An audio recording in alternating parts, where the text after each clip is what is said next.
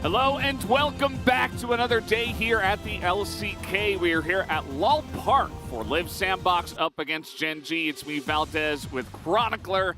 We were on the carpet space yesterday and the day before that, but now we do get to cast, and this one should be interesting. The last time these two teams played, Gen G kind of stomped them, even though there was a lot of hype behind the matchup. Yeah, Live Sandbox, as much as they have grown as a team, have shown very reluctant to not fight at any given point in time. If you will fight, they will fight, and if they shouldn't fight, they will still fight. And against Gen G, that means you lose very, very, very quickly. So hopefully for Sandbox today, their level of play has risen a little bit, and they don't get killed sub 20 minutes. Yeah, I think that Gen G just have this power where they're kind of up there with T1, and although they did lose to T1, they absolutely demolish everybody else. Oh, yeah. And they were even able to do that once in a best-of-1 against T1. So they do have a lot of confidence, I would say, in their ability, and they know exactly how to win. A lot of focus on Peanut getting proactive junglers and ganking bot, which is how you win nowadays here at the LCK. Anyway, let's take a look at the points of the match. After a clean Gen G 2-0, they meet again after 9 days. And for Live Sandbox, they are very clearly above the middle of the pack. They have shown that with their dominant victories, with the individual performance of players like Croco, like Prince, development of Cal and Dove. But Gen G is, I'd say, the best team in the LCK right now when it comes specifically to heart-stomping matches. T1 has shown that their ceiling might still be unmatched, but when you look at the overall performance, Gen G, when they're better, they just stomp you in 22 minutes, whereas T1, we've seen them struggle with Kwangdong. Even yesterday, they won, but it was definitely still a hard-fought effort. There are big LCK milestones today. Currently at 399 games, Chovy will hit 400, and Peanut's at 497. So if we do get to a third game, he will be the 7th person in LCK's history to hit 500 games. As Prince, my match against Gen G lives rent-free in my head. I have to win to recover. And this is what I was really excited about, Chronicler. This is why I highlighted this. I was the only person to highlight this as the match of the week, and it's specifically because of these two. And it makes sense. Ruler has been, without a shadow of a doubt, the best performing AD carry in the league at the moment. But Prince has been so important for Live Sandbox. And yeah, talking about Ruler, the man has such an incredible resume. The fact that Jhin is a meta is, I think, great for a lot of the teams. Kalista used to be banned, even when no one played Kalista. This champion was perma-banned against Ruler because of, I assume, what was happening. The current game, with any time we see Kalista do well, even when the champion was not at the forefront of the meta. Yeah, and here we have a fan who's celebrating that. We do see Ruler's face right there in the top left. Actually, just a drawing of a ruler. As we are going to take out the goal difference stats, and this is where Gen G, because they stomp so hard, this is where they're going to get first in everything, including KDA. As, you know, when they win, it is not close. And it starts early as well. Gen G is just, in everything, showing how incredibly dominant they are. Whereas for Sandbox, the cool thing about this team is that it's not as relying on the early laning phase anymore, like we have seen with them in the past, where it was Croco and Summit or Croco and Prince pop off or nothing happens. They're actually much better about their team fighting setups, about their movements around the map, but generally falling behind against Gen G early means you get boomed. Everybody here with folded arms, looking angry, looking for revenge. Especially Prince, who stares us down alongside of Kyle, as this is going to be a team coming in with a specific goal for this week. They do have to play against Kwangdong Freaks later this week on Sunday, but I guarantee you that they have one focus, and that is this matchup. And as we talk about the AD carries, one of the coolest things for me is seeing that Prince himself has not only been extremely pivotal, but we've also seen Kael develop astronomically, because he was one of our weakest weakest support rather last time around. Of course, he was also playing by one of the weaker AD carries, and Prince has not only himself been performing very well, but he's also very clearly been able to help Kael develop further into a much more well-rounded support. His Nautilus and his Kench actually are of a very high and consistent level and are utilized extremely well by Sandbox. Yeah, it's good to see. I think this team has a good read on the meta, and they use it very well, as here is Gen G, a team that only has one loss to T1. Besides that, everybody gets steamrolled. And I think that Ruler might be in the best shape that we've seen him in a long time. He is ramping up at exactly the right moment. And it's not just him. Everybody, I feel like, on this team is really firing on all cylinders. Nobody's really making too many mistakes. And that is why they are so good. And what really highlighted this Gen G for me, specifically in the match against T1, which was obviously the only time that they were truly tested, was also seeing the improvement between the start of the split and now. Because Doran, who I expected to be a huge weak spot, really wasn't that. And I think that if Gen G can keep developing the way that they have, it's going to be amazing. That is a great emote. That emote pack, if you don't have it and you have Kakao Talk, get it, because it is top-notch. Yes, a favorite of G-Sun, as well as Chronicler, as well as a lot of our fans here at the LCK. No hashtag ad. Here is the key player matchup. Should not be a surprise because, yeah, Ruler, I think right now, definitely the best AD carry here, best performing at the LCK, whereas Prince is top 3, top 4, you could say. Yeah. Alongside of probably Guma and aiming. Yeah. In terms of points. Yeah, maybe Dogdom when it's specifically on the Phalios, but outside of that, he has been a little bit more up and down. Two things I really want to point out quickly here is that one, Prince's duo proximity is as low as it is, which kind of solidifies the idea that KL goes out on the map very often with Croco together, but also that even though they are second in duo kills between Prince and KL, which is 10 kills, which is still incredible, Ruler and Lahens are sitting at 17 duo kills. That's crazy. 17. 17! Yeah. And this is not your average run-of-the-mill, my jungler comes down, and no, this is duo kills.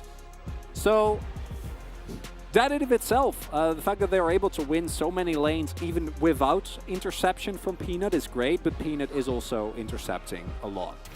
400 games Man. for Chovy.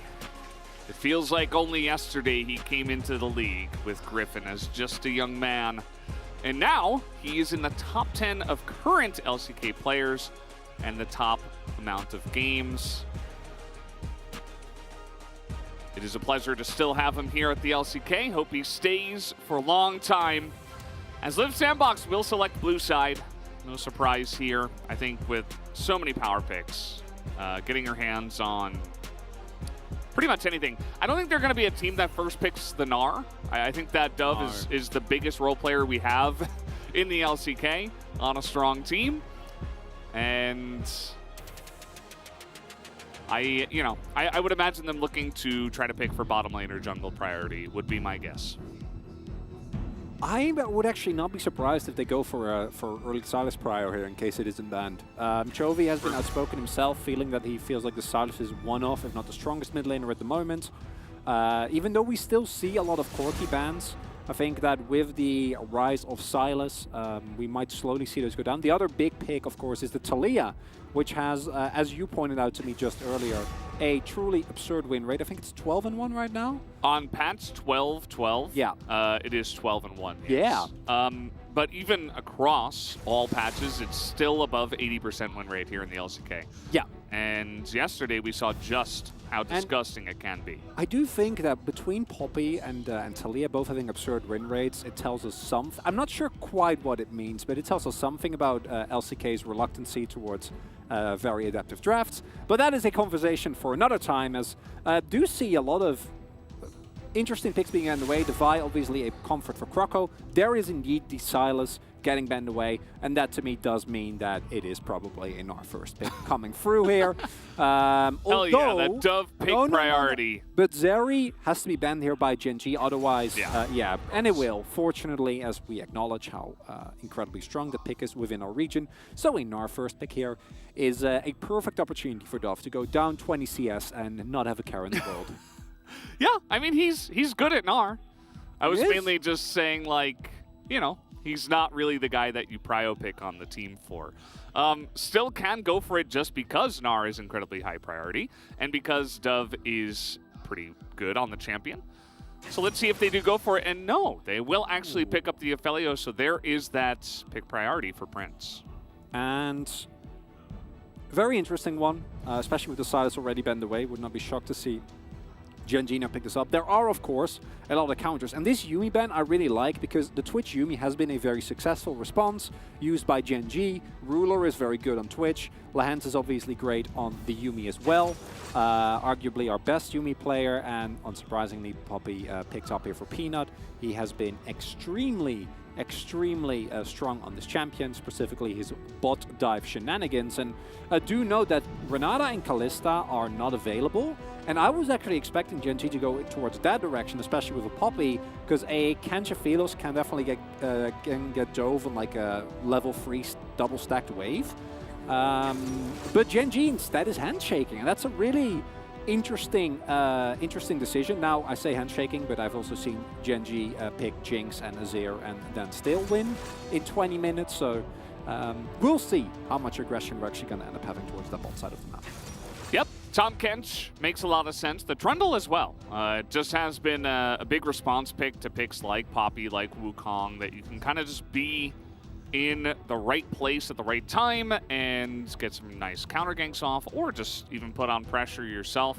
Once it does go to later part of the game, you're essentially a subjugate and pillar bot, but that's a different story. As Gnar is going to be picked up here, it does get selected before the second phase of bans. Sejuani ban is a no-brainer here because Dove loves that pick, and we have seen that the Sejuani into Gnar can definitely provide some difficulties for the pick. And then outside of that, as Gen G, Gangplank is another one that I think is good into the Gnar specifically.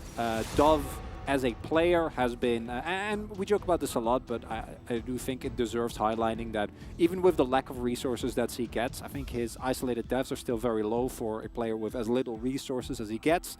And come team fights, he always has been very successful. And also wondering what direction Gen G is going to go in with a support here, as the Talia does actually end up getting taken away here, because even though I don't think it's that good into the Liv sandbox comes thus far, due to a lack of dashes, it is definitely really good into Gen G. Both Gnar and Poppy do not enjoy playing into that champion. Yeah, definitely a strong ban. Closer not necessarily a control mage player. Definitely likes, you know, the Akali, the Silas stuff you were mentioning. Yeah. But with how strong it is, Ooh. I do like the ban as Victor. We'll see a ban here, so a lot of focus on the mid lane. Well, that ties into the aggression theme that I was mentioning. Really would be a very interesting direction. This obviously is very nice for Ruler specifically. And between Doran and Peanut, I do think that the Gen G composition still has a lot of ways to start fights. Is going to make the laning phase kind of awkward. I don't think that Jinx at Braum is very strong. Also means that you're not getting the opportunity to, or you shouldn't rather, really push. Your level 1 though for Gen G is looking quite strong with the Braum, so that does provide you with some opportunities in terms of punishes, as I was expecting Sejuani, but Ornn here also very much fits the bill, as blind pick Ahri here, swing still open, and the composition of Liv Sandbox is a rather short range right now, so would not be shocked if Chovy goes into that direction. Oh, Ahri has a 27% win rate here in the LCK, over 37 games, so actually pretty significant. Gwen is also going to be the choice for that top lane, so Dove getting on something that is not just going to tank and fall behind and play team fights. Instead, he will not tank and be immune and fight team fights. True. I've seen the Gwen come up more as a counterpick into the Gnar. Early laning phase can still be very tough, but there is a really heavy duty, as that is a classic counterpick. Is also going to get buffed in an upcoming patch, so maybe Chovy kind of testing the waters, seeing what he can get done. And overall, I think there are a lot of components of the Gen G comp that feel really clean, but it is a little disjointed, where you have some elements that want to go playing very aggressively, some elements that are more about the kiteback, specifically the bot half of the map. And for Liv Sandbox, It's a little similar. I think their skirmish is really strong. Trundle Ari, very strong 2v2. Gwen, Trundle, the same. And looking at the team fights, I do think you can run into some access issues later on with the Jinx has a Braum in front of her, a Poppy, and a Gnar. So interesting compositions here from both sides. Looking for 2,000 kills for Ruler. I have kind of no doubt in my mind that he'll hit it. I think it's like, I think we were talking about this even yesterday. He needs to hit like Legendary in 2 games in a row. So maybe he's at about 1,980 something. As here's the composition of Live Sandbox. Very interesting. I think that the Aphelios, Tom Kent, and Trundle is the biggest part of this. And then the rest of it is like comfort for closer, and then Gwen is kind of a question mark for Dove. So we'll see how it works, as certainly can provide somewhat of a front line for them. And overall, the Genji comp also has a lot of power in that mid 2v2. So can't wait to see. Yeah, well guys, we are ready. Let's hop on the riff for game number 1.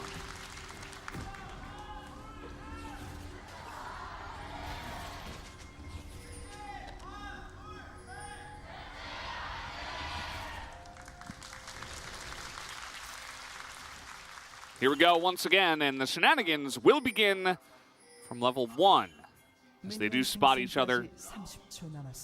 Had Chovy down here as well, so yeah, that was a very strong level 1 when you have Braum and LeBlanc. Even, you know, throw out a chain, throw out a concussive blows, you're going to have a fun time. You say Braum, and I'm like, I'm already convinced. I don't even need more champions, Valdez.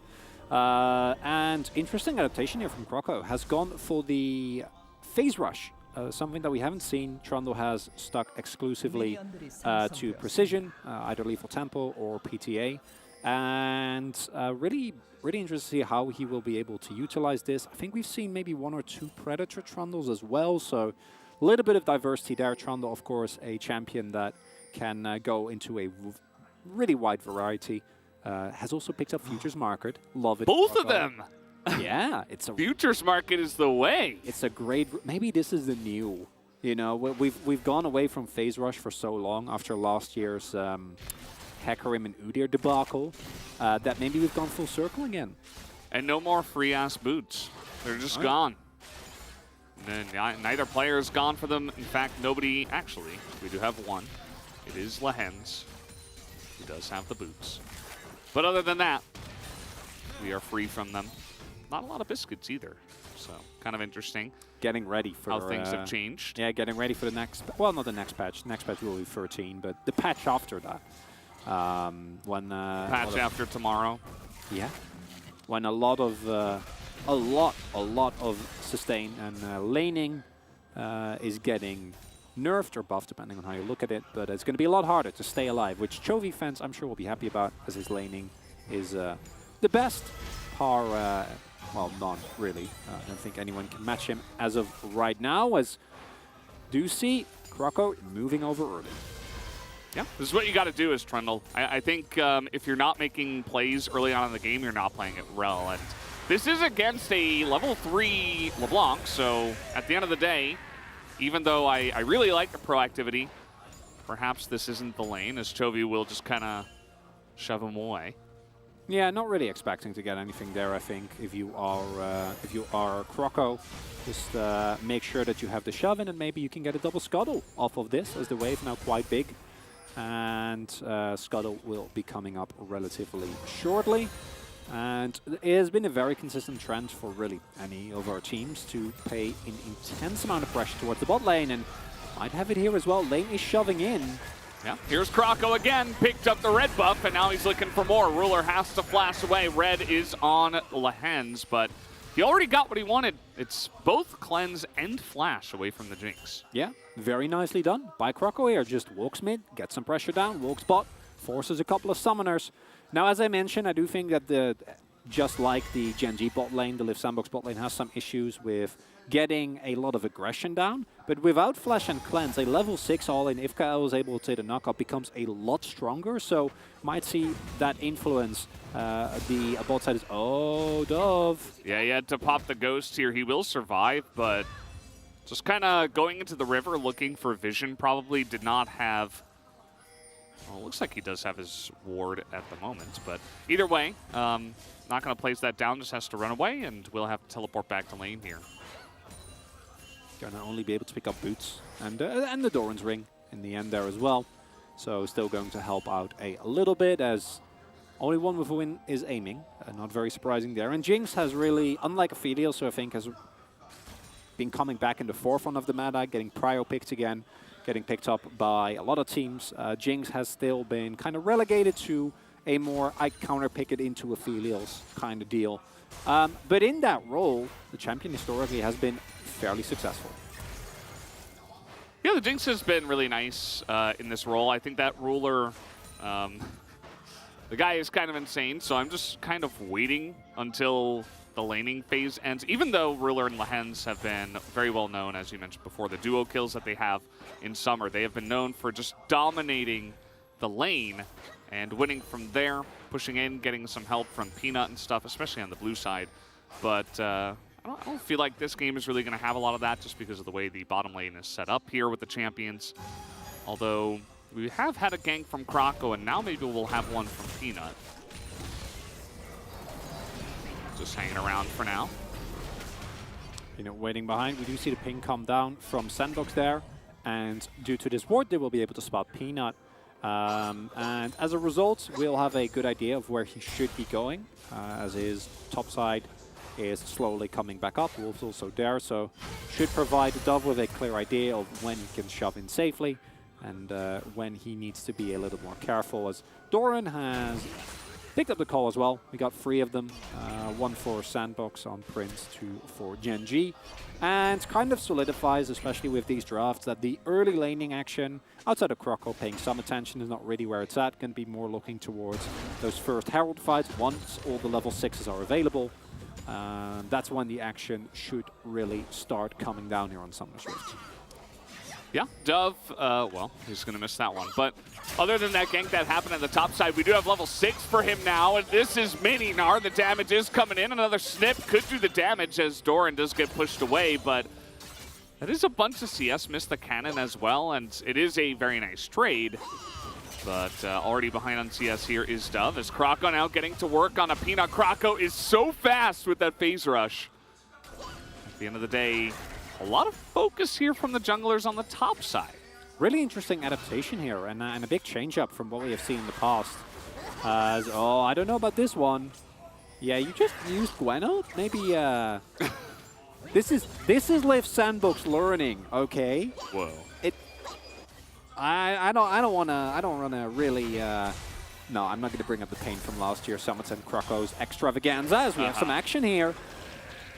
A lot of focus. The Rift Herald is not even spawned, but with a lot of low health bars in the top lane, it does look like both teams wanted to go up there, as Doran is going to pick up the first plate in the top lane and in the game. Yeah. You know what I wanted to say, Valdez. You know my emotions towards last year's Liv Sandbox. There's a lot of conflict there. And overall, we do see, due to Dove trying to go for that all-in, as you pointed out, and Doran in general being pretty oppressive, Dove falling behind in CS, is to be expected based on how many of these matchups has played out. But what is also interesting is that Kroko, Peanut are very clearly synced up in how their clears are right now. So every time that one of the two makes a play, the other one kind of follows. Also know that Ruler is about to get his flashback up as well. So, and of course, especially once Braum gets his ultimate, it becomes very hard to really get anything done there. And the relatively low stakes early game kind of continues here. Yeah, still just hanging out. Red-white here for Prince. He's just shelling damage into Lehens, who went in to clear out vision, but not much else. The wave will bounce on this turret and meet in the middle. I feel a little cheated, Valdez. I feel a little Just cheated. wait. Just wait. Feel a little cheated right now. It's Liv Sandbox and Gen G. Where's my bloodbath? You know, Where's my action? It's like a great movie that starts slow. Yeah, you got to build up. Or a great TV series. Yeah, no, you're right. You know, you need to build first up. couple of episodes, you're like, I mean, my friend told me this was good, so I guess I'll keep watching it, but it's really slow. So That's what a lot of people say about Better Call Saul. Well, I mean, I was going to say, so you're finally going to watch that anime I've been recommending to you for definitely weeks? not. One day. One day, Valdez. Rift Herald is just going to go here for free. Jovi's on the Blanc, so he says good night, goodbye. I do not want to fight. And Live Sandbox get up here, and there was a little bit of a rotation even from Prince, but they do not get here on time. So just an objective going into the pockets of Gen G. They have pretty naturally just gained 1,000 gold in the lead from the laning of top mostly. Yeah, and that's pre-Herald. So that's only going to get worse. And very notably, due to the rotation coming through a little bit late there from Sandbox, they also had Prince already halfway through the map. So I really hope for them they were able to pick up a Dragon here. Otherwise, they are just getting outtraded. But Gen G have plenty of people there. Lahans also has a crucial level advantage. So I don't think Live Sandbox can really do a whole lot here. As, yeah, unfortunately, as expected, this top side being heavily pummeled by Doran on the Gwen here. Yeah, Dinar getting a lot of value, a couple of plates already. And still waiting for something to happen in this bottom lane. This was, of course, the key matchup, the key player matchup. But I think it's going to take a little bit of time before Aphelios and Jinx really get going. Well, we also have 2 disengaged reports. Yeah. So, and Cleanse and Flash on both AD carries, so... Yeah. You know, you and I were talking yesterday about maybe they should add in another offensive summoner. Yeah. You know what I want is a root. A root? I want a skill shot root. That definitely doesn't sound busted, Valdez. It doesn't have to have a far range. Do we have any, I think? It can have a long cooldown. It can be balanced in other ways. Would it be the first skill shot? I mean, Flash, I guess, kind of is a skill shot, but not really.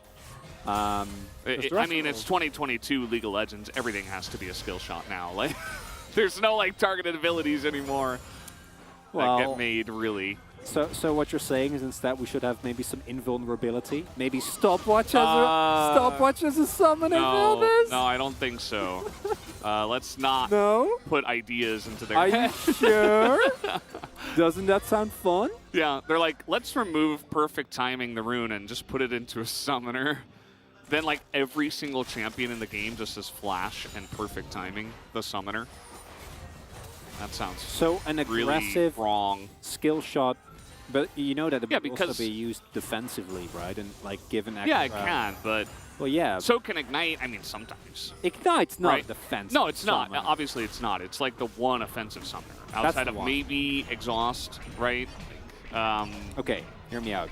It only roots when you fire it towards the enemy half of the map. Otherwise, it does nothing. You need to auto 3 times and then it roots. Otherwise, it's a slow.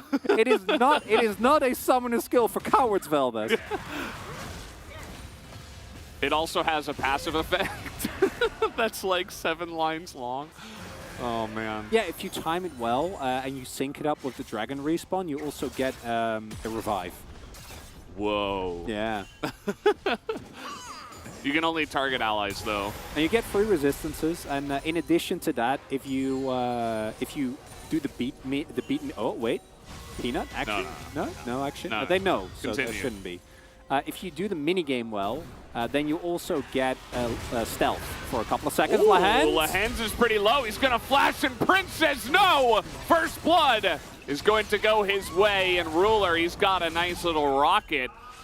And Flash, and here's Peanut. Kyle in a lot of trouble. Prince pretty low as well, as that is going to be denied. Even Flash is definitely not getting out of that one, good sir. As now the needle's coming out here, and all of a sudden, we started making fun of some game passives, and funnily enough, the action begins. A lot of action instead, but down the line, yeah, it's nice that you get the kill on Prince. Very cool 2v2. But unfortunately, Peanut picks up a kill in response. Has been out farming, so 20 CS up, obviously, so has Chovy, who is currently sitting on a bounty 13 minutes in, even though he hasn't really participated in anything. Because there hasn't really been a lot happening, and Dove keeps trying to all-in Doran, but it doesn't quite work out. Doesn't have the Riftmaker yet as Prince No flash on him. The flash chilling smite comes in, but this is Tom Kench who is available and ready. Dove gets dove by 3 as Ruler is going to pay the price down in the bottom side. Closer is around, actually fighting against Peanut.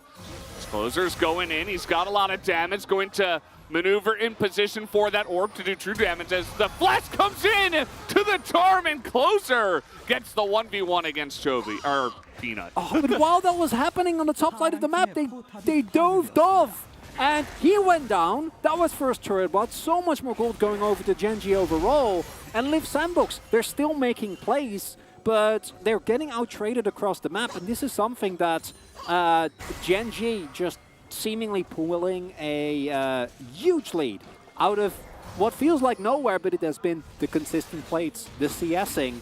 The fact that Prince and Kyle get a double kill here, though, is incredible, as we do see that in this situation, especially early on, the Aphelios with these guns has so much more dueling power, and crucially Prince also goes untouched.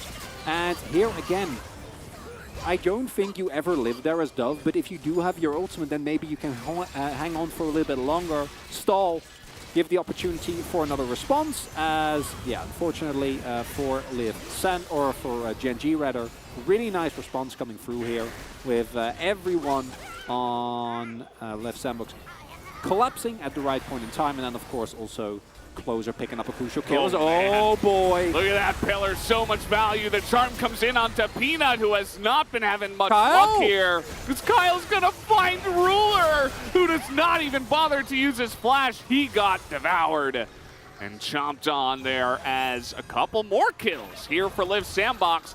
We got Spirit Rush coming in. Closer looking for Chovy, who is looking to turn it onto Prince, but will not be able to, as Prince eventually is going to get the kill here on the backside of that chain. Doran all alone. Liv Sandbox, they're still down, but they're winning fights. Somehow, Gen.G still has a gold lead, but Liv Sandbox have been skirmishing so well across the map. And let's not forget, T1 showed us as well that a couple of these back-to-back skirmishes taken with a little bit of overconfidence can rapidly backfire. And right now, what has been one of, if not the best performing player on Liv Sandbox, currently sitting 3-0-2 on Aphelios, as it is, again, the support gang that started as Croco with a masterful pillar, and then Kyle getting the knock-up. Ruler trying desperately to get away with the cleanse, but still gets eaten up. And then the fact that Closer and Prince kill Chovy are just cherry on the cake. Hey, see, Chovy tries his best. He's like, well, I'm not getting away from Mari, so let's go. Let's try. Gets the Graviton. Oh shit! 와, 큰일 날 So that was close. And it kind of was. Actually, Chovy played it very nicely, but 2v1 and a bit too much damage at this point in time. As is that IE second here for Prince? Ooh, might be BT, because he's playing into LeBlanc. I think I'm actually the pickaxe as well. Oh, Yeah. maybe? It could be like a rushed I don't know. Let's see. They are going aggressive, though, underneath the turret. Lahenz is going to be left out to dry, but he gets back. They're going to get them! Look at the needles getting that damage on the backside. And Dove and Closer, they press their ults together, and everybody lines up for it. Liv Sandbox. This is impressive. Liv Sandbox isn't afraid of anyone, as they started up with just a dive, and you're like, oh, okay, well, maybe they get Lahenz, but they're not stopping there. They just keep on going. Chovy crucially doesn't have teleport available. Neither does Doran. So Gen.G really needs to be very careful about how they navigate that. And they're not. They're not careful at all. As Croco. Yeah, and the W down here for Chovy is going to get it back, but with the phase rush getting a little bit of extra poke damage. Yep. Croco's everywhere as well. That's a 30 CS lead for Peanut, and you know, that's nice. But Croco has been running from lane to lane to lane to lane, killing everyone. Prince is here. Doran gets the two of them into the wall, and TP comes in. The Gnar is going to survive. Doran sets up a huge play as Kyle is going to get that Abyssal dive down. Prince is like, no, buddy, we're fighting. and was certainly thinking about it. Even gets hit by the rocket. As this game has really fired itself up here. Lehens is dead. Well, Peanut's coming over. He might be able to stand aside. And there's a stun with the lick, and They go! beating the rest of the team in here, but who's beating who? Down goes the Braum, and now Krako's in trouble. As the flash comes in, Print comes with a huge Moonlight Vigil, but now Gen.G gets away. Oh, and that what we saw right there was a little bit of the old Live Sandbox double-edged sword as they go in, even though they don't really need to. And let's take a look at this dive first, because this is the good look of Sandbox, right? They recognize there's no TPs. You have two people in side lanes. Why are you trying to defend this turret? Masterful wraparound from both Kroko and from Dove there, as they pick up a number of kills and 2 turrets.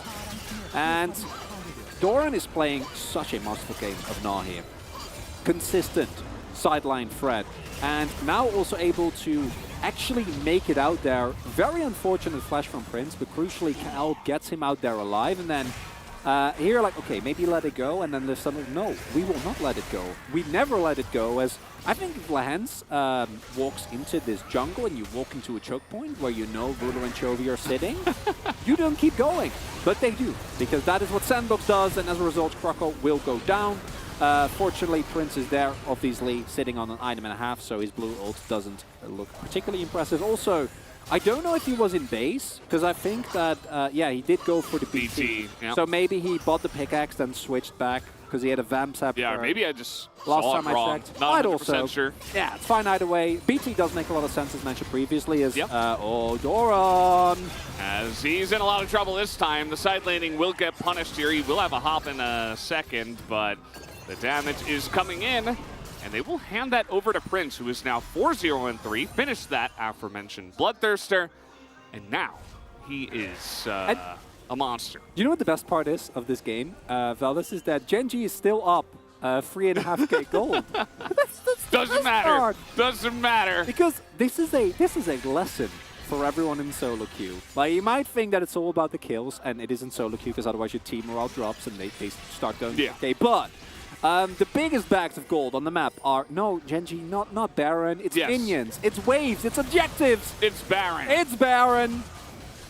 And you know what? This might work, although Dove and Kroko now making their way in. Doesn't look like it's going to work anymore, as they are going to turn. Oh. And Peanut's like, no, we're doing this, actually. As Chovy alone is zoning 2 people, gets very low, but he gets the job done. Kyle in perfect position. Again. Man, his TK is so good. Tom Kench. He just gets it. Backing on the ward here. I think that they saw him start the back, though. Chovy in a bit of trouble. He's got an Ahri on his back, and down he will go. Live Sandbox. Another little pick here, and they are running towards the mid lane, and the Mountain Drake like this choice. No weird 21-minute Baron shenanigans, right, Gen.G? This is the game I was promised, Valdez. This is what I was expecting. Just took, you know, Ruler with 5 minutes. Ruler with a bounty. 0-3. Doesn't matter.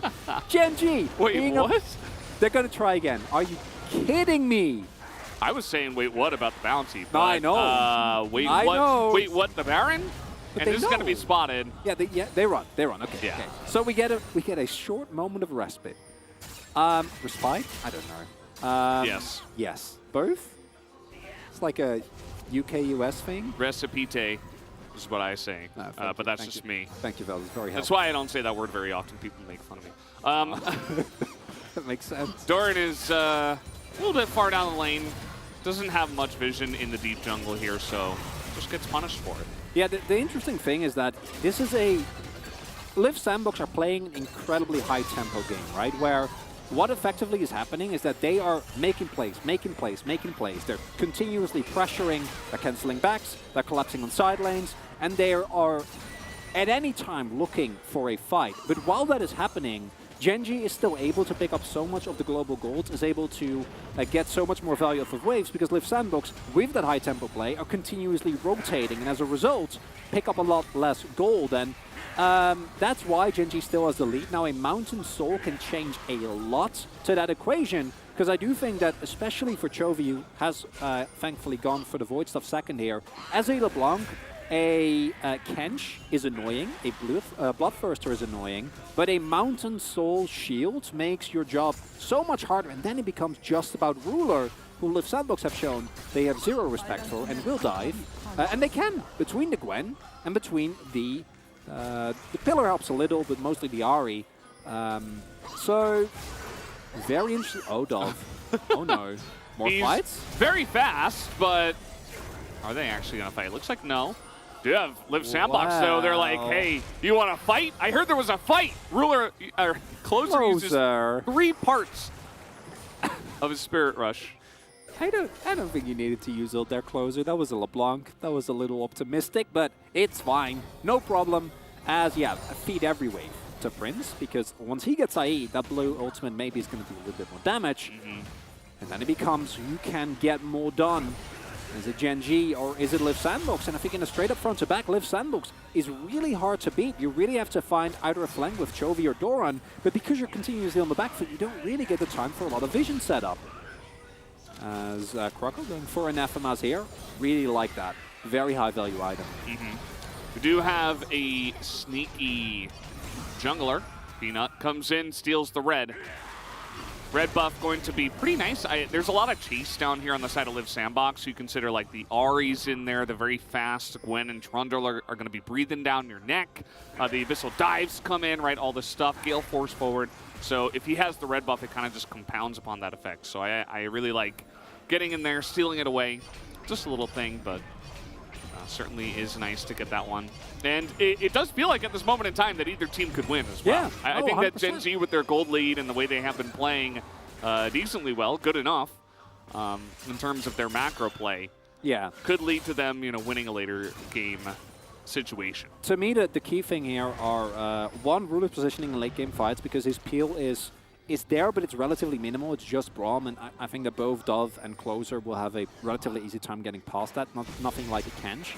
And then secondly, is Liv Sandbox able to stack more of these Drakes? Because as mentioned previously, I think the Mountain Drake is a extremely strong pick here. And look at that, Prince crucially picks up his IE. I think Ruler might just barely make it because he's been sitting on these 2 components for a while as well. And that's the other one. Kind of becomes Ruler versus Closer and Dove in the front line, Prince in the back line. And if you get a Soul Wound or a Sandbox, later you can also trade for Baron. I just can't believe that Gen G is up 2.7k and they haven't won what feels like a single skirmish this entire game. It's great, Valdes. I'm loving it. They haven't really. Has been a little bit of an issue. I think that the tempo from Liv Sandbox has been a little bit hard for Gen G to match outside of Doran. I think that Doran he came to play, he's like ready from minute 1. Oh, yeah. Winning lane, making plays in the right position, stuff like that. He's on vision now. That charm was very close. As everybody's waiting for the Mountain Drake to spawn here in 30 seconds. Oh, really nice. Textbook here from Gen G. Get Prio in mid, take control of the enemy river, and make sure that Liv Sandbox can only go anywhere as a group. And the immediate response from Gen G is, let's invade the jungle. Set up some vision there, start pushing the side lane. But unless you genuinely threaten Baron, which it doesn't look like they're going to be able to with that back coming through from It does have the IE now, crucially. This is, if the response from Sandbox is good, not going to get an inhibitor turret. So Gen G, I think, assessing that without the IE, they can't actually take the win. As Croco sees that one coming, is more than ready. And now as a result, Soul Point here for Liv Sandbox. Yeah, and it's 2 Mountain Drakes already. So they're getting some nice value out of that. The Tom Kench, even the Ahri as well, a lot of resistances. Some there for the Trundle, not to mention Gwen. So going to be liking this as Croco, now at this point, as he's teleporting forward to try to fight Closer's like, I heard there was another skirmish going on. Get me I'm ready. There. Get me in there, coach. Put me in. They're just pushing mid? Chovy is trying to find angles. He's doing a great job of this, but Liv Sandbox, they don't just care. Pushing mid. Yeah, they're like, yeah, sure.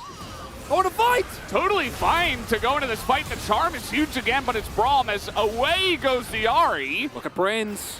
And Closer comes back in. That's going to be a catch onto Chovy. A lot of needles into that back as Ruler gets some big crits with the rockets. And Liv Sandbox, slow health bars, will have to back away for now. Oh, Gen G teleports. Chovy can teleport back in as well.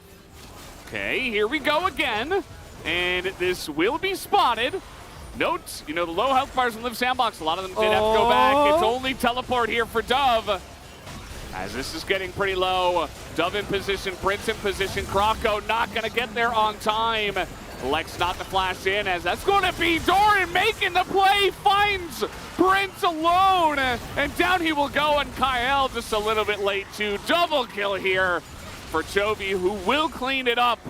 And Gen G take a huge chunk out of this game. Oh, and after such an impeccable game by Prince, that one's got a sting. That's going to be at the very least the inhibitors, and if they're not careful and people go down, might very well be the game, Valdez. Okay, Croco is going the for the wave. Yeah, definitely dead. Eventually, it's gonna take a while because he is Trundle. Hashtag work. Does he die? He's very fast. I mean, phase Yeah. rush. Got another skirmish here. Closer's like, yeah, sure, I'm down. As he always is. The flash over the wall. No! Chovy, he should be able to get him. I mean, he's got a lot of, no, he backs away actually. Croco gets out, as that is not the right rocket. We could see it. Not happening. Not happening, bro. Okay. Gen G, actually, with a really nice call here. Crucially has so much damage here on Ruler that they're actually able to get this down very, very quickly. And then, man, Doran is game. And this is a key miscommunication here, because Prince actually, I think this is bugged. If I remember correctly, he did actually have the flash available there. Doesn't flash Doran's play. Maybe was expecting KL to eat him, because KL does actually go for the flash, right? And as a result, the one member that can't die, they get taken down. And now Gen G have such a colossal Baron lead. But it feels like Live Sandbox, they don't care. They actually are not bothered by that at all. And this, to me, is what this match is way more fun than the last two times these teams played. If you forgot, it was a sub 20-minute win. And why Live Sandbox doing so well is so fun. They don't care. Like, imagine if it's a Fred, a Brian, or a KT that are at an 8K gold deficit. Yeah. 7K right now. Gen G are in their base, pushing in that case. Live Sandbox were aggressively posturing. Why were they pushing up mid?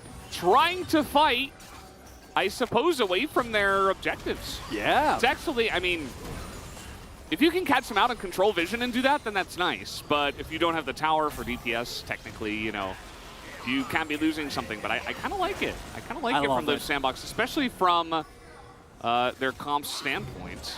I think it can be beneficial to them. The push is on in 2 lanes. Okay, really nice block there from Lahens. Nice little thing to keep Ruler safe and keep him shooting. And here you see one of the issues that the Live Sandbox subs run into. When you fall behind, when you're not playing proactive, actually engaging with this comp is really, really hard. You don't really have a way, unless you get a big flank. Teleport is available in just a second for Closer, but I don't think they're going to be able to go for that with their base in tatters. And this is where the Gen G comp excels, right? Like, you have so much offensive power. They have some wards, so they should know that someone is close by. Oh, Doran. It's the bait, right? No, they're not going for it. No way. Well, I mean, Chovy's here. Yeah. Everybody was waiting in that brush, expecting perhaps Live Sandbox to get aggressive. They're very far in the jungle. Yeah, they had vision, right? Like, so they knew that they were waiting somewhere. They didn't know quite where. Somewhere in the jungle. Lahens? Lahens in a bit of a soft spot here, but is he just baiting everybody as the Brawl Mult comes down? In goes Peanut! Finds a huge engage onto that front line. The Devour has to go down onto Closer as the rocket comes in and blows up the Trundle. And maybe this is Gen G finding the couple of picks they needed as this inhibitor is wide open. And Live Sandbox going down, doing what they love, which is fighting Valdez, trying to get Lahens, but crucially, he stays alive this time around. And even though the kill lead is still in favor of Live Sandbox, pretty sure Gen G is going to end the game here. Prince is fighting back. He's going to kill Chovy, who does not distort back, and now he's full health. And he has got his own rocket in his pocket. So he's waiting for it. A lot of low health bars here on the side of Gen G. Prince walking forward alone. Does it matter? Wait, Moonlight do they get Soul? Moonlight Vigil coming up. Do they get Soul? I think they might. They've TP. They've 2 TPs. TPing in. They've 2. Okay, that's 1 and 2. Oh, no, they see! They get him. They see him! That was what they Oh my needed. god! They can collapse! They needed the vision. And they're going to find Peanut here. Charm comes in, and in the back line, Prince nearly goes down. Chovy is nearly going to kill him, but he life steals off of the Raptors. So low! And Chovy is on the run here. Look at the base! And the chain comes in. The base is trying to go down here to Doran, who is making it interesting. And the soul is almost too risky, but Lahen's super low. Doran has to back away as a rocket flies by. This game is What is amazing. happening? Soul comes in. Mountain Soul Oh my god. for Live Sandbox. And that's Gen G getting punished for setting up the same trap twice in a row, right? As Live Sandbox, you did not have to all-in. Closer flash charms the Brawl. Yeah, that's what they do, Valdez. They go in. In this case, obviously, a relatively ill-advised move as you are fighting into a choke point. And this is where, okay, maybe they can end the game right here, right now. But, crucially, Prince says, no, I will not allow it, as KL is able to tank a lot of the cooldowns. And Ruler just going in a little bit too deep there. As it turns out, tanking that many turns. I want to see, actually, would have loved to see a replay of them just sitting there. And the double TP from Dove and Closer, I mean that, like, Gen G have nowhere to go. Doran in a flash of brilliance is like, I'll teleport to the base. It's just Kench. I can get him. I can do it. But he can't. And as a result, we get the kills going over to Sandbox. A lot of bounties, a lot of shutdowns. And now they have the Mountain Soul. Their base still in shambles, and there's 2 inhibitors down. So it's still a very hard game to play out. But look! No teleports for Gen G and no wards. Yeah, but look at this. Base. Oh, Peanut. Peanut on a mission. He was on the ward, so yeah. no. So maybe maybe they just Baron. They're moving to Baron. Maybe they just. But your base is open. You can't do that's Baron. fine. That's fine. You can't fight in an open base. Okay. Braum ulting, a lot of damage being poked out already. Peanut looking for the angle. Well, they're all alive. That helicopter not quite close enough to Closer getting in there, gonna root the Braum again. Lahen's is eating so much of this damage. He will be able to flash away. No Meganar available as the AD carries are doing so much, and Peanut has an excellent flank with a charm onto Doran is gonna be enough. They take away the Look Meganar. at the base. And the base. The turrets went down. They just gotta stop the backs. They have to go back. Ooh, Peanut's gonna stop the They back. can't.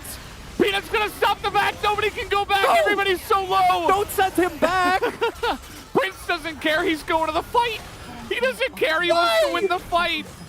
The base is gonna go down, I believe, but Live Sandbox want to win the fight first.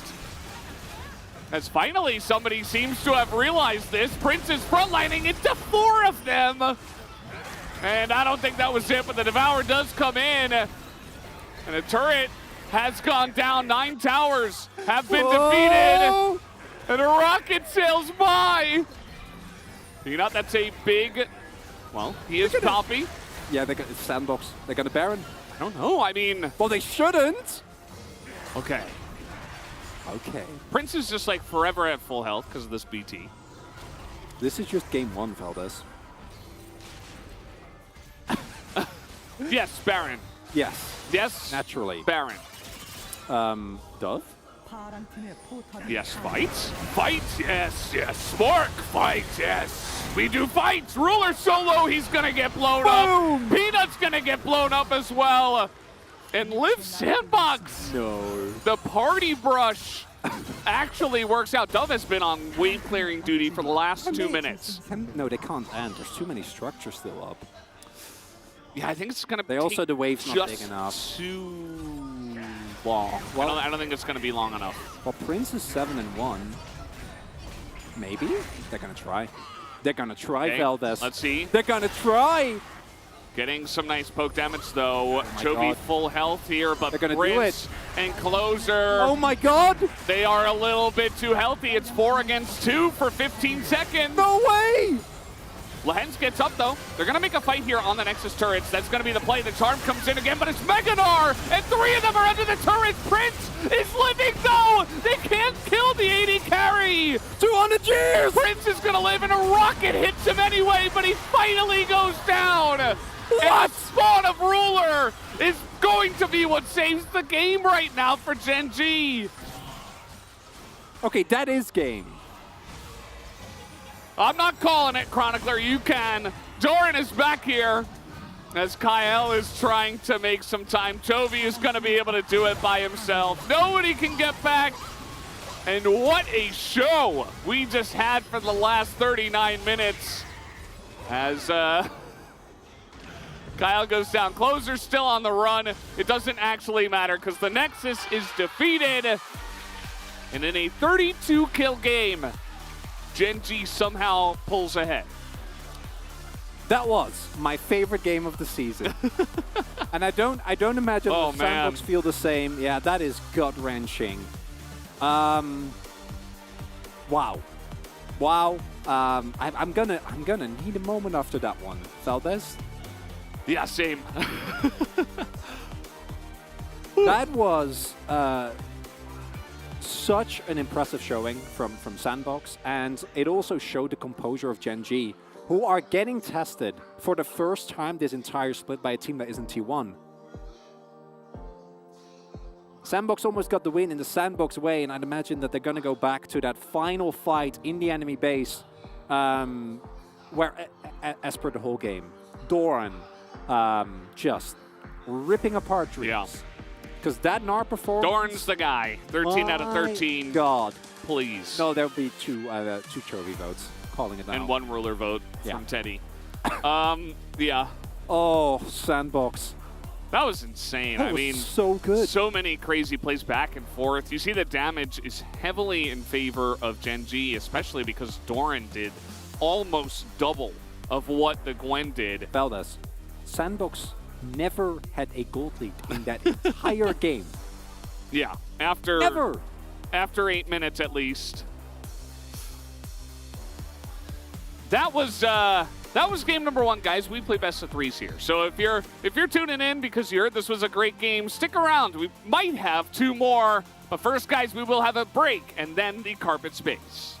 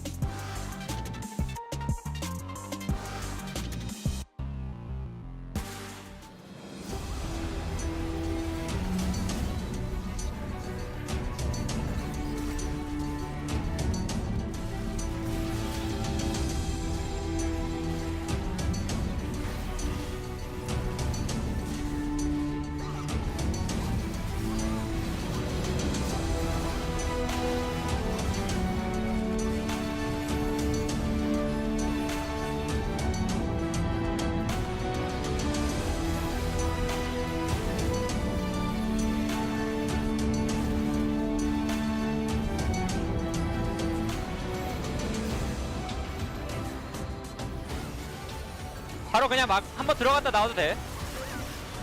야 앞에 때려줘. 얘들아 빨리지 마. 빨리 못 잡는다. 아 이거 막 무조건 좋아. 쌈바. 와 나이스. 우리가 끝낸다. 야 너무 잘했다 얘들아. 미안하다. 얘들아 웨이브 살리고 와야 돼. 탑에 텔. 이거 한 마리 더. 집 갔다 탑에 텔 탈게. 아 아리 매혹 빠졌고. 얘 캔치는 거 생각하고. 아 상관없어. 봐도 될 것 같아. 나 이거 궁 있고. 땀 아예 끝까지 보고 어차피 끝나니까 땀 볼게. 늦게 끝내줘? 아니 빨리 끝내도 돼. 나도 잡으러 갈게. 네, 킬 따고 싶어 한 것 같아. 아니 해도 끝내도 돼. 아 끝내.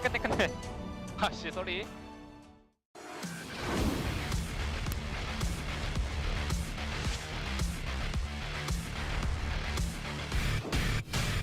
Moving on over, there's the teleport from Zeus. Can they burst down this Rift Herald is the question as he engages there onto Owner. He moves towards the Rift Herald, but he's not going to quite be able to find it on fleek. Flashing forward, some massive gnaw from Zeus, so it's Johnny. He's got red and white guns, he's so massive. Double kill to come through now, you'd assume, as Johnny's going to tidy it up. 세라핑고 뺏어 한번 볼게.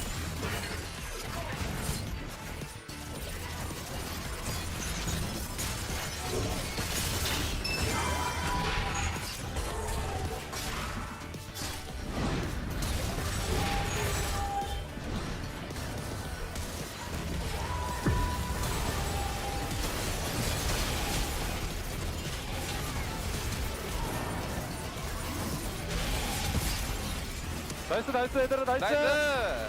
뭐야 나 세라핀 거 왜 이렇게 잘 쓰냐? 미쳤는데? I think Prince should have just stayed bot and Oh, taken plays. Sandbox. But instead, we're fighting. And they're going to knock out the Aatrox. So there you go. Krako single-handedly is potentially going to win this fight as Untitled is in a world of hurt. He's burning down. Krako is going to take the kill. And now Prince is in position for a 4-man Infernal. And, you know, it's not a huge amount of damage, but it's enough to get the win here for Liv Sandbox as 2 more will be taken down.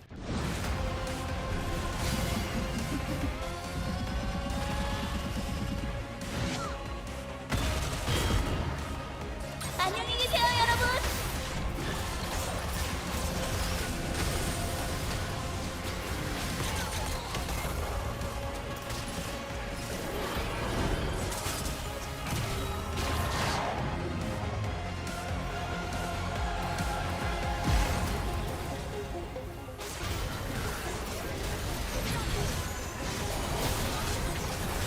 가져왔어?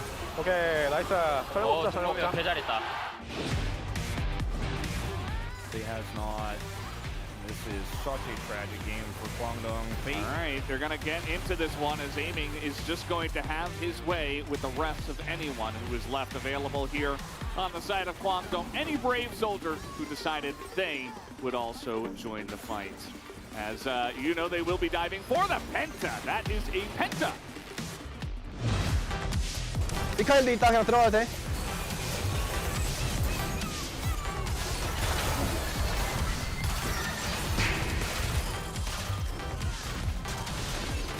나 펜타 각이다. 펜타 줘 펜타. 펜타 줘봐. 펜타 줘봐. 3개 줘. 오케이.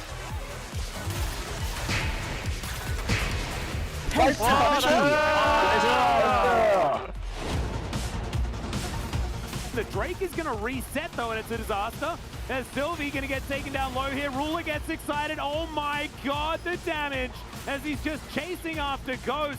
He knows that he can just kill the rest of the members later. That's a triple kill. And now Canna is going to go golden. BDD, can you find this? Can you deny the Penta? The flash is so sick, but Peanut steals the quadra kill. And you best believe that Ruler is extraordinarily upset.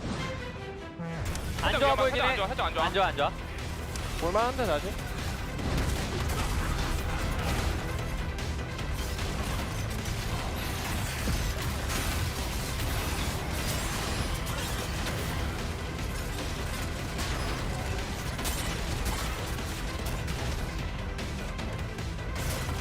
트리플 킬. 야 펜타 각인데? 적을 처치했습니다. 아니 그게 아니라 아씨 이거 살려야 될 것 같아서. 야 들어가.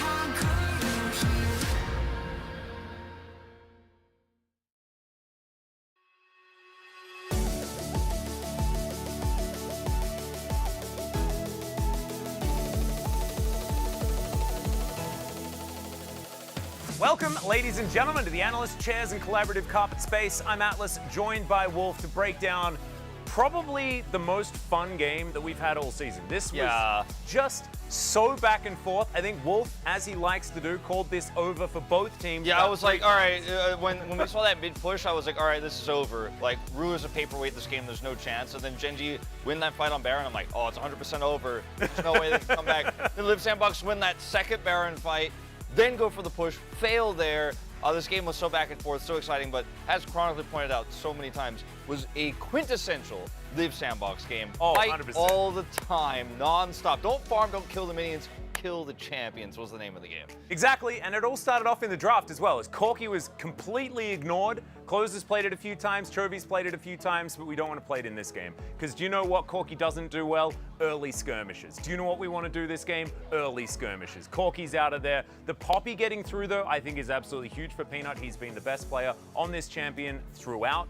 the LCK thus far. So that's a dangerous one to leave up. And actually, there were a lot of things that escaped the bans and got through. Yeah, it was a very unusual draft. I don't want to linger on it too much because we have a lot to talk about here. Let's go into our first highlight where we could talk about Prince getting ahead on the Aphelios, where he was gifted a ton of early kills here. This is, of course, level 8, where they're able to pick off Lehens, who does end up taking a very poor trade at the beginning of this. Ult comes through. And he's accelerated in this game so early on that Ruler doesn't really have presence in lane. And then Liv Sandbox just continue to fight and skirmish, and he's gifted additional kills, like this one here. Regardless, though, of his lead over Ruler, Ruler is able to come back and maintain item parity because Genji just out-farmed Liv Sandbox throughout the mid-game. We're going to take a look at some of the gold differences here because it looked like, okay, Liv Sandbox is smashing this game if you look at the kill score only, but Genji were farming so incredibly well, and Doran had such a massive lead at the top side that things were still looking pretty good for Genji. It definitely looks stable. Take a look at the gold differences here across the board. Still, you know, pretty Genji favored at this moment in time. No, absolutely. That's 700 gold the lead for Chovy and almost 2,000 the lead for Doran, who I think had his best game this entire season. I don't think we've seen better from him. He's been absolutely incredible today, and it's his birthday as well. So getting that birthday buff and really dominating Liv Sandbox with it as well was absolutely fantastic. Let's look at our second highlight, though, and we're going to have to fast forward a really, really long time for this one, Wolf, because this is the base defense. After Liv Sandbox were able to find themselves a pick, get themselves, two picks, sorry, get themselves an advantage. Look at and Doran. This is about Genji buying time. Doran's charmed, but still gets to leap behind an amazing 3-man, pushes them into the turrets, and Prince lives still so long in this fight and almost is actually able to close things out. But look at Ruler, comes out of spawn with the ultimate here, and then Doran collapses in to help finish off Dove and Prince. Doran with a phenomenal Gnar performance in these final moments. 2 critical plays that win the game. He had the best performance, I think, individually of any player on Genji until this moment, but after this, there better be 13 out of 13 votes in his column in the POG. Yeah, and there was even more, right? There was the 1v2 that he went for when he was sieging the inner turret on the top side of the map as well, where he was able to pick off Dove and then managed to get out and then get back in order to try and threaten Prince there as well. This game had so many exciting moments. So many of them were because of Doran, but the rest of Genji farmed way better. The cross-map trades were so much better. But then the entire game came down to just pure mechanics, which is the Liv Sandbox realm. So if you're talking about this and you're like, oh, the macro from Liv Sandbox not good enough, it didn't matter. It straight up didn't matter. None of it. They forced the fights the right way, and Closer had one of his best performances all year long as well on the RA. 0 deaths, he's popping off, finishes an early Dark Steel. Like, all 10 players played out of their minds. No, they definitely did.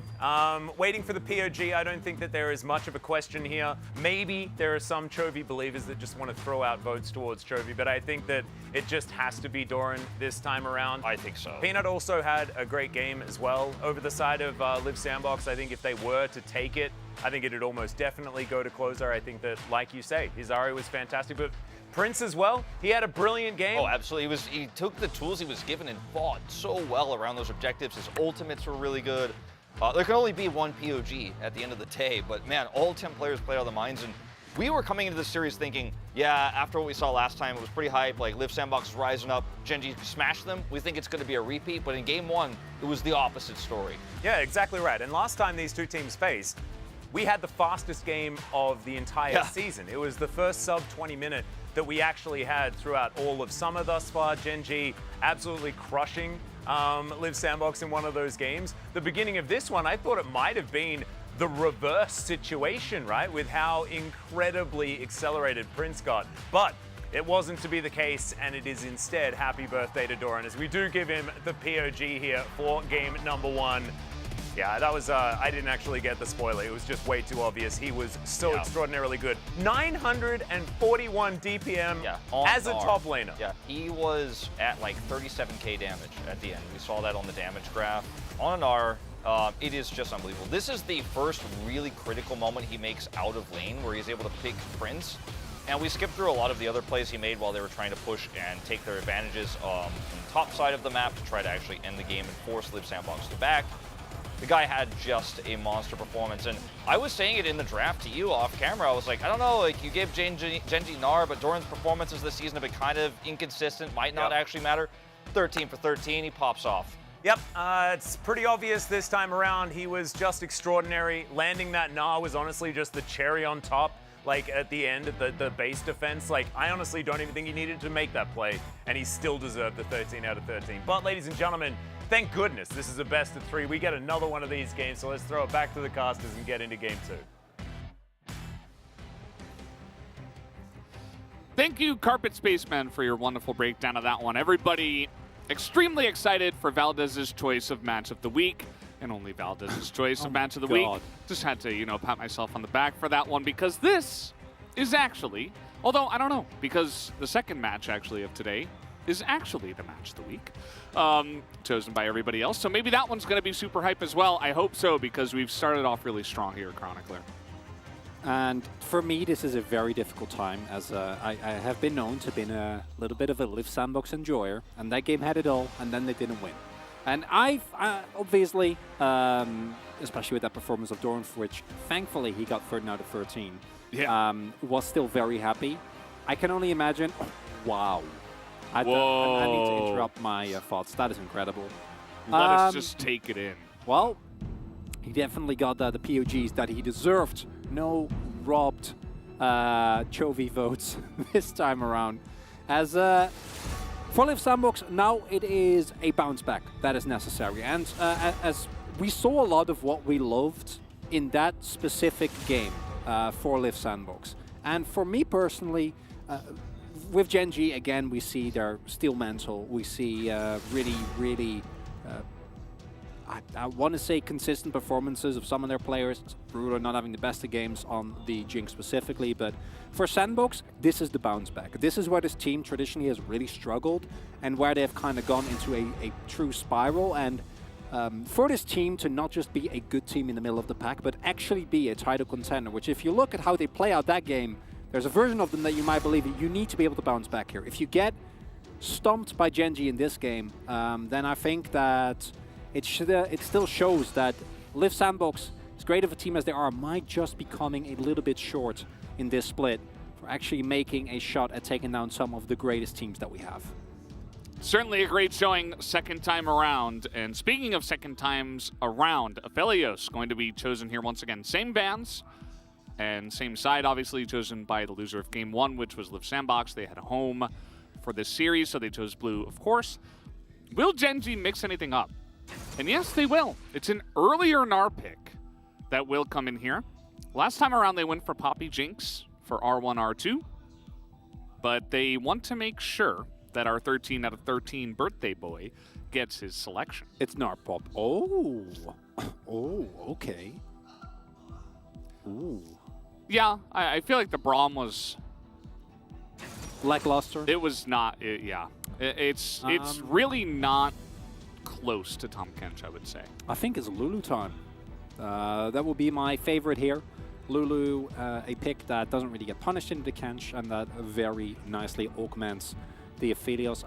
If this is a place where we can dream, I would love to see Soraka pick, but I don't. You're a dreamer.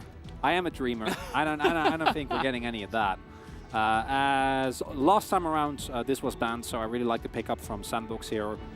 The Gangplank, a pick that both does well into the Gnar and also just provides a ton of value into what will presumably be a Jinx here in the third pickup. Although that does mean that, okay, I was about to say that Poppy is not going to go over to Peanut, but it's not going to go over either way because it's picked up by Croco here. And for Genji, now they can pick up the Trundle here, or they can lock themselves in a Jinx and kind of continue the handshake that they've been looking for thus far. Jinx is the selection. Does mean that Trundle is almost definitely getting banned by Live Sandbox. So Peanut is going to probably have to dig deep here because, you know, maybe we see him hop back onto a Viego. I don't want to see the Wukong. The Viego also not fantastic against the Poppy. Yeah, Viego feels a little better, but I agree with you. I would not like to see Wukong, especially if Genji isn't going to ban a Taliyah. Now they took it out last time around, and I'm expecting him to do the same here. As there is a Trundle ban, unsurprisingly. So we do have the bot lane locked in for Genji. Like I said, I wouldn't mind a Lulu banner. I feel like it's somewhat of a no-brainer for Live Sandbox. The one downside that the comp does run into is, again, a lack of engage. But as Sandbox have shown in the previous game, a lack of engage doesn't matter if you just run into your opponent and force them to fight, which they were very happy to do. Yeah, I mean, the Ahri from Closer is part of the reason why they were able to do that, but also vision play. Okay. It was very nice. There's some of that hard engage you were talking about. Another choice that could go with Aphelios, a big pick from Kyle that we have seen many times. And so that will be taken away. Might just see Ahri again. I think that Closer's Ahri was great. If he's feeling comfortable on it, could be the answer. Just to add in some more types of engage and pick into your lineup. Ahri Lulu feels very likely for Sandbox. As this time, or last time around, the Rise was of course banned. Okay. Morgana. Blinds. Morgana. Is this a flex pick anymore, Chronicler? Not with Jinx. And also, where would Kench go? Mid? No, I'm saying like jungle Morgana. Ooh, I feel like the clear nerfs really did kind of push her out of the meta, as it's actually going to be Renata. Okay, so a little bit more bullying power, not as much of the old empowerment as the Lulu can provide. And what do you pick into Morgana? It's a pick that really suits Chovy's extremely aggressive playstyle in terms of shoving. Not in terms of necessarily trading, but obviously Tormented Soil provides you with near infinite priority in the mid lane. But it's a really interesting pick because we have not seen it for a while, and I can only imagine that this is a designated Poppy counter. And Genji have been very happy to throw curveballs repeatedly throughout really the entirety of the split.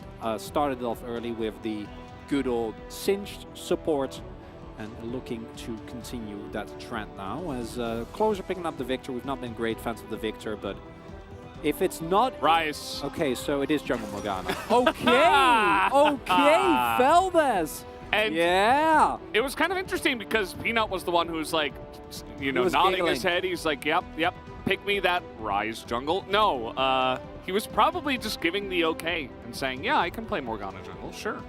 I'm down. Pick whatever you want. And we're also going to see Rise again. So another pick that we saw picked a lot at the beginning of spring just for priority and making plays. And I think that Chovy having a champion that, you know, forces him to move out of the lane could be good and also allows him to shove pretty nicely. Happy Dorian Day, everybody. You know what you can't do to a Morgana is poppycopter her away. True. Yeah. Or anyone if you're quick enough. Exactly, which hopefully Peanut will be, but this is clearly a prepared pick and a Genji that actually diversifies in draft is a godsend to the LCK. Overall, Live Sandbox, a lot of comfort here. Picks we've seen them on a lot. I think the draft in the previous game felt a lot more cohesive and did really feel like a Live Sandbox draft. This one has great scaling, but a little bit less of that early game power, really missing the Ahri, I think. Whereas Genji, get Prio in any lane and then run it down with Morgana and with Rise is looking to be the game plan here. And if Ruler gets fed, he will never die. He will never die. Just has a lot of value against this composition. Let's jump into game number 2.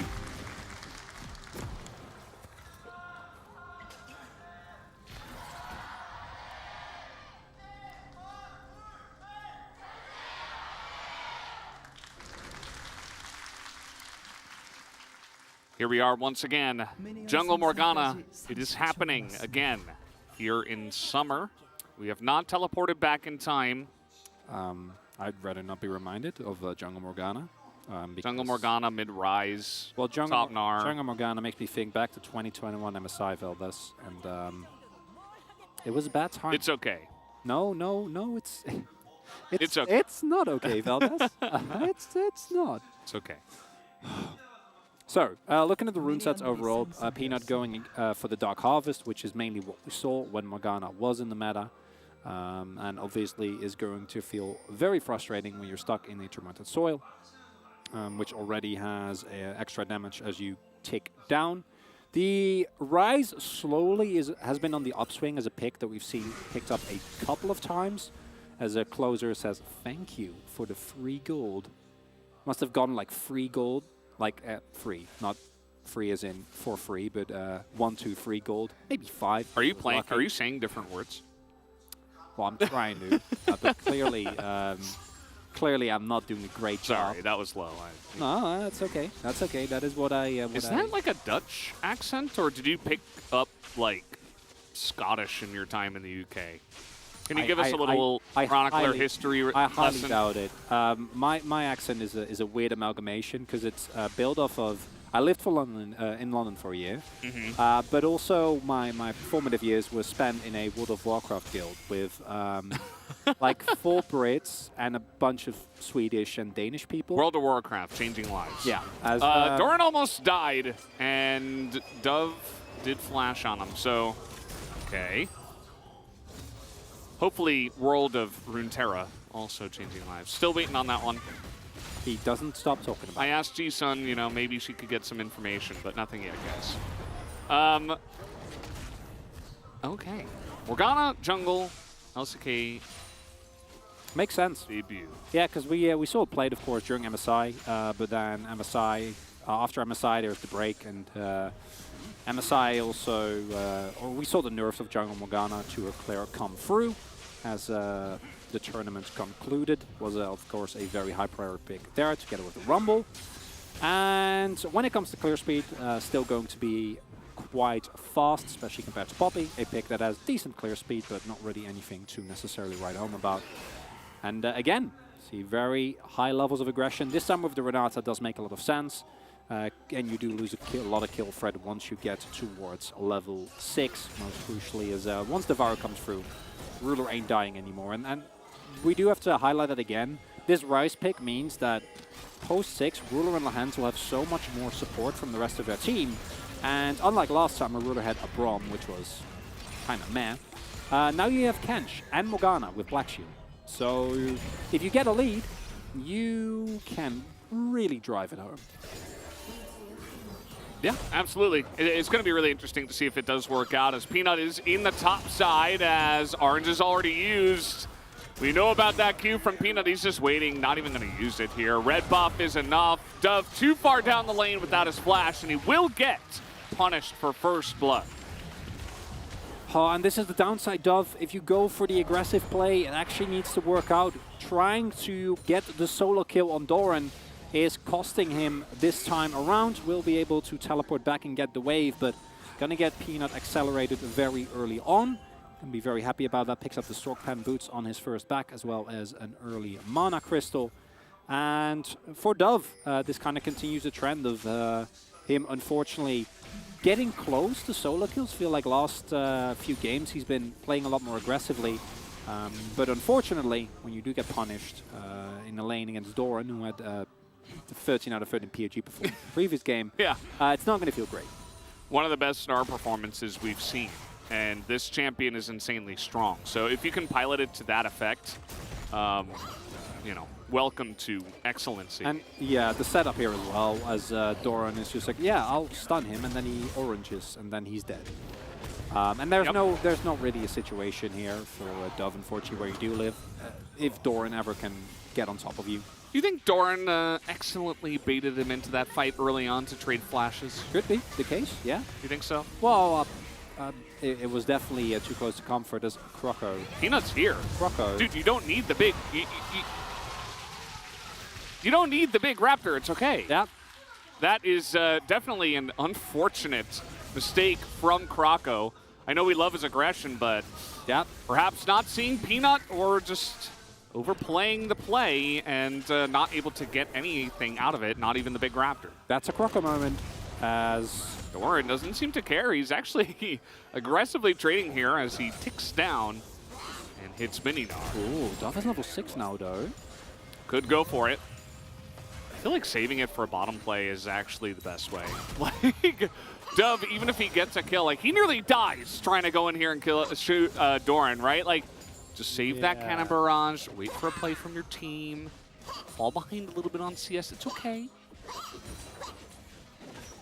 Maybe Dove has had enough about this. Maybe he's sick of the jokes. No more Gragas for him, not today. And he hovered Ornn and then he went for Gwen. You know, if you don't love Croco at his worst, you don't deserve him at his best, and that was definitely a vintage Croco moment right there. Going down for seemingly no reason, is now very far behind on CS, as Clara's got noticeably delayed, and Peanut also got that invade off. Isn't that just what people say in toxic relationships? Oh yeah, yeah. And just try to be a good person most of the time. But yeah, I mean, this is a game. Well, Croco can't play it perfectly all the time, but certainly overstepped his bounds here. Yeah, just and unfortunately, like he doesn't know that Peanut is here, right? We've got fights everywhere. Another 2v2 in the bottom side. Lahens is going to die again in the 2v2. This time on the Tom Kenshin. Now Doran is a little bit too low. As a shot will come in, he tries to hop away, tries to get the autos. The Q sails wide for Peanut, even though he is level 6 and used his ultimate, is not able to help out Doran on the top side. And Liv Sandbox, I am beyond impressed with what Prince and Cal have been able to do, because even though Prince has been very... hold up. Chovy is here. And so it's going to come down to a smite fight. Goes the way of Croco. Chovy flashes in, a lot used on the Peanut here. Chovy is just reigning free, running around, looking for the kills. As finally he will go down and get out as they kill Closer, and Chovy makes a nice play. Oh, and Closer, this early on, the Victor, not going to have as much power as the Rise, even in this 2v2. But I want to shout out Cal and Prince, because I am just so surprised at how well they've been able to match Ruler and Lahens here. As we pointed out, Ruler and Lahens, 17-10 duo kills. And this is what, the second, third 2v2 kill that we've seen in the bot side here, as a dive gone wrong, as Croco is on his way towards top side. Dove is actually able to... Oh, Chovy. Kyle is in mid. And with that, the gold lead that Gen.G had has mostly evaporated, and Herald is going to get started up here. And with Chovy dead and no TP, you can't contest this Herald. Ain't happening. Yep. Oh, look at that. Meanwhile, Prince is taking red buff as well, making sure that he can get as much resources as possible. As I think, yeah, Cal could look for a rotation, but seeing that there's no contest, doesn't really have to go back. Prince just needs to be careful, but there he sees the little frog, and he's like, yeah, I know. Yeah. Hands. You ain't fooling me. And of course, with the roam, it does mean that Ruler and Lahens will get some nice prio down here in the bottom side. We do have Peanut making his way down to the bottom side. Oh yeah, that's going to be, at the very least, one play, but Jinx this early on. It's all right with taking plates. Also, Wave going to crash into the turret. Look at Chovy also hovering here. No. And Lissandbox. Yeah, exactly. But, I mean, even then, right? Like, if he just runs down, still will be a little bit threatening. As meanwhile on top side, Dove is down, CS, but fearless as ever. And that means we get an even trade here. So now it's up to Liv Sandbox to actually get some aggression off to make sure that they get more value out of their Herald. Croco and Peanut hovering bot, but guess who's here again? Chovy is here. Another great handshake. Peanut not getting much done as he gets really low, and a fantastic Devour is going to save him. Just barely. That was 4v3. And Prince kind of just said no. Peanut did pick up a Dark Harvest stack, and that's about it. Yeah, as a result, Gen.G, everyone gets out, so the goal not going to change significantly. Will be another early Drake pickup. Really nice for Liv Sandbox here. Early, I'm completely blank. Infernal Drake. Fire Dragon. I was actually leaning towards Fire Dragon. I was like, no, I know that's wrong. Will be picked up here. Flamey Boy. Yeah. I like Flamey Boy. I can't believe we haven't settled. Yeah. I'm kind of surprised that Atlas hasn't gone that direction. Well, he's very much into that stuff. Well, the fact that he doesn't call it Flamey Boy, I get, but I am, now that you mention it, somewhat shocked as hold up. Okay, Croco trying to make a play. He's got help, and he's taking a ton of damage as we speak. Has to smite. Ah, he's fine. Croco moment. Croco moment, okay.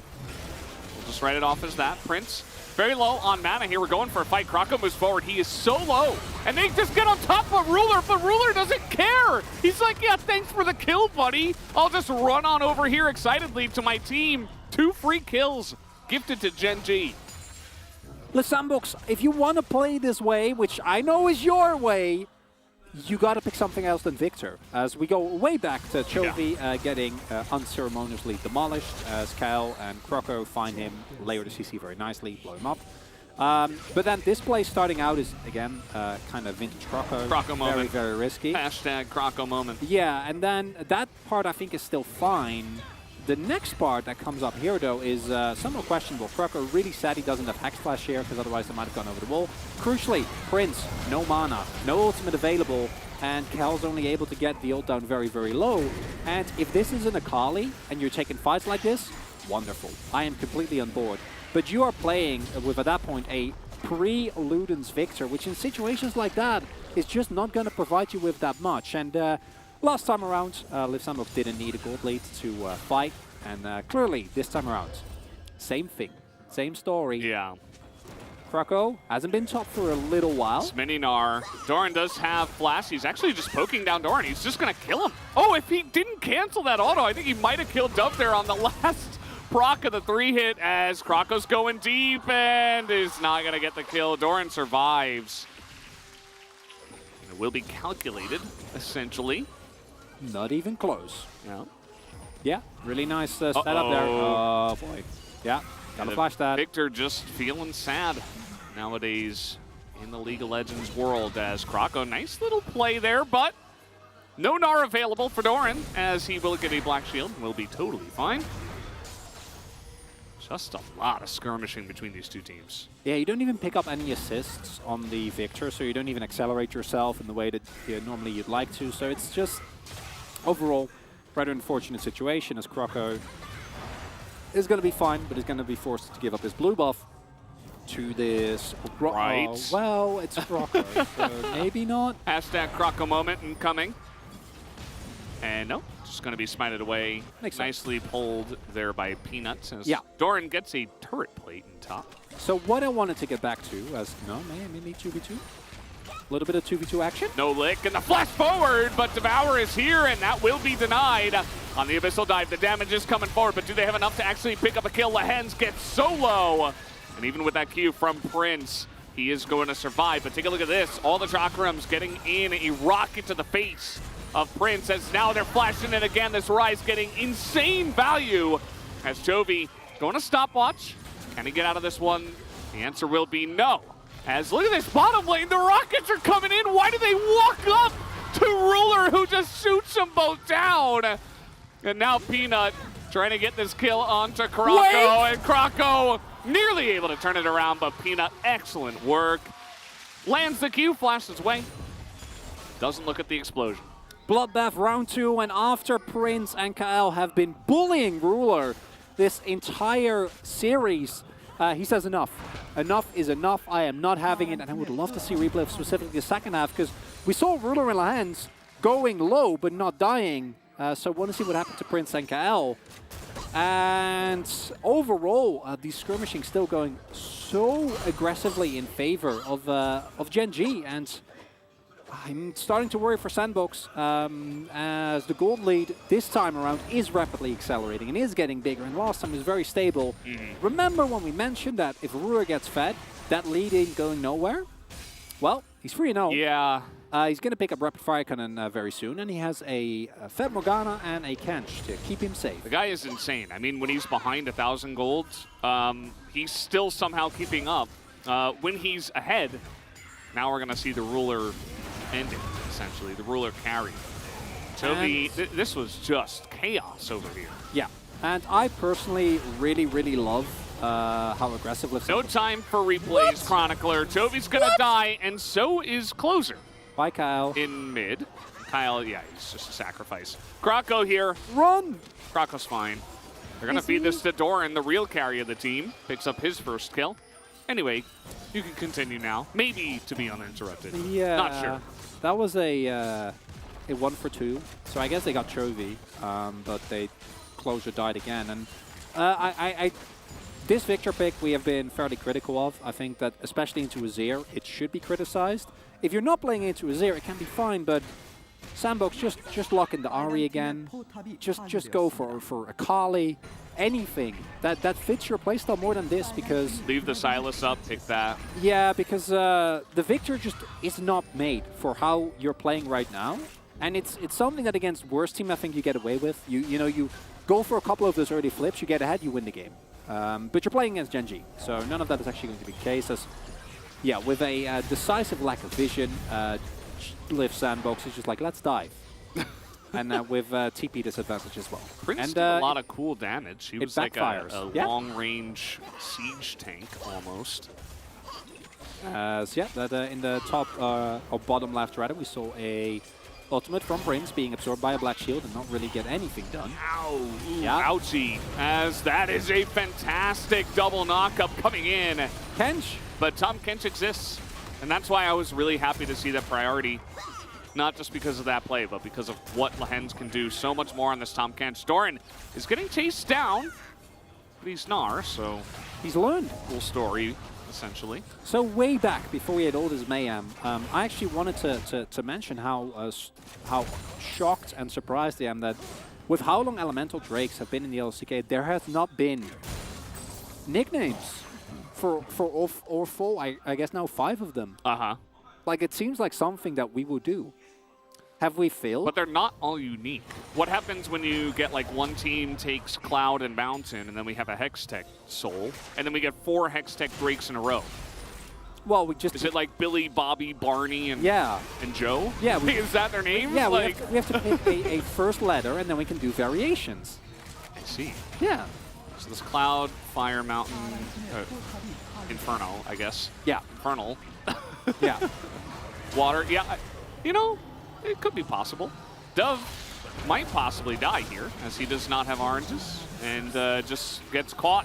Not sure why he was in the river by himself. Maybe they were trying to wrap around and fight. That makes a lot of sense, as it is Live Sandbox.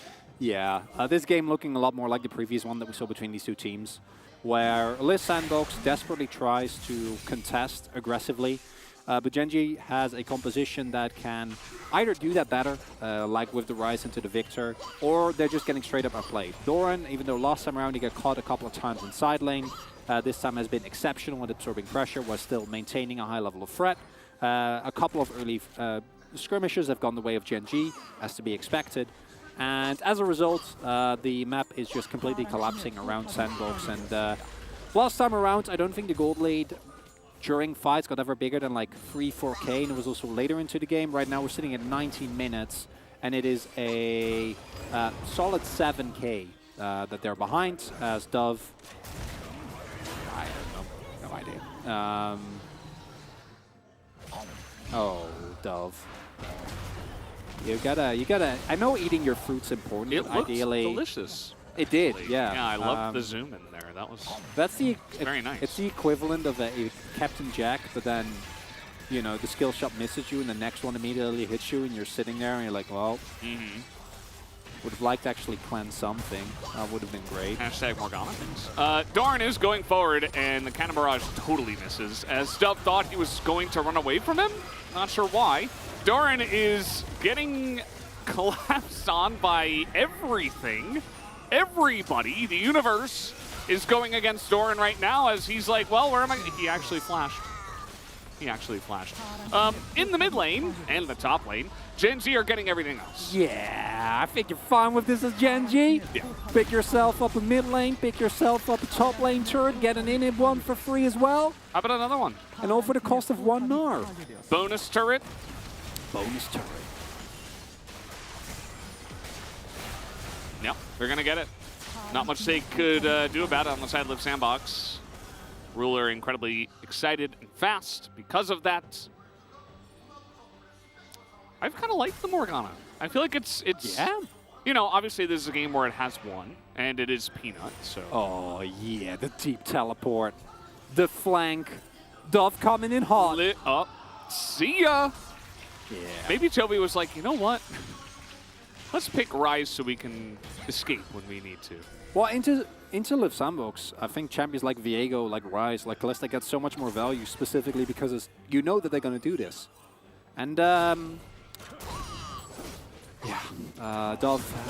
continuing to have an unfortunate time here. If this play is communicated, you need to teleport in earlier, right? I think that there is definitely something to be said for trying to catch him in the sideline, even though you know you're going to give up a lot. Maybe you can try and swing the bounty goal, but instead you invest 4 people for a 1v1 trade and a turret, I guess, but you give up 3 turrets, I think it was 4 turrets. There you go, which is not that's not a trade that you want to take. And now Live Sandbox, they've hit their 2 item spikes, but Gen.G is well on their way towards third items across the board. Morgana in situations like this, like a lot of AP junglers, is loving life. You're able to just kind of zoom through the jungle. Yeah. Take camps as you go. Once your items are done, your clear is incredible. And for Live Sandbox, finding a way back into this one might be a lot harder, as Prince has bought an elixir. And I'd imagine that they're going to try and like force an all-out fight. I kind of love it. Yeah, no, force an all-out fight at Baron and then try to like ace them. And speaking of which, Lens is all by himself. They don't... Okay, Kyle is flashing in to put him into this, and the Berserk will come down, but Lehens is surviving for about 5,000 years. So Ruler's like, okay, free kill onto the Poppy. And I can feel that giant wallet full of cash just bonking him on the head right now as Peanut's going to flash in. Very nice Q going to land. As down will go the Victor. Dove will be next. Ruler with the double kill. And somehow Rise died. Yeah, Prince does win that 1v1. Yeah. As he has bought Firster and... Ruler's 8-0. Yeah, I mean, that doesn't help with the game, but it's nice, you know? He kills the Rise, who is Banshee, so not really itemizing for that 1v1, and as a result, Live Sandbox gets a kill on Prince. Why are they back-pinging Lens? I don't know. Oh, Prince is dead. Yeah. Bye, Prince. Yeah, Prince is very dead. But some memes from the side of Gen.G feels like they're pretty happy, of course, unless it's from the side of Live Sandbox, and then they know exactly where he is, and they're tracking him with back pings. For some reason, I don't think that's what it was. But and I'm kind of baffled at Pina just pulling out the Morgana jungle, having a perfect game on it, and it working out as well as it has. Really cool to see. And now Gen.G is obviously in a position where, as mentioned, this is not the previous game where Ruler is trying by the skin of his teeth to survive. There is way less backline threat because it's not Gwen and Ahri. And even if there was, Gwen and Ahri into this is not going to be a big problem, as 3 kills left for 2,000 kills for Ruler. So there's no... Can we give him the Penta? I think he's going to get it.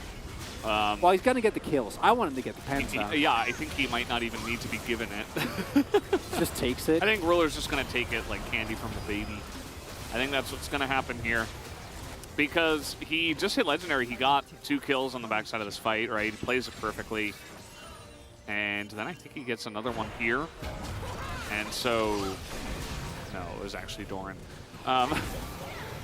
Ruler already hit the 8-0, so he got an assist. Only 3 more. 11 kills in 1 game. No biggie. It actually is no biggie in this game. And Live Sandbox, after what was a extremely spirited and wonderful first game, really one of the highlights of the season. Unfortunately, game 2. No, Lehens! Wait. He's okay, but the chase on the Ruler is the big thing on the top side. Ruler goes down, Peanut goes down, double kill for Doran. Now, there's no Baron on the map, there's not even a Drake. But he got a kill! But he got a kill, they shut down Ruler. I don't know who picked up the kill on Ruler. Because if it was Croco, that's kind of lackluster. If it was Prince, but I think Prince was already 3-1, as they're not done. Really nice armor up there coming through. Yeah, that's a couple of really big shutdowns going over. Like really big, and it's just Sandbox. Why are they defending outside of their own base? Who knows? But they get it done. Immediately isolate Ruler, as it is in fact KL that picks up that kill. And 1,000 golds on Ruler, which is very unfortunate, because if that goes to Prince and he gets IE, Oh, poor closer, man. This is a gigantic Gnar. Third hit, gonna do it with the boomerang. Dove is like, I'll save you. I don't, this is just not fair. Look at Doran's grin. He was This giggling. is not fair. It's not very nice. Maybe we let the Victor go.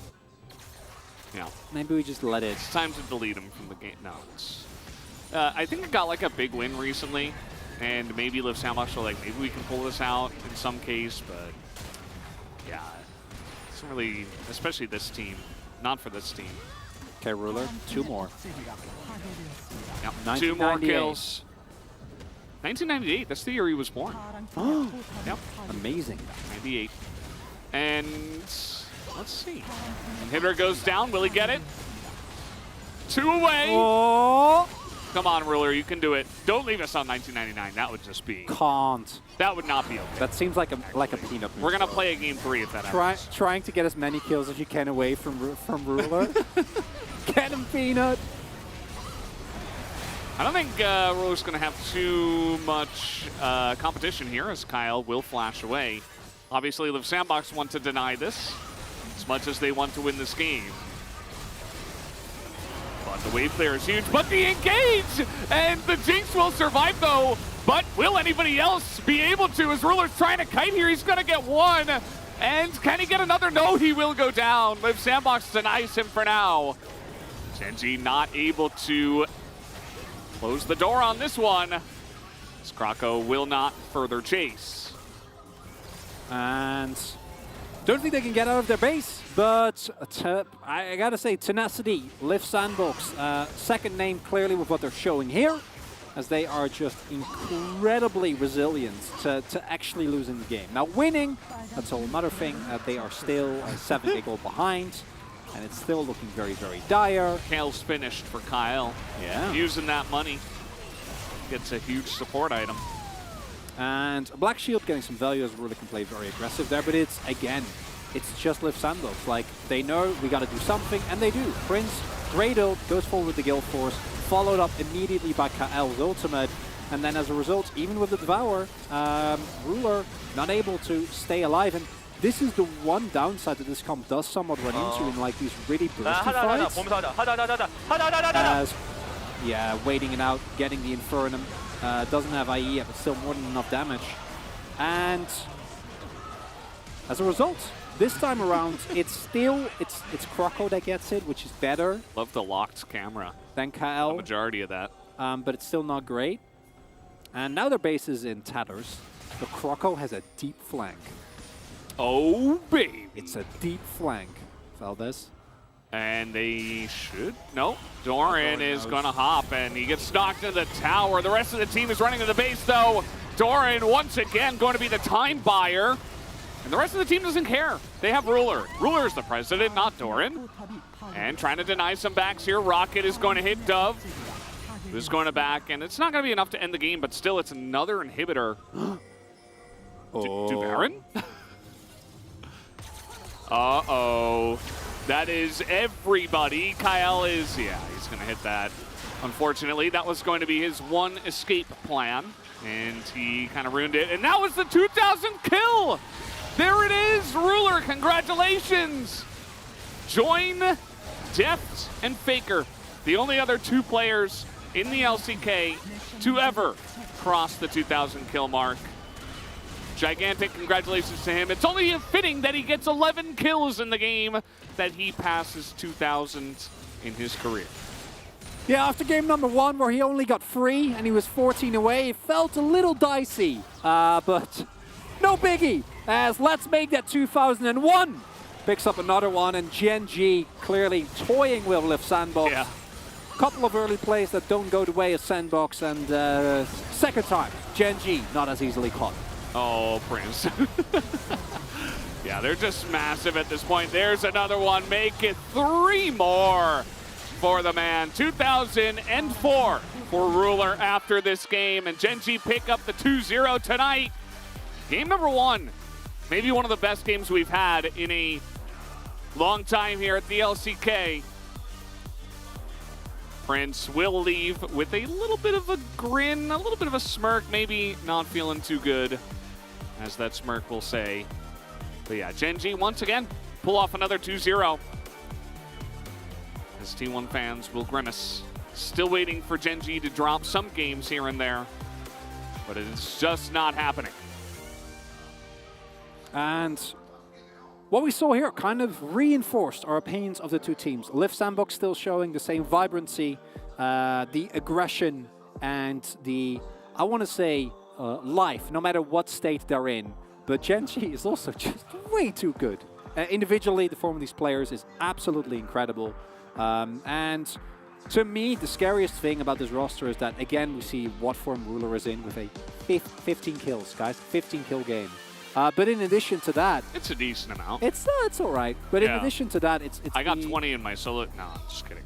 Well, I mean, that's actually impressive. Good for you, Veldas.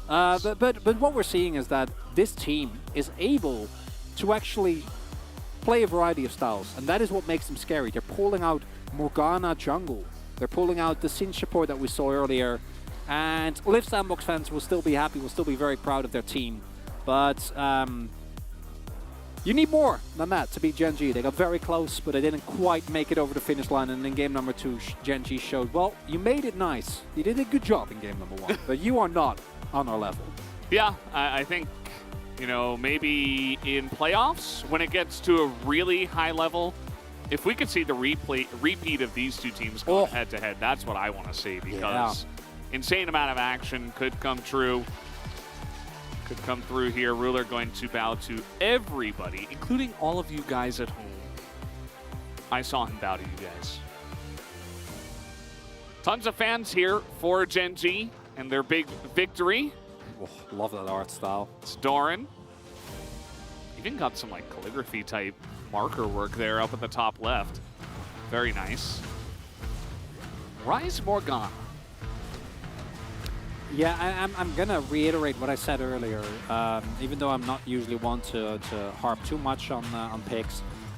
Imagine this Victor being an Akali, or even being an Aurelia, something at least with more power in these skirmishes.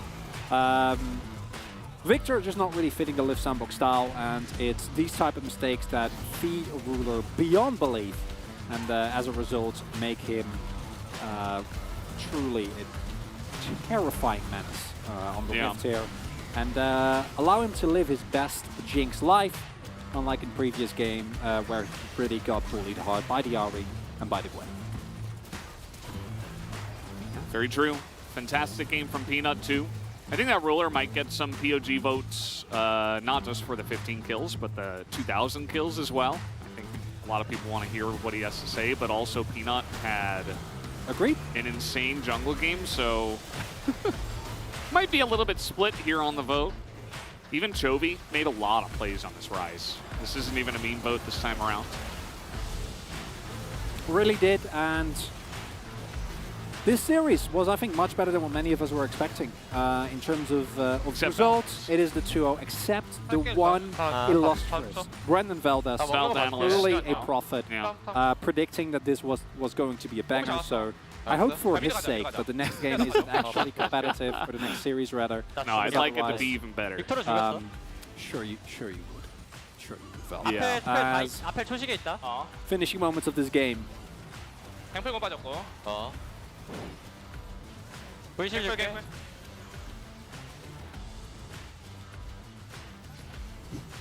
킬인데? 그러게.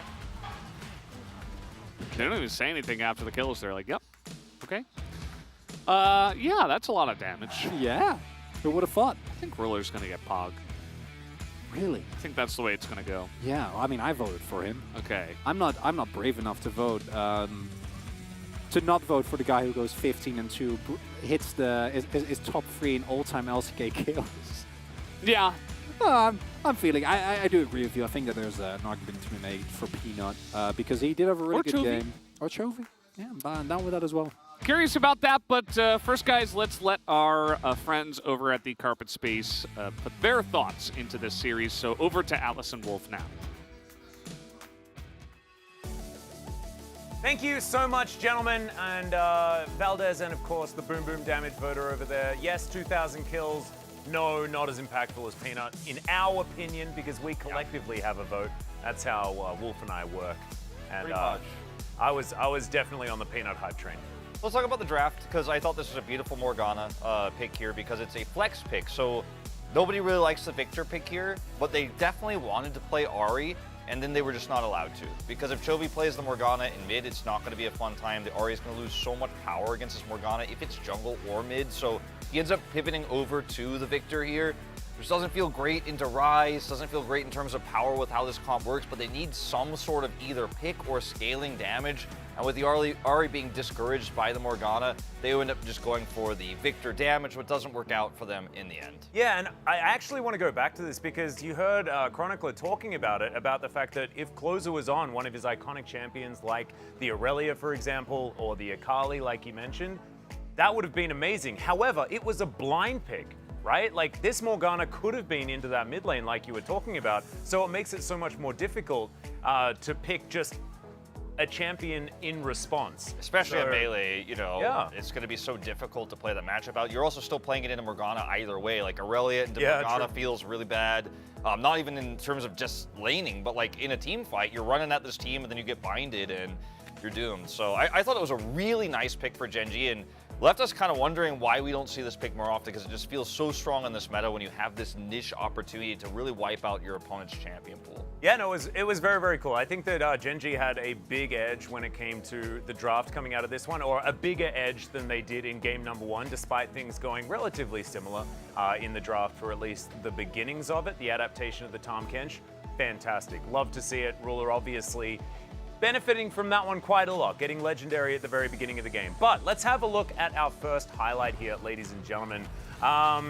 Ruler and Peanut definitely did a lot of work in this game, but it began a little bit more difficultly for the bottom lane once again. Yeah. Huge shout out to Prince. The guy is just so good. The guy is super good. Now, this is a trade that almost favors Prince and Kyle to grab kills here, and look at how deep they push this, and the Ruler just turns it back, puts Prince down super low, then it hits a zap here onto Kyle, and he's going to get one kill, then get excited here with this flash, and then turn this one around as Prince is now 1v2ing. Kyle and Prince not on the same page here. Ignite's burning him down. He actually gets the kill onto Prince first. I had it backwards there, but either way, gets excited, gets that second kill with the extra range. It's Jinx into Aphelios, right? In these longer fights, she is going to find value. At the same time, this is a trade up here in mid for Peanut, so this is where things started to go really wrong for Liv Sandwich, because we had a few back and forth trades this game until this moment where Ruler gets ahead. Peanut, who's already ahead, gets further more stacks of his Dark Harvest, starts to get ahead in terms of his jungle control as he just barely wins this one out, flashes over the wall, Blackpool takes the kill. But then he starts running away with the jungle, takes like a 40 CS lead or something like that after this, and there's just nothing that Croco could do. Yeah, exactly right. Let's have a look at some of the macro play, though, because we were talking about this throughout game number one and as well in game number two. When it comes to cross-map trades, ladies and gentlemen, this is probably the highest value you will ever get in trading your top laner's life. Yeah, like Dove cannon barrages forward here for some reason. Dove did not have the greatest game here against Doran, to be totally honest. Doran then buys a ton of time while Chovy is getting top turret. And in mid, they are pushing down with the Rift Herald. So Doran survives so long here, flashes to buy even more time. And look at this, Ruler's gonna grab turret here. They have Rift Herald, Chovy gets topside, so it's a 2 turret for 1 Gnar play. They even get the charge there onto the mid inhibitor. Yeah, turret. they even get the turret. Yeah, So I think it's like 5 in the end, because I think they got outer as well. Yeah, they get, I don't remember if they got outer, but they get inner, they get the inhibitor turret mid, and they get the top turret, which is an inner. So like, so much money for just a Gnar buys time. And also kills the gangplank. Like Doran played the series of his life. I mean, he really did. Yeah, the birthday buff is absolutely incredible here. I don't know whether it'll get in POG, though. Let's check out who manages to win it. It will be Ruler. The Boom Boom damage votes and the 2,000 kill votes do come through. 15, 2, and 1. His Jinx was extraordinary. He did so much damage. I'm still honorable mentioning over to Peanut for his debut of the Morgana jungle here in the LCK. I think a lot of the space that Ruler was given in this game was the fact that Ruler dominated the top and mid sides of the map and was able to really keep Closer away from this Jinx, or not Closer, excuse me, Croco away from this Jinx. So Ruler had free reign to do stuff like this because Peanut was actually dueling in mid and there's no reinforcements, there's no opportunity to come back. Ruler took the gold he was given and popped off, and like, it's a 2000s kill. There's a lot of reasons why he picks it up here, like, don't get me wrong, but I voted for Peanut in the end. We joked that we collectively have a vote here, and I mean, the thing is, like, for me, Peanut set up the lead that Gen.G had that allowed these plays to happen. We'll see if it's split or not. I'm curious. Yeah, I don't know whether it will be. I hope we don't look too silly. I don't think it will look silly. We might look like an outlier. Yeah, perhaps. As Ruler does move up to the 700 club as 10 out of 13. So one goes over to Doran on the media side, which is interesting, but only 2 votes going over to Peanut, which I think is quite interesting. Yeah, I'm a little bit surprised by that. I mean, I think it was a pretty scary vote to not vote for Ruler, but we're brave here at the LCK on the global side. No, exactly right. We as deskers, we are all about just bravery and being able to figure this out. But ladies and gentlemen, it is time for the interview, so let's have a chat to Doran and Ruler and throw it over to Jisung for some translation. Thank you very much, guys. This is Jason for the PUG interview, joined by Ruler and Doran from Gen.G, picking up their 10th win of the split. Congratulations. First off, Doran, happy birthday. Congratulations on that as well. Thank you.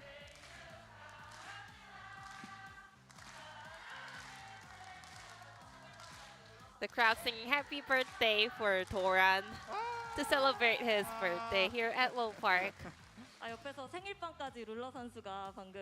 And Ruler giving a little punch over to Doran behind the camera as well. A happy birthday for you, Doran. You were the 13 out of 13 POG, getting a huge celebration from the crowd. How do you feel? I wasn't expecting this birthday song. I mean, like, I think I'm gonna cry, you know. Thank you so much.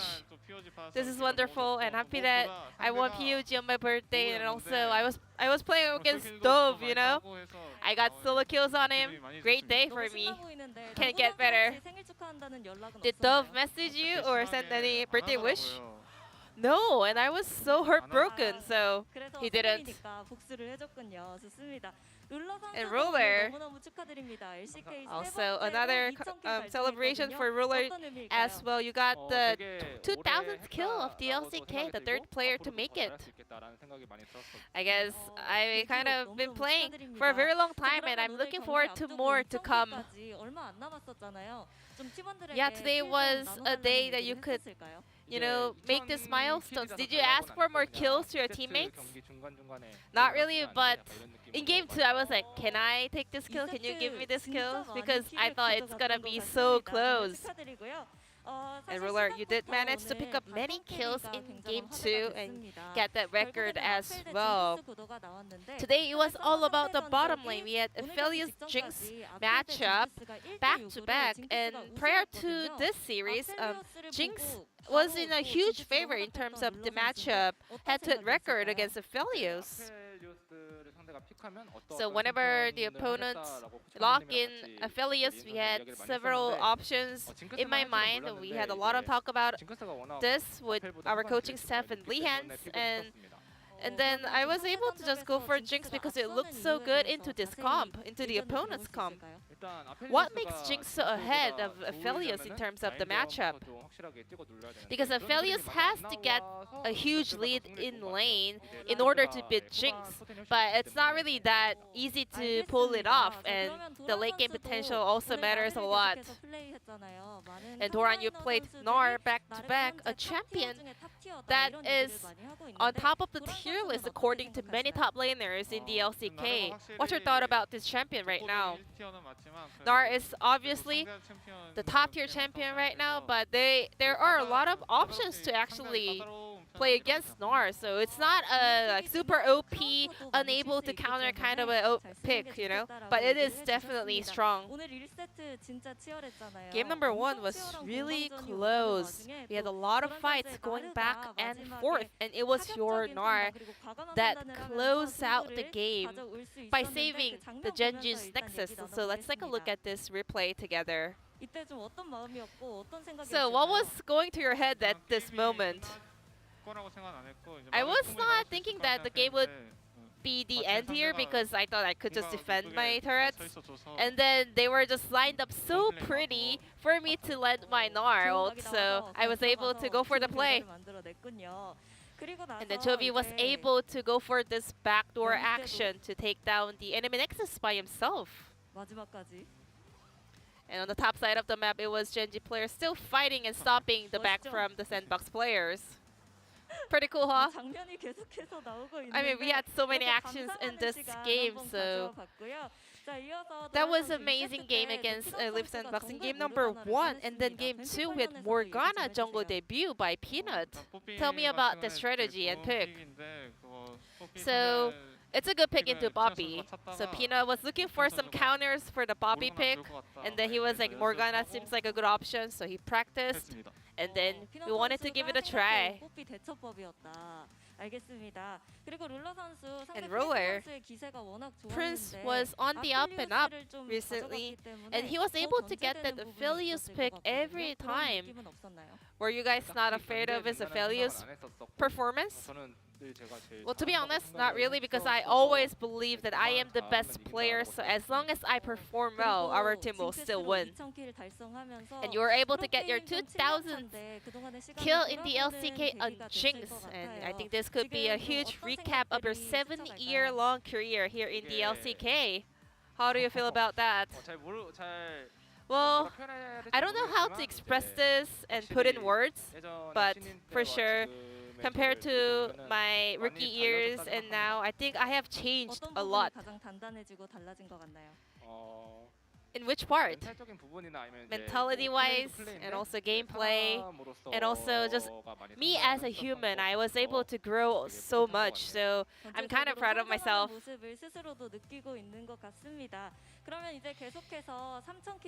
And you will keep going for more journey to 3,000 kill in the LCK, and your next opponent will be Hana Life Esports. What are you looking for in that match? I think every team in the LCK is really strong, has great potential, so we will keep doing our best in that Hana Live matchup as well. Thank you for all the support. And what about you, Doran? Well, round 2 of the summer split is really important and significant, so we will keep working hard, practicing hard, and do our best.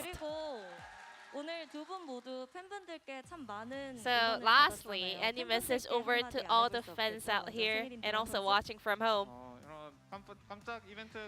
Thank you so much for the birthday song, guys. You know, I was so touched. And you guys gave me so much energy, so I think I will be able to get back to the gaming house and keep practicing hard. I can see you, Doran is holding back his tear right next to me, but what about you, Ruler? Just like Doran said, you know, this birthday song was amazing. Even I'm not the one having the birthday, I was so touched by the fans, and also I didn't expect to get 1,000 kills today, but I will keep working hard to get, you know, 3,000 kills and more in the future. I will keep working hard as a professional player, Ruler. And this will be the end of the interview from Ruler Doran from Genji, and we're gonna pass it back to Atlas and Wolf. Thank you.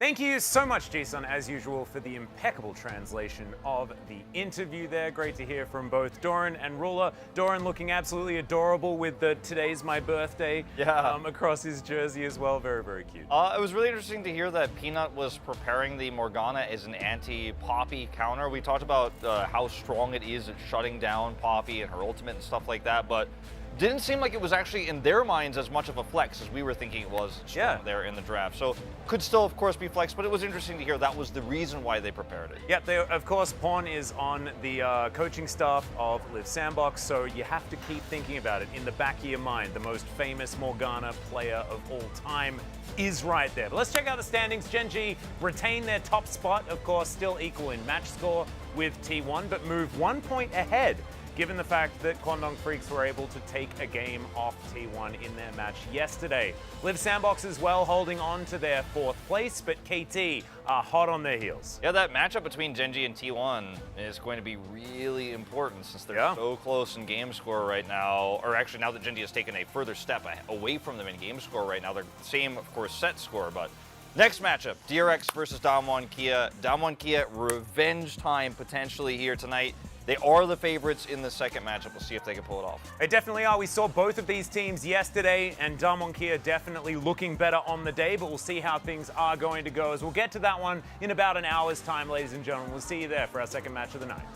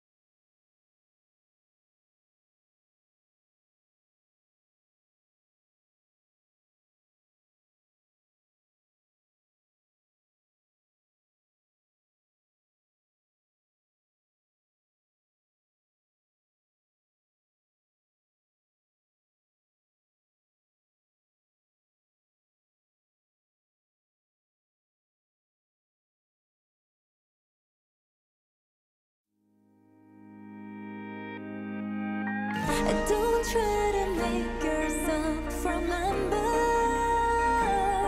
darling. Don't look for me, I'm just a story you've been told. So let's pretend a little longer, 'cause when we're gone, everything goes on.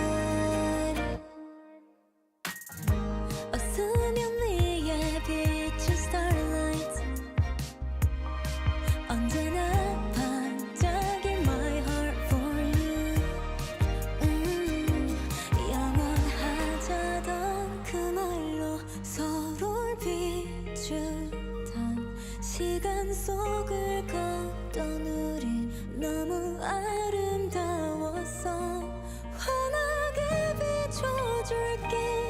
No, you won't have to cry, 'cause I'll do the grieving while I'm by your side, like always. 또 다른 시작이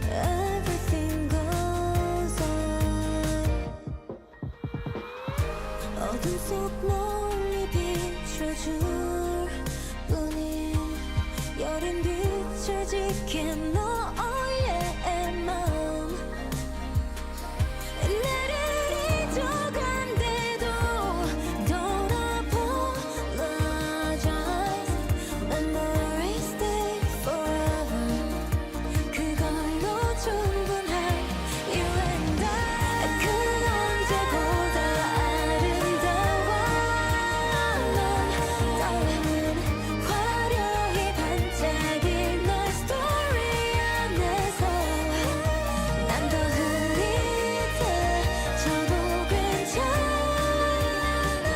너는 후회도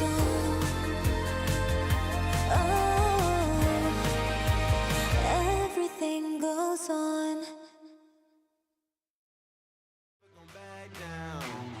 I want it now and I ain't never gon' back down. I want it now and I ain't never gon' back down. Ocean side, they could probably just start their own Baron, especially if they can cut off 1 or 2 members here. Oh, Showmaker finds the perfect angle. Nogari as well would throw in the Gnar ulti, and it's a wipe. Oh man, it looked like it was so good for Nongshim, but then the pillar, Showmaker finding it. I keep on moving it up for me. Just do it and stop at a talking to. I'm not expressing no modesty. As DRX not even wanting to start a siege around a Baron or anything like that. His package is going to be straight up delivered here to Fred at Breon, and there is just too much damage available. Zeka, he has GA, Devour, everything, and the kitchen sink is available for this Corki to keep himself alive, and Umpty's going to go down. Double kill for Juhan. I want it now. I gotta rise up. Rise up. I want it now. I gotta rise up. Rise up. I want it now. I gotta 3,000. All right, Santorin. They're looking to maybe find Jojo, but Santorin's in a bad spot. He may just die here, but he barely survives. Danny goes unstoppable, but impacted about 200 HP. The follows in. Jojo goes down. Evil geniuses may just collapse, but Danny is ready to fight back. Inspired, buying himself a soul. Oh! Some time. NEG continue winning fights. I need to switch up the mode. I'm gonna win on my own. Let it happen. It might just leash. Here comes the play again. A couple knockouts come through for Brahma. Fight for help. Boom's going to stay alive for a second. A stun to the wall. He comes right back in to save his backline. And Contracts gets nothing done. Pop the eye. He low. The rocket's firing. Lure can't find the kill. Boom. Tries to get away, but no, it's going to be another one coming through for FBI. It's 3-0 so far, and it's not going to get any better anytime soon. In he goes. The flash follow. Bit of damage. Shokla gets a single kill into his life for it. An ace for 1 in 100. Thieves win the team fight.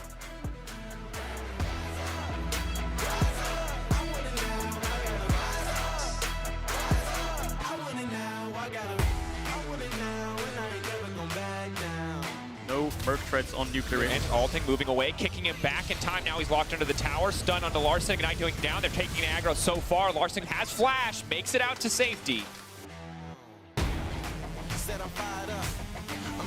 Yeah, he's extremely low now. This is not ideal for BTO.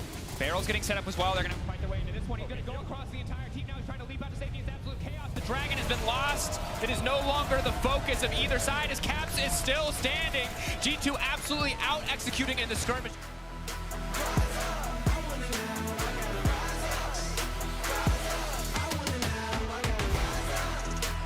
It does have that mid-game lull. We will see maybe a move here, but that route should stop any real kind of movement here. Although, Hacker's still in the vicinity. He's going to try and find something else. There is a Devour available should they want to try and go for this. The drag back there with the handshake as Mako flashes away. Does get caught out there by the Void Rush, and they're trying to turn this one around. Dawning Shadow. Bailout is only going to delay you, and that is a great turnaround. LNG move up as a 3-man unit, but Ming is here. He's running into 3 people. Now false Soulflare comes through as TP as well. Ming in the middle of everyone. The Glacial Prison saves his life as he flushes over the wall, and Xiaohu coming through with the wall too. Gala picks up the first kill. RNG with the cavalry in the nick of time as Panda only just dies. Under turret, LNG have just been hand stiff as the triple comes round. The Quadra and Gala! Penta again, baby!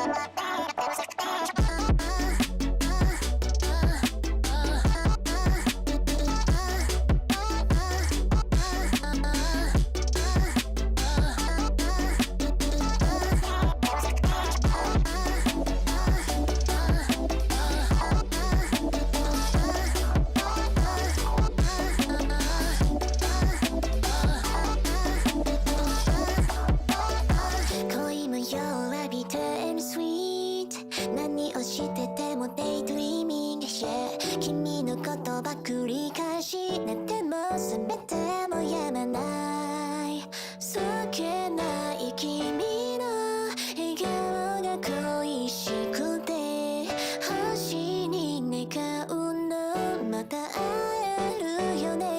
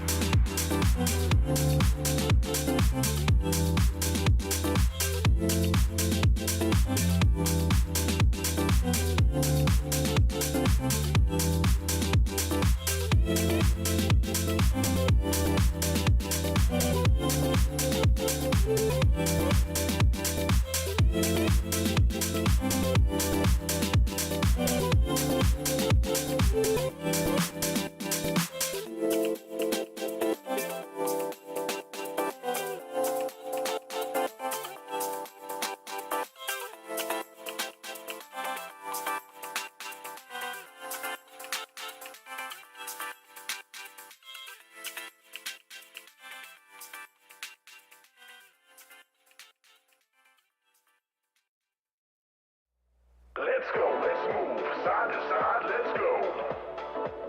Let's go, let's move side to side, let's go. Let's go, let's move side to side, let's go. Let's go, let's move side to side, let's go. Let's go.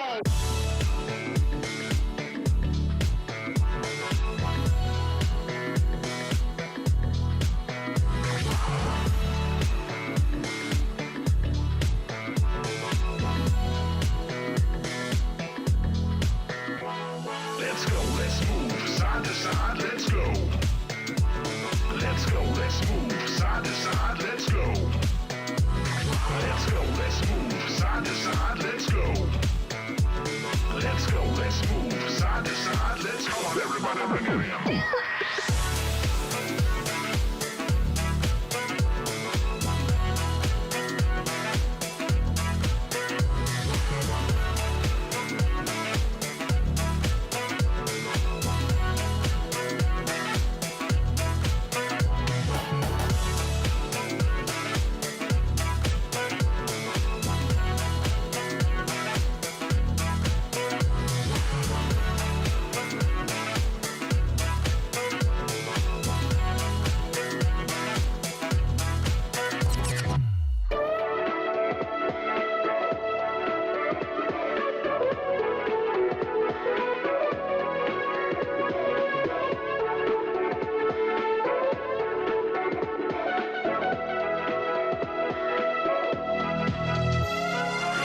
Let's move side to side, let's go.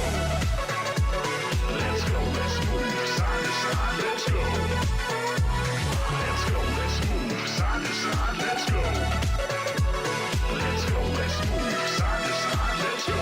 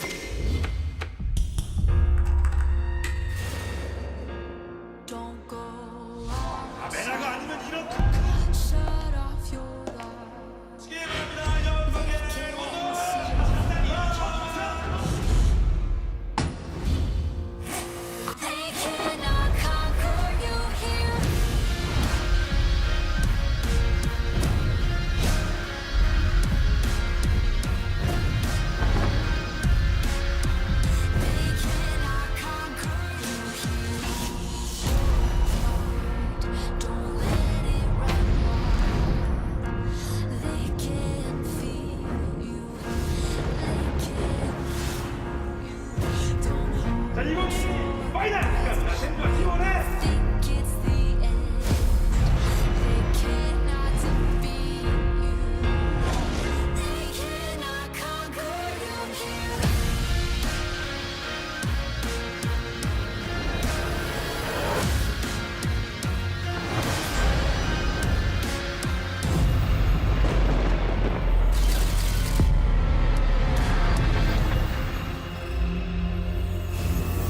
They cannot conquer you here.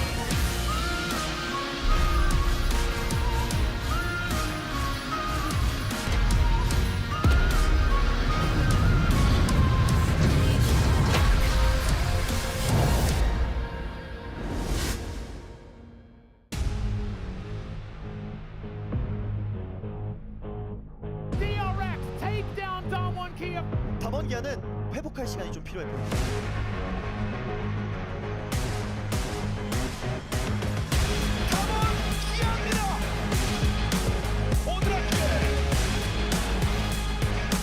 작년의 DRX 지난번 데뷔 이후 5승 4패는 내려오는 상황이 됐고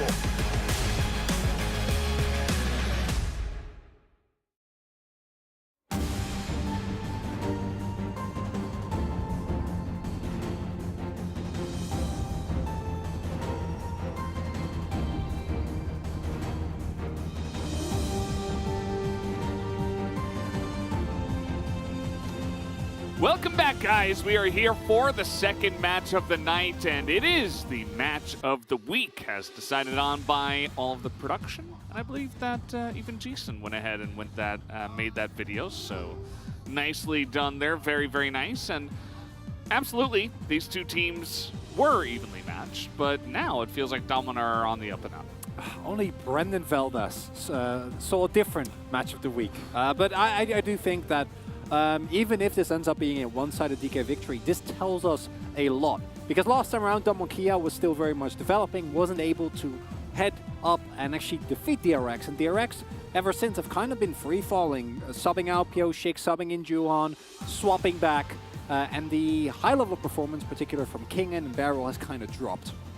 Yeah, it definitely has. I think that DRX are kind of going through unfortunate middle of the season slump, if you will, you know, trying to figure out what to do with their jungle. It's kind of an awkward time for them, as Damwon certainly have had kind of the opposite feeling, where everything is going very well for them and all their players are working well together. Let's take a look at the points of the match.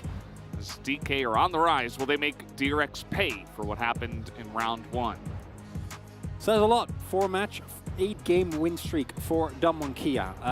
Finding out that playing towards bot lane is the best way to play the game at the moment, at least in the LCK, has been very successful. As it turns out, Dokdam is really good on Aphelios, and Kellen is really good on Kench.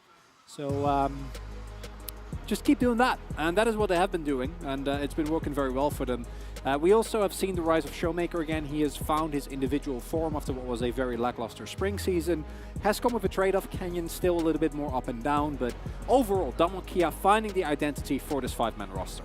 Yeah, also want to point out that their last 4 matches were Hamalife, Fred Brion, Kwangdong Freaks, and Fred Brion again, I believe. Yeah. So, yeah. It has been a little bit easier for them, as they are playing kind of the bottom half. As DRX, they finally ended the 3-loss streak with that victory, but they're facing 3 Western teams. No, not the ones from NA or EU, but ones on the left side of the bracket. That is what we say here in the LCK after it became a meme. DRX pushed back to 6th, but will they defeat Damwon Kia, the Grim Reaper of the East? I feel like that's actually Genji in this case. Yeah, but Genji also beats team like Damwon Kia. Grim Reaper of the West as well. Damwon Kia has a little bit of difficulty. We've actually beaten good teams, as Zeka's performance was unreal. Zeka has been, by far, the most consistent performer on DRX. He has been very, very impressive.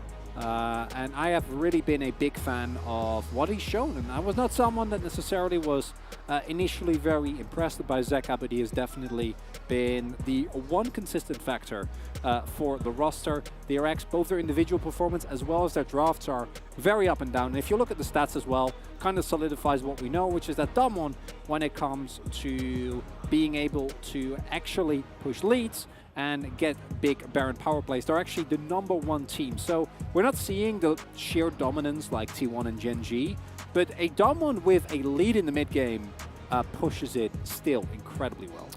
Yeah, they absolutely do. And that has been one of their strengths for a very long time. I feel like maybe at the beginning of the season it was a little bit lost, but now all the pieces are coming together. But first, DRX with Pioshik in the lineup starting. Their starting 5 will be coming out here. And Deft, a lot of people were singing the praises of him, especially at the beginning of the season as well, when DRX were having a lot of success.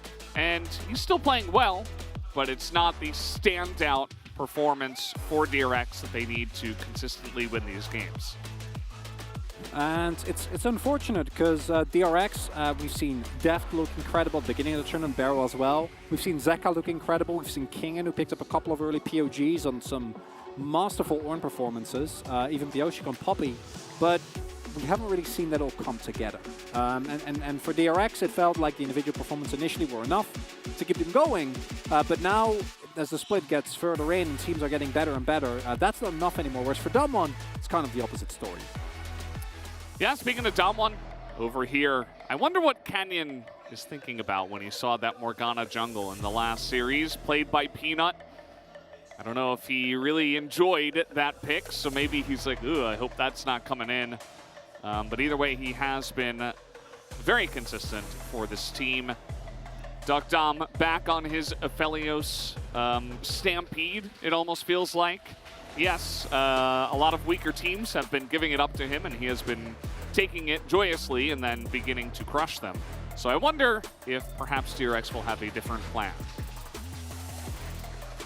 And Kellen, another player that really has been leveled up, most notably on Kanch and all those 2 picks that we know he could play, but that can also be kind of the instigator to getting more comfortable on a lot of picks. Something that Damwon Kia used to utilize incredibly well was Barrel's versatility, and that is something that I think Kellen hasn't really shown, but him and Duckdom in terms of 2v2 look way better than they have in the past. But we're going to look towards the mid lane because, let's be honest, Zeka is the... Look at his stats, and this is on a team that has been doing really rough.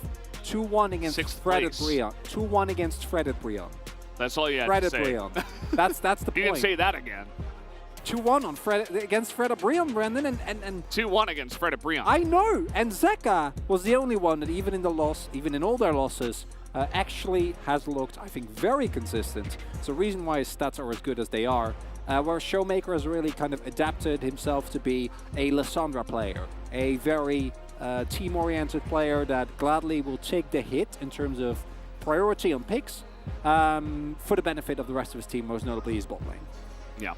The stats are there, the performances are there for Zeka. This is certainly, I feel like the key player matchups are hit very nicely for both matches tonight. So yeah. Props to the writers for that one. The show must go on. Love the shading. Look at the... How did she do that? How is that possible? Incredible. We are reaching... That was basically magic. That's new fan sign meta being made as we speak. Unbelievable. I thought that we had exhausted the possibilities, Valdez. I don't know how that's possible, but have you never maybe we'll see it in the future again. Cutout book as a kid? Not like that, out of just a sheet of paper. Yeah. It was folded on the bottom. I mostly kept to coloring books. I thought you were going to say video games. True, that too. Once I got old enough, then it was all about the video games, and the coloring books kind of took a back seat.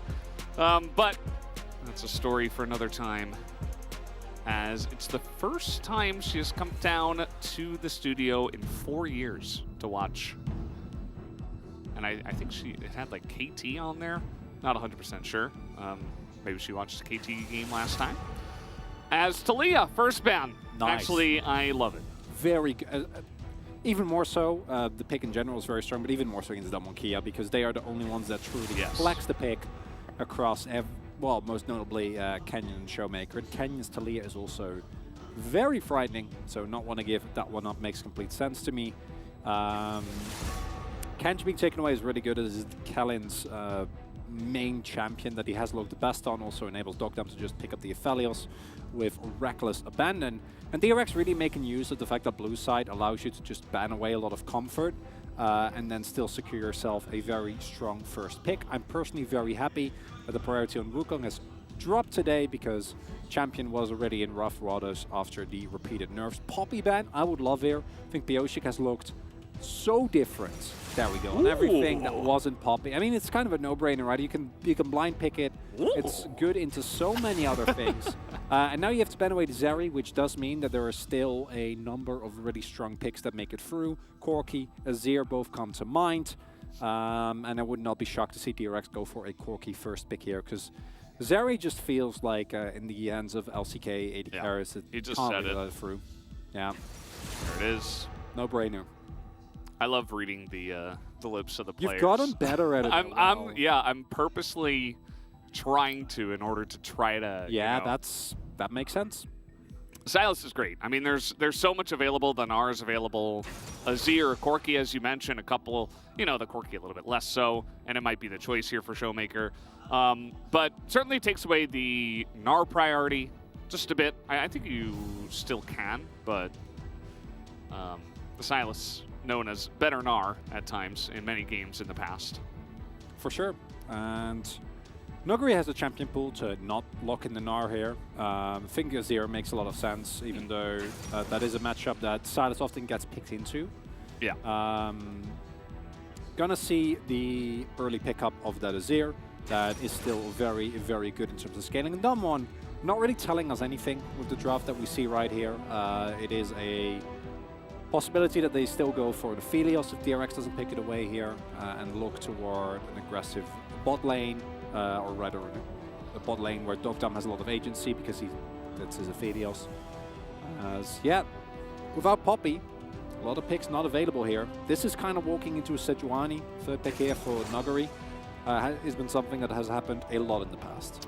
Yeah, feels like a little bit of a tier selection there. You know, like Gnar's really good. Let's get it for our team. Not a bad idea, but as you mentioned, can easily be countered here by Nuguri if they do want to go for it. Yeah, especially with Viego already locked in. I think Sejuani is a no-brainer, and Dogdom has actually shown, with that Ashe build that we saw from him last time around, he has actually plenty of tricks up his sleeves. So, that's a very different direction. A lot more agency for Nuguri. Also, the gangplank completely fine being left alone. And that might mean that for Damwon, you're feeling a little bit more comfortable picking a aggressive bot side that Canyon needs to play towards, because you have two very self-sufficient picks, provided you can stave off any possible early shenanigans or any early dives on the gangplank. Yeah, and even in this meta where there's so much focus on the bottom lane, we have not had early picks for either team for their bottom lanes. Even in a matchup like this, Def versus Dogdom, Beryl and Kellen. And that does mean that here in the second round of bans, we are going to have only focus down there. So Nautilus and Ezreal taken away. Zeri and Kalista already off the board. Tahm Kench was already banned. Where else are we going with this? Draven. Interesting, with especially with Lucian and Kalista both already being gone. And there is the option to go for like Aphelios Lulu here. I think Aphelios ban is a no-brainer for DRX, but no, they're going to ban Renata instead. And it feels to me like that's kind of what Damwon were looking for. The Yuumi is really interesting here as well, because a lot of the aggression lanes are banned out. Yuumi has a great win rate, as we can see. Very strong champion, synergizes well with Canyon as well. And you still don't really show anything here. They might be hovering towards a Jhin here, Valdez. Oh no. That could be the case. They have so much damage in their comp already, so maybe they do it, but I just... Okay. Well, they won't now. This is like, you better not pick Jhin. This is why you lock like Swain. Just lock Swain, or lock a mage here for Dogdom. Something that can do well into the Yasuo. Because a lot of your other picks are really going to be struggling. Kindred AD carry. Here we go. Come on. That's a risk. One time. That's a risky move. Yeah, I don't know about that. It's going to be really fast, for certain. And the ambush power is great. You have insane amounts of damage. But you're playing against Gnar, Sylas, Lee Sin, Yasuo. So I hope you get ahead. That's all I'll say. Yeah, I would have loved a pick that can actually deal with the Yasuo a little bit better, because now it feels like any mistake that you make is going to be extremely punishable. Now, there are, of course, a lot of summoners available, as we can see. Deft is playing Yasuo. Yeah, I'm really excited. That's insane. He's not playing the Senna. Yeah, I do have to say, the DRX comp, if they fall behind, good luck, because it's short range into Azir, Gangplank, and Twitch. True. And Yuumi. It's kind of, wow. This is a very sharp game. Oh, yeah. You know, in chess, if there's like a position where it can get really dicey at any different move, they call it really sharp. This, oh yeah, this we're on a knife's edge right This is here. a knife fight. Yeah. Everyone's going down. Because this composition from DRX has incredible amounts of 2v2 power. Skirmishes across the map, 5v5 team fights, can do it all, but is extremely short-ranged. And Damon's comp, in theory, if you get to late game or if you get some early leads, like, it's free. It's so free. But if you make a mistake and you misposition, Dokdom steps too far forward, Showmaker doesn't hit the big ult, you can get blown up because there is no tankiness here. Hope both these teams are feeling good coming into this one as we hop onto the Rift for game one.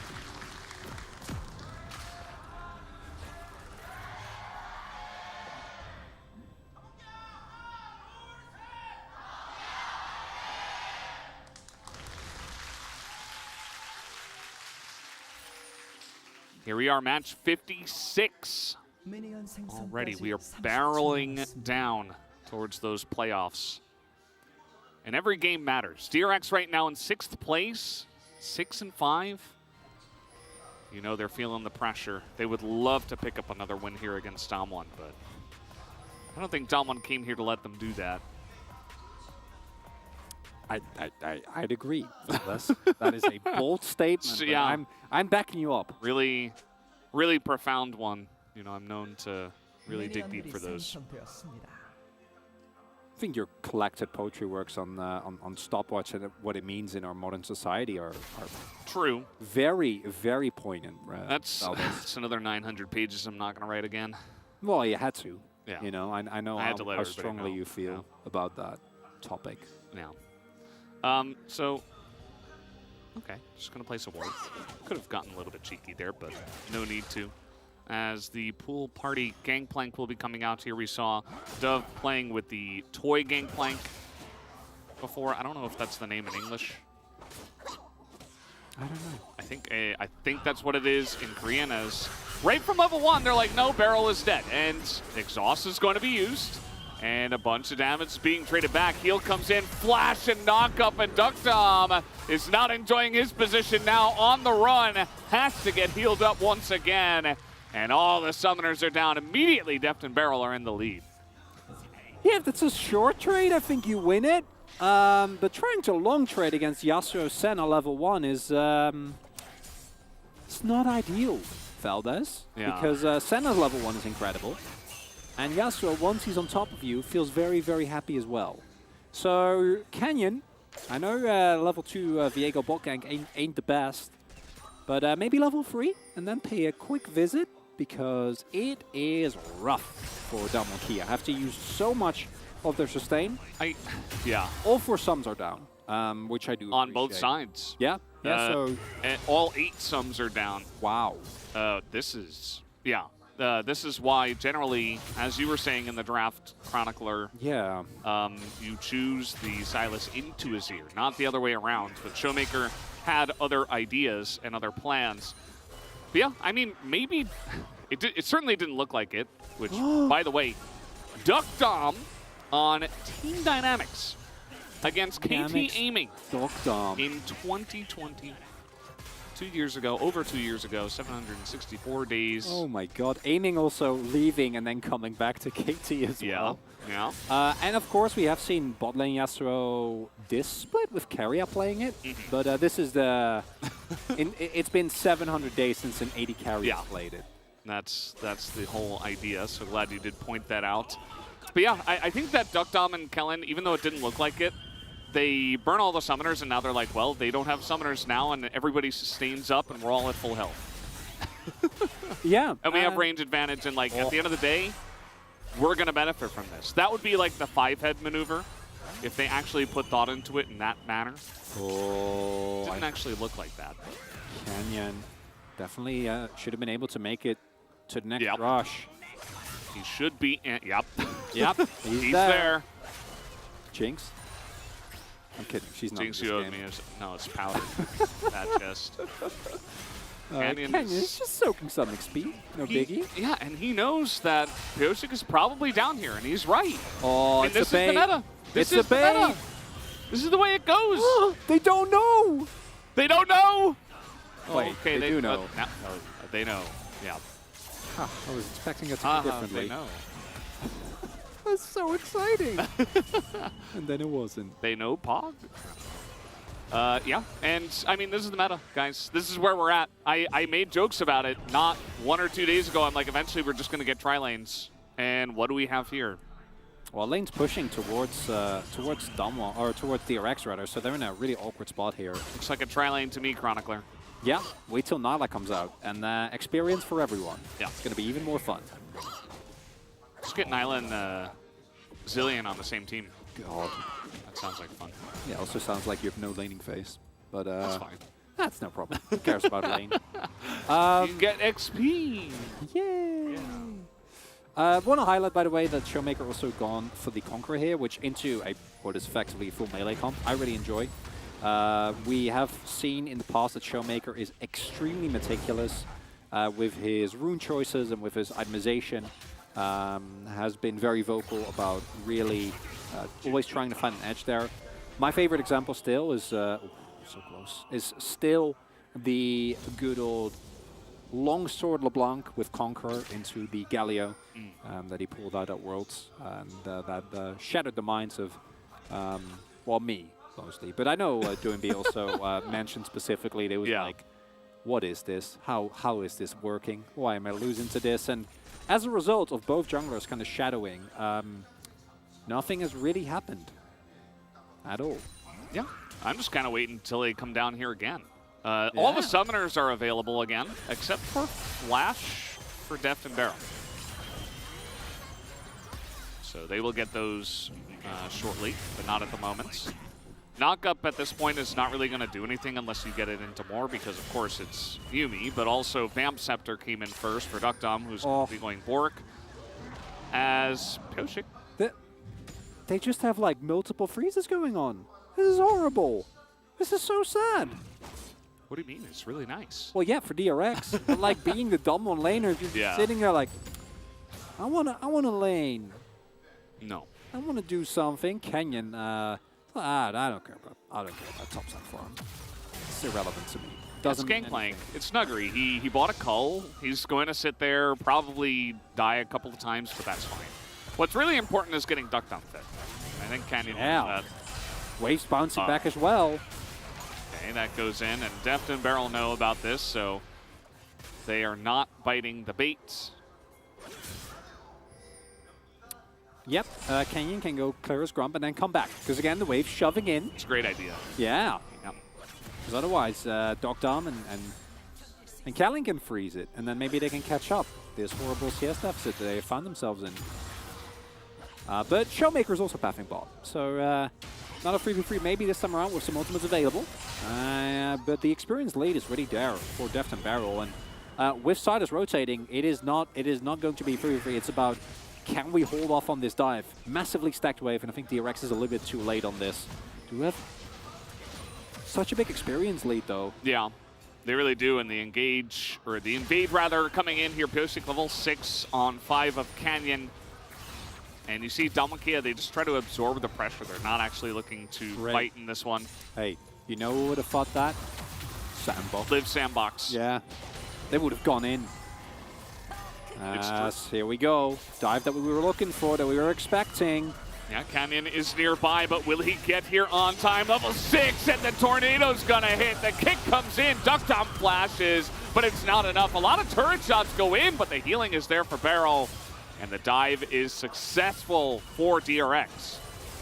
Really nicely done by DRX, and I want to highlight, they need to do this. This Twitch was picked face up you knew that you were going into this lane, and I don't know. I don't think it's working out. They took an extremely aggressive level 1, really put themselves on the back foot, and now Kia can afford to fall behind. I don't think it's end of the world, but it is definitely something that will be frightening. Deft with a humongous lead right now. Yeah. And overall, DRX playing out this early game very, very nicely, and this was very telegraphed, right? We knew this was coming.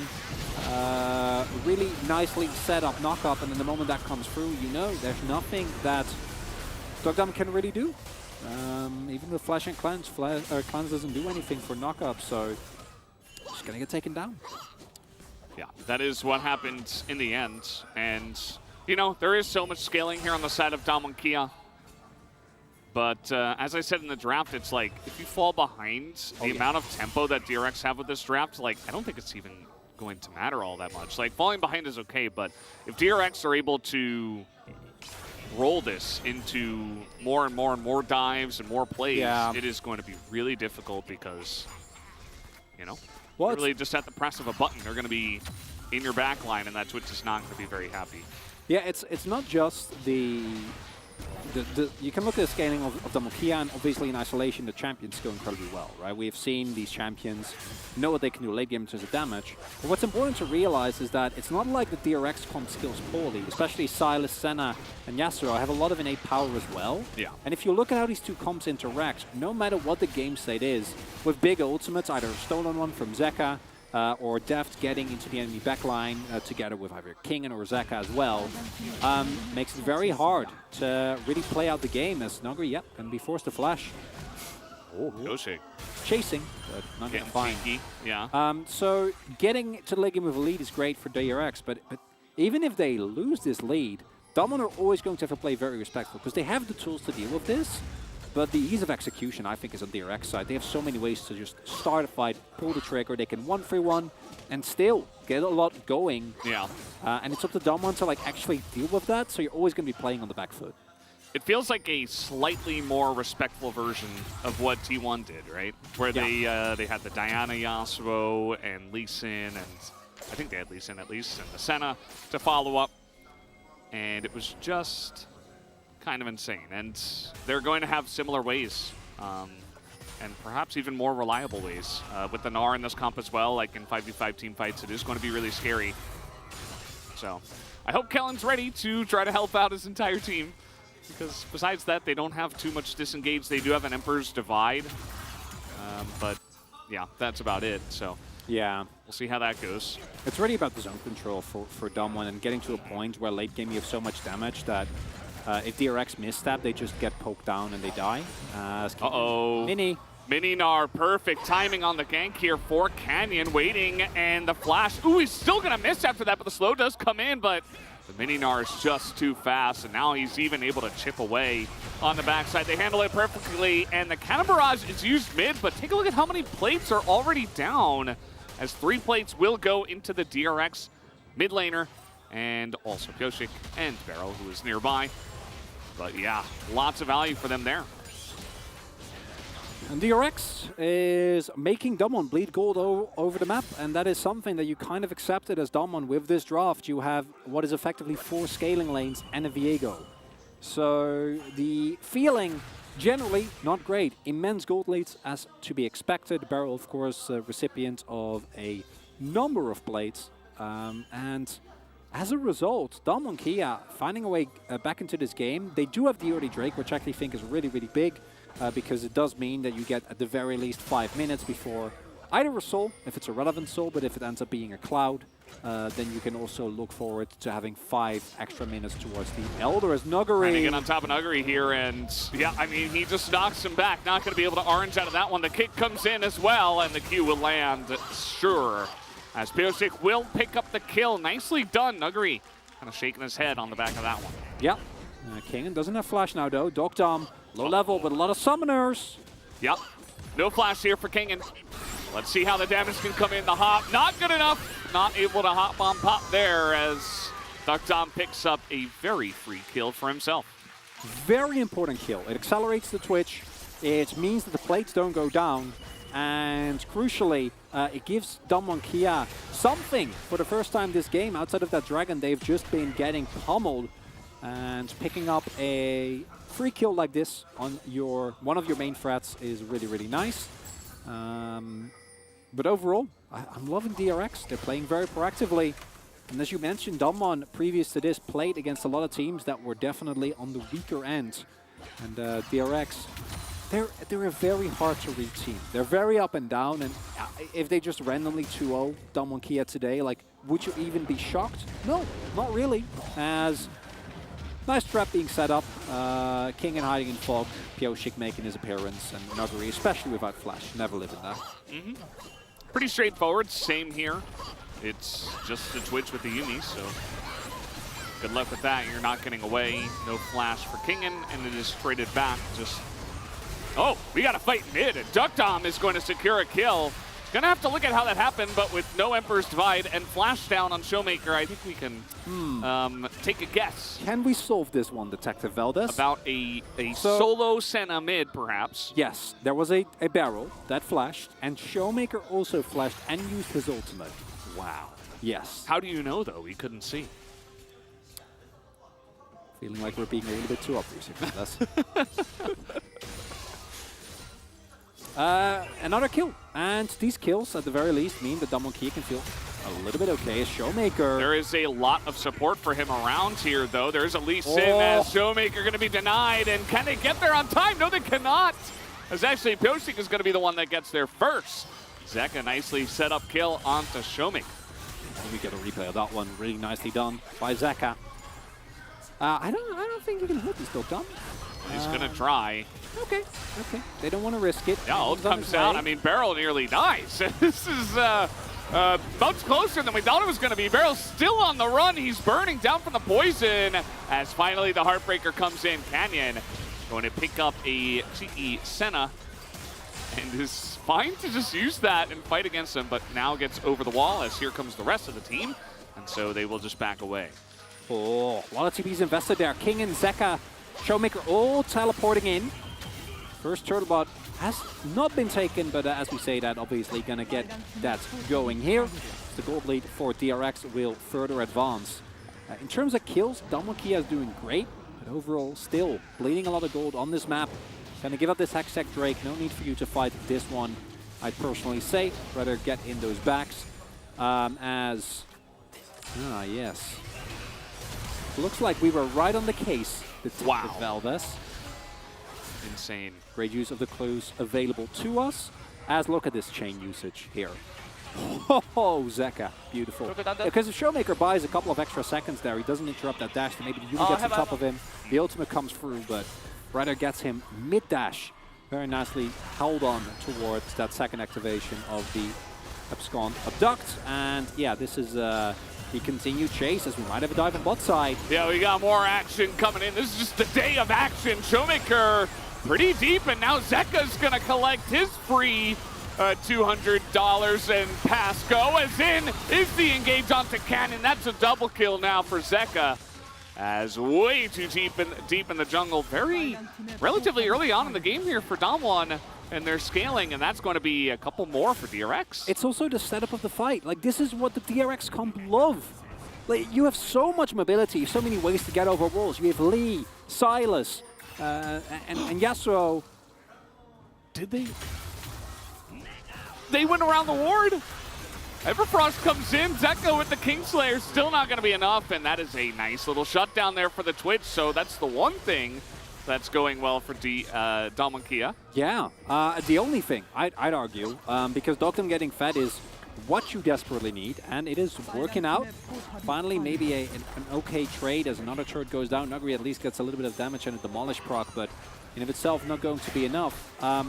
And the Damwon Kia overall, especially with that shutdown going over to Dokdom, is still in an okay spot. But I think like fighting against the skirmish comp in the enemy jungle with a lack of vision and the turret still being up is very overrated. It's something that should get punished, and we can see that that is definitely the case here. Collapse comes through. Canyon also going down as Zeka is just having a wonderful time, showing why the Silas has been so incredibly high priority. But and Dogdom and Kellen, every single time, waiting out the cooldowns, waiting out the passes used, and if they don't wait that out, and that Everfrost hits, they might have still died. And then it's a double kill for Zeka, and the game is probably over. Yeah. So, close one, pays off, and at the very least, Dogdom is still quite strong right now. Yeah, it's definitely a nice little thing. I think that, you know, Nuggery is also in a decent spot. Trinity Force picked up. He's even on farm. He only died once, picked up an assist. So, you know, the Gangplank's getting his money. And at the end of the day, you know, the question is going to be, as always, with these two comps going head-to-head, is 3,000 gold enough for DRX to continue with the pressure, to continue with the tempo, looking for the picks, and getting the fights on their level and on their decision, as we do have a Twitch nearby. And there's awards, so can't quite pass that one. Nicely done by King, and not going to be surprised himself.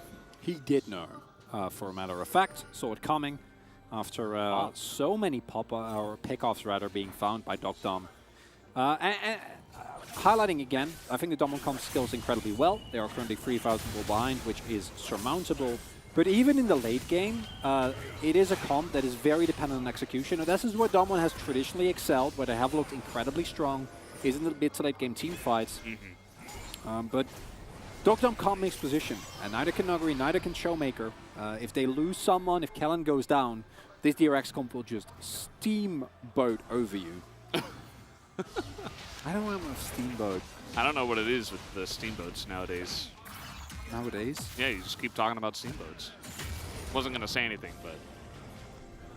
Have I talked about steamboats? No, not I mean, I don't know.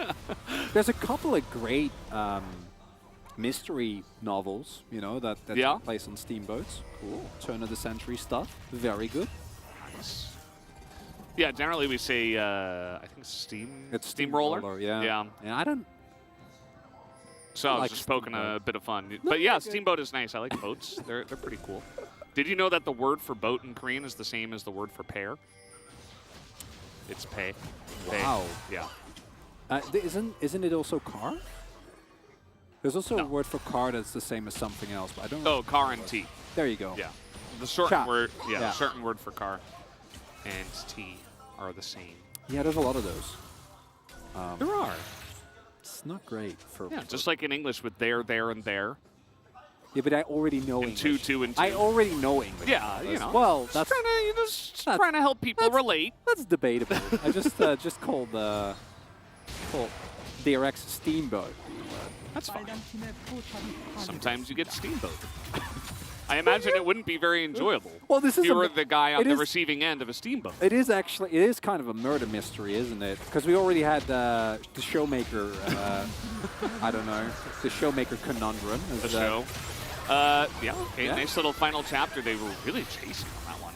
And again, like, I don't really feel like they have to. Like, Viego, I think a lot of these players on the side of Domon are like, oh, I've got the Yuumi on my back. I'm invulnerable. I can do anything.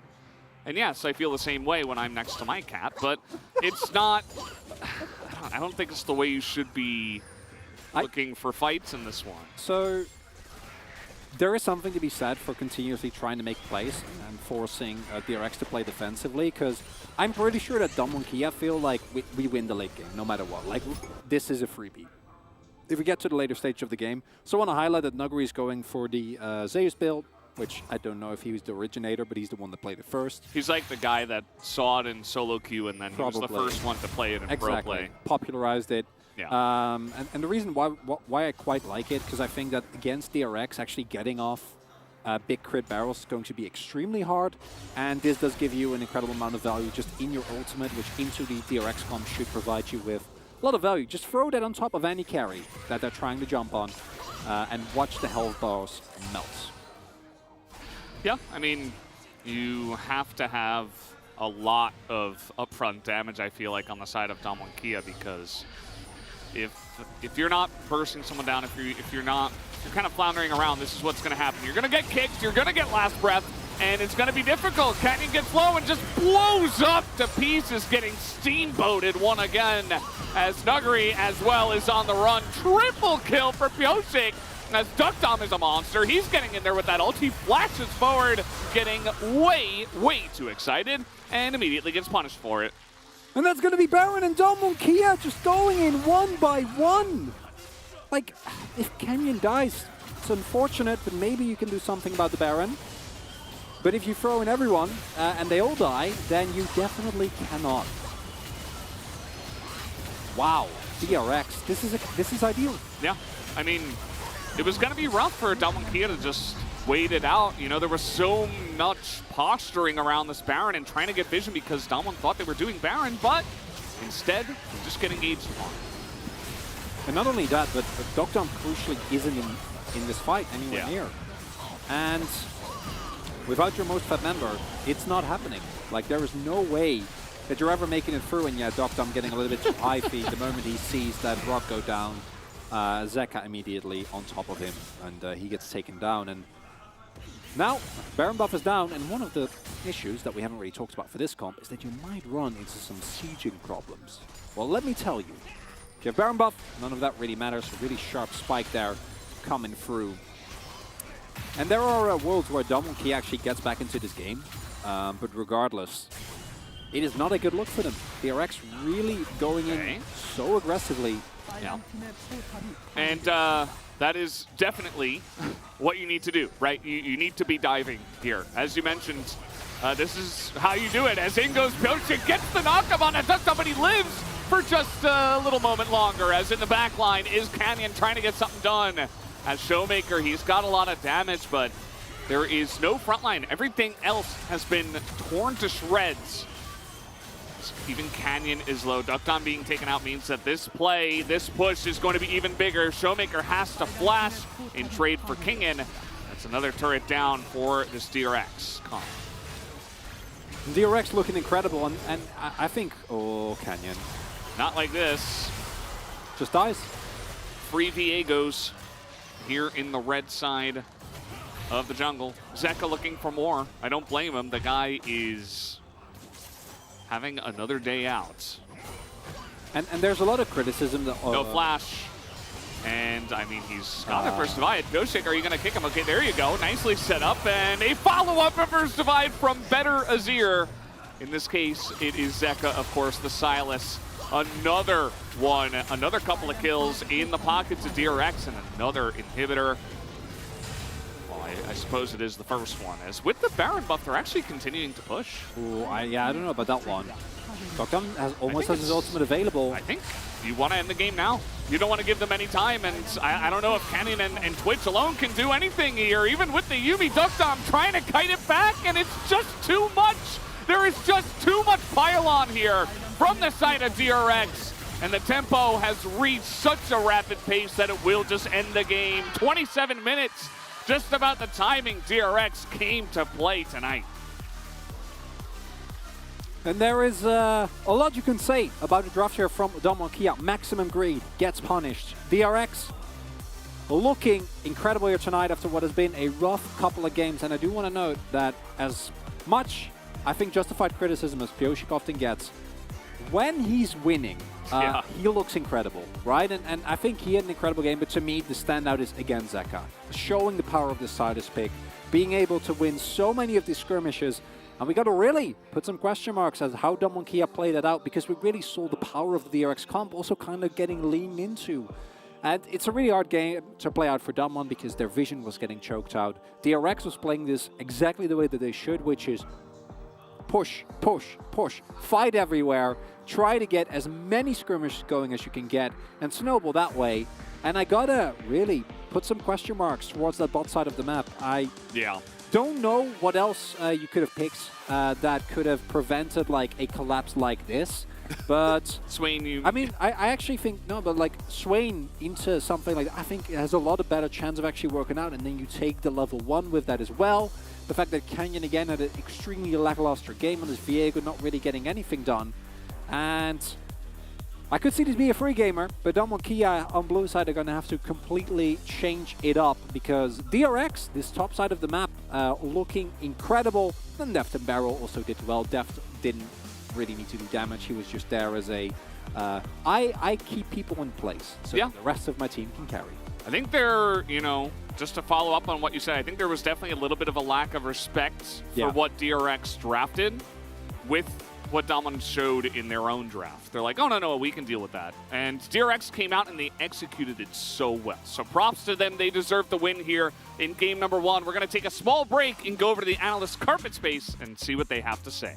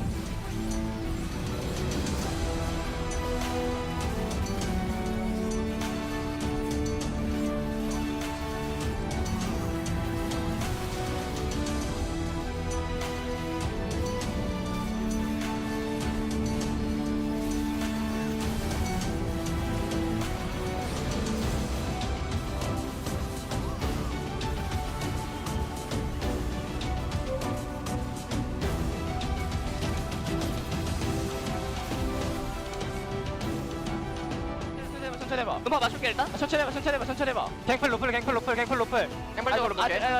트위치. 아, 선열. 트위치 노플. 맞아. 나와? 나올 만한데 이거? 나올 만해 잘하면. 이거 토스랑 나랑 연기하자. 같이 연기하자. 트위치 토스 때 내가. 셀터 오케이. 나 핑크 하나 있고. 아지로 아지로 죽었구나. 근데 노플이니까. 나 트위치공에 그거 쓸게. 트위치공에 쓸게. 트위치만 놀면 돼. 천천히. 이거 끝났고 나. 아 봐봐 이거. 앞에부터 봐봐. 트위치. 나이스. 야 더. 야 하지마. 더. 넥서스. 나 안 할게. 넥서스 줄게. 나이스.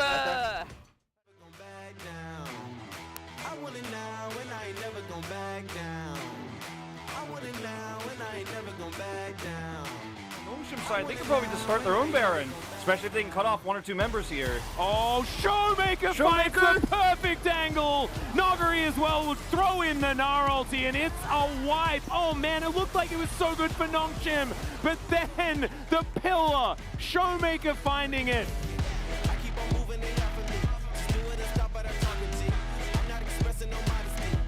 As DRX not even wanting to start a siege around a Baron or anything like that. His package is just going to be straight up delivered here to Fred at Breon, and there is just too much damage available. Zeka, he has GA, Devour, everything, and the kitchen sink is available for this Corki to keep himself alive, and Umpty's going to go down. Double kill for Juhan.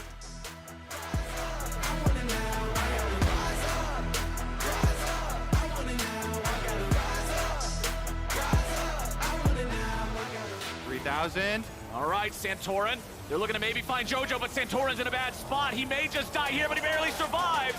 Danny goes unstoppable, but impacts at about 200 HP. The follows in. Jojo goes down. Evil geniuses may just collapse, but Danny is ready to fight back. Inspired, buying himself the soul. Oh! Some time. NEG continue winning fights.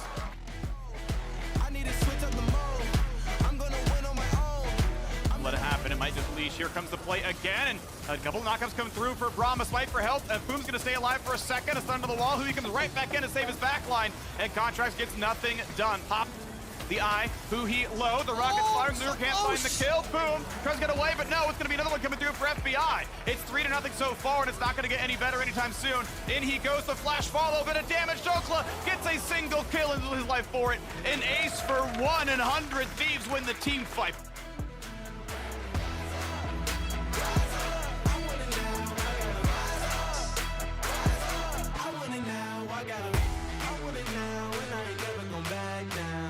No Merc threats on nuclear. And Alting moving away, kicking him back in time. Now he's locked into the tower, stunned onto Larson. Ignite going down. They're taking aggro so far. Larson has flash, makes it out to safety.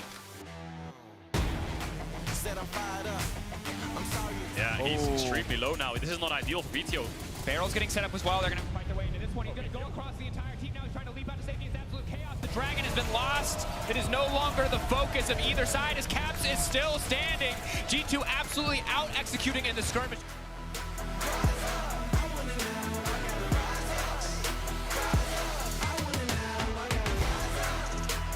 It does have that mid-game lull. We will see maybe a move here, but that route should stop any real kind of movement here. Although, Hacker's still in the vicinity, and he's going to try and find something else. There is a Devour available should they want to try and go for this. The drag back there with the handshake as Mako flashes away. Does get caught out there by the Void Rush, and they're trying to turn this one around. Dawning Shadow, bailout is only going to delay you, and that is a great turnaround.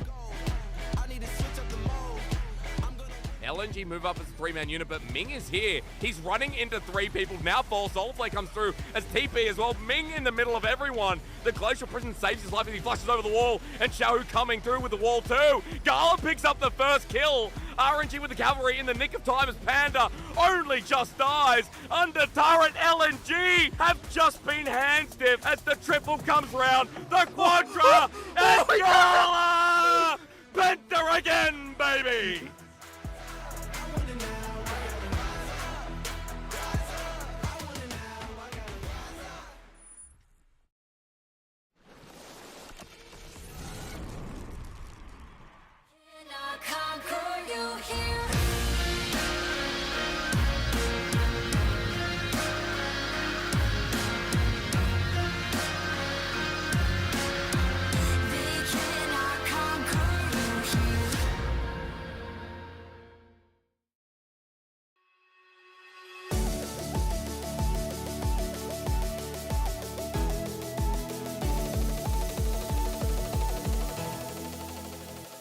Welcome back, ladies and gentlemen, to the Analyst Chairs and Collaborative Carpet Space. I am Atlas, this is Wolf, and that was DRX 100% dismantling Damwon Kia. And I want to toot my own horn just for a moment here as we get into the draft, because I was having a conversation with Kisun that you may remember from the POG Lab. Him and G-Sun used to do a lot of experiments on the bottom side of the map for us. But I was talking to him, I was like, DRX have a chance against Damwon Kia if they ban Talia and Tahm Kench.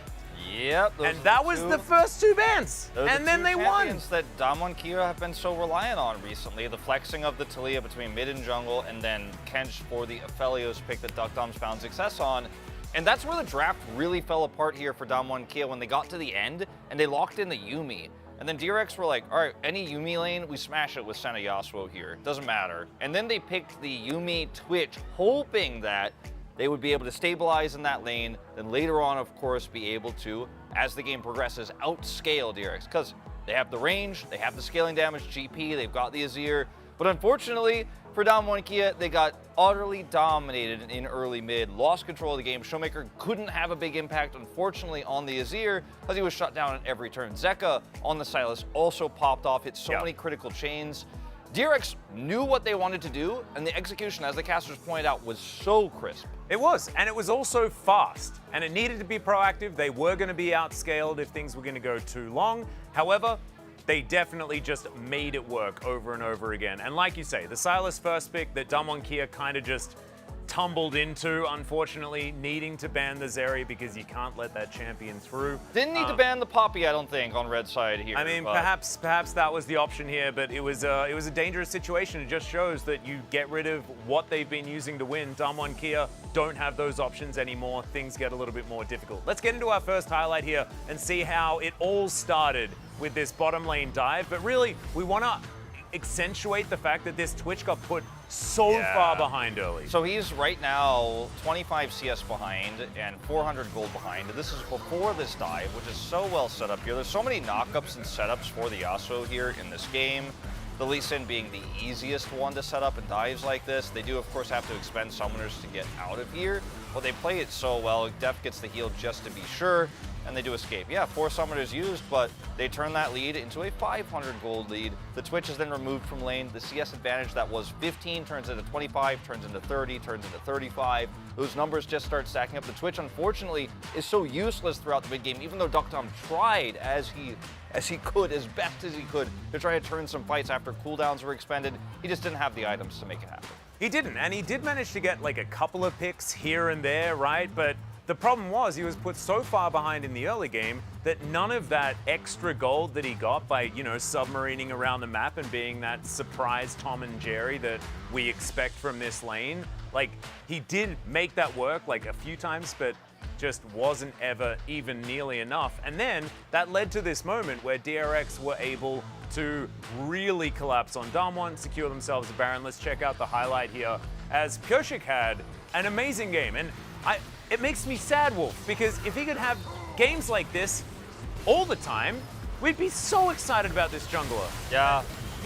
He doesn't. Today, though, definitely his day. Yeah, he popped off in this fight, completely shutting down Damwon Kia here, and the last remaining survivor will be Showmaker. Because this is the moment we were talking about with Duckdown where he's like trying his hardest because he knows there, you know, that he's got the damage and the range to fight this off, but then it's just caught unfortunately by Zeka and dies. But like, if this is a better setup here for Damwon Kia, if they don't have literally zero map control at all, maybe they actually win a front-to-back team fight there, but we never got to see that front-to-back team fight because DRX knew their win condition is accelerating the pace, taking that vision away. They had the Senna, they had the Umbral Glaive, there's no wards on the map for Damwon Kia. Oppressive, but well executed. It was definitely well executed, but if you have a look over the other side of the map, I think that Damwon Kia definitely demonstrated that from behind, they don't look nearly as controlled as what we've seen. And we've spoken about this team as they slaughter those on the right-hand side of the bracket and they struggle against those on the left. And DRX still very close to the left. Yeah. Of course, KT has overtaken them for the moment. But with a win here, DRX are definitely going to be feeling a whole lot better in that instance. Of course, only one game score behind KT. And if they can beat Damwon Kia, then there's a chance that they can keep that very, very close as far as that race for fifth. Especially because that's really tough points to get. Especially if they can do it now a second time 2-0 to grab that extra game advantage. Yeah. That really puts them in a better spot against KT and Kwangdong Freaks that they shouldn't be in necessarily just by taking those upset wins. But I don't think that Damwon Kia are going to go out without a fight. And let's check out the POG. Let's hand it over to Pioshik here as we might get ourselves another cool Pioshik celebration, but they'll need to pick up at least one more game win here in this best of three. But man, he was so good on this Lee Sin. It was, I mean, we've seen Lee Sin Yasuo used in several different variations. We've seen it as a bottom duo. We've seen it with Yasuo mid. We've seen it with Yasuo bottom as a quote-unquote support. Yeah, we had that stat that was like, oh, it's been a long time since Yasuo's been bottom, except that Korea played it just a few weeks ago. Yeah. In this very style of competition. But he's not a bottom laner, yeah. Wolf. I just like to tease production when they do that. Because, yeah, the player of the role is switched with the Senna a lot of the time. But yeah, I mean, like, he set up all of these fights. He got them the tempo lead. Few votes do go over to the Silas here. I think well-deserved. One the for Deft. random observer Deft vote. Yeah, I mean, Deft like that. He did a good job with what he was given. Yeah. I like to think that that was Keyson. I always think that Keyson's in the second position. He is, of course, here, so maybe that's him. But, ladies and gentlemen, we are going to get into game two, so here are the casters to take us through it. Thank you, Carpet Spaceman, for your wonderful breakdown. And yes, I would imagine that was Keyson. But yeah, Pioshik is able to pick it up at the end of the day, and he did have a fantastic Lee Sin play. But just the way that Lee Sin and Yasuo work together as well, it's so much easier to enable your team. You don't have to find these crazy angles if you can just Q and then second Q and then immediately kick and then have immediate follow-up, rather than, you know, trying to find the angles and have to have your flash up or do some crazy ward hopping or something like that. So yeah, it just all worked really well together. The execution was crisp. And now Damwon Kia have blue side. So how will this change things? Can't wait for DRX to 2-0 Damwon Kia here and then lose their next match against, I don't know, any of the lower tier teams. They've been so up and down. And today, when this team works, you see why it's easy to get excited. Why it's such a fun team to watch, because I think that curveball drafts like that one are very important to keep our teams honest. And Damwon Kia strung together a lot of wins, but a lot of those were, as the Dascals have pointed out, off of the back of a couple of specific champions. Now, I'm pretty sure Damwon Kia is just going to first lock Silas here and keep themselves out of a lot of the trouble. Luluban also means that you can go for an early Lucian pickup and not get punished in case DRX do leave that up, in case they want to go for like Talia and Silas as the other bans. I do think the Silas feels a little bit less bad when you pick up the Talia yourself. But Damokia definitely need a different type of draft, something that has a little bit more agency, because Kenyan really clearly felt very, very incentivized to go for super aggressive plays that didn't really work out at any point. Kenyan's form this split has been pretty up and down, and Damokia banning this Kench themselves is very, very interesting, as Sylas seems like a no-breaker, and I want to talk a little bit about what the Sylas pick does. Not only is it one of the strongest picks right now that seems extremely hard to counter, but it also means that you kind of get 2 picks for the price of 1, because picking up the Sylas means that your opponent can't go for Gnar. And Gnar is one of the other highest priority picks in the meta right now. So on blue side, you just pick up Sylas, the enemy can't pick up Gnar. You pick up Gnar in your second rotation, and you have an uncounterable mid, an uncounterable top. Sounds familiar to game 1. And if you can go for this, but I guarantee Showmaker is just sitting there going like, oh, this is going to be enjoyable for me. And you can even flex that Sylas into the top lane position if you want to work out some different matchups for mid. Poppy also making the fruit this time around, so expect to see that be the pickup for Pioshik here.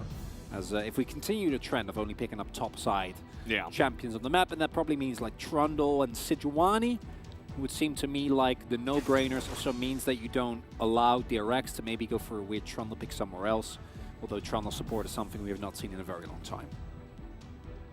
Never know, especially with Barrel. You never know. I would not mind to see some more shenanigans. What's going to be the answer here for Damokia?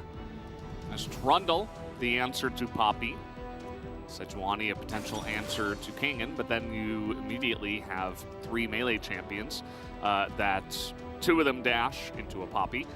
So maybe a different answer here. Would Nugri again? Yeah. Would he consider a Kennen? Kennen is possible. I expect DRX to again. Or just this. Yeah, GP again I think is fine. The GP was not the solution, but it wasn't the problem either. And this time around, you're flanked by a lot more early to mid-game power, as DRX is just running kind of a light edition of what Damokia did last time around. And I can see your frustration, Veldus, and I don't disagree, but I also feel like the Sylas has just proven itself to be somewhat uncounterable in its current state. The one pick that I've actually really liked into it is the Akali. Have seen that one kind of come into fruition. I think Akali in general is very well positioned in the meta right now, because she also has a good matchup into the Gnar.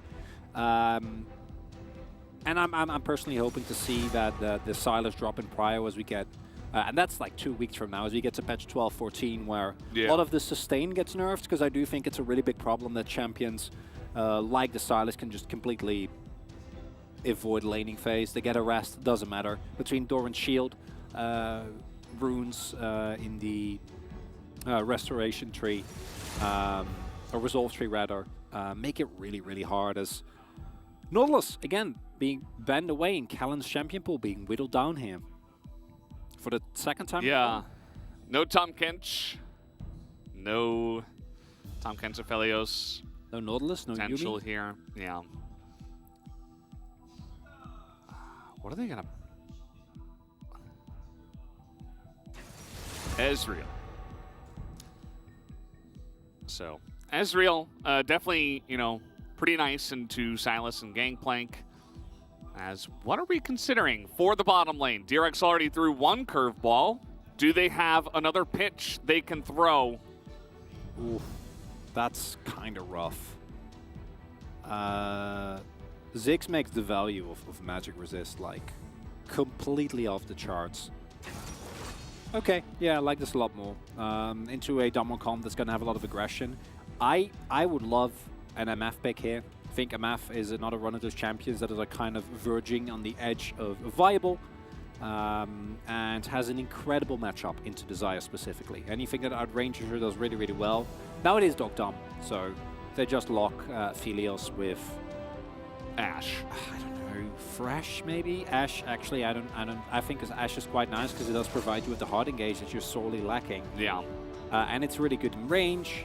Maybe support MF, you know, just go all the way. Sounds nice. I mean, well, does it? I actually do like it. I I think there's a very low chance that Kellen, oh, he's kind of like bounced up and down. He's like, yeah, let's do it. Oh, okay, it's Renata. It's just Renata, yeah. He's like, yeah, oh man, that's a great idea, Renata Glask. It's very standard, makes a lot of sense. Renata Glask will be selected. And now Barrel. Man has a deep champion pool, loves trying to go for unorthodox picks. The no-brainer here is Rakan, obviously, for the synergy with the top half of the map as well as the Xayah specifically, but playing it into Renata can feel Sounds like he's saying asses. A little rough. But it's Rakan. Yeah, Xayah Rakan will be the answer here. Yeah. Makes a lot of sense, and overall, I feel like Damokia is a very similar situation like DRX was in last time around. You get a lot of the power picks. This time the Gnar is on the side of DRX, but who cares because you have Sylas. You have Sylas. Better Gnar. That's better Gnar. Is good into Azir. The Poppy helps a little bit, but the main difference for me is Damokia actually has Doctam on a carry that he is very adept on. And in addition to that, a 2v2 of a Trundle and a Sylas actually does have a lot of power. So early skirmishes are actually playable, and this time around it's DRX that are really going to be looking for some team fights, whereas the 2v2s, 3v3s from Damwon are very, very scary. Yeah, absolutely. Damwon Kia seems like a bit less greed this time around. Absolutely love the Sylas first pick, love the priority on this pick. I feel like both teams have a pretty good read on the meta, just Damwon kind of going a little bit too far in game number 1, so I think they've reeled themselves back a bit after that one. It's interesting though. I think when champions like Sylas are completely blindable, it's definitely a bad sign overall for the meta, as that should be a counter-pick champion, not one you be one. Yeah. But DRX, I think, still a really good teamfight comp, so can always win. We'll have to wait and see, guys. Let's hop into the Rift for game 2.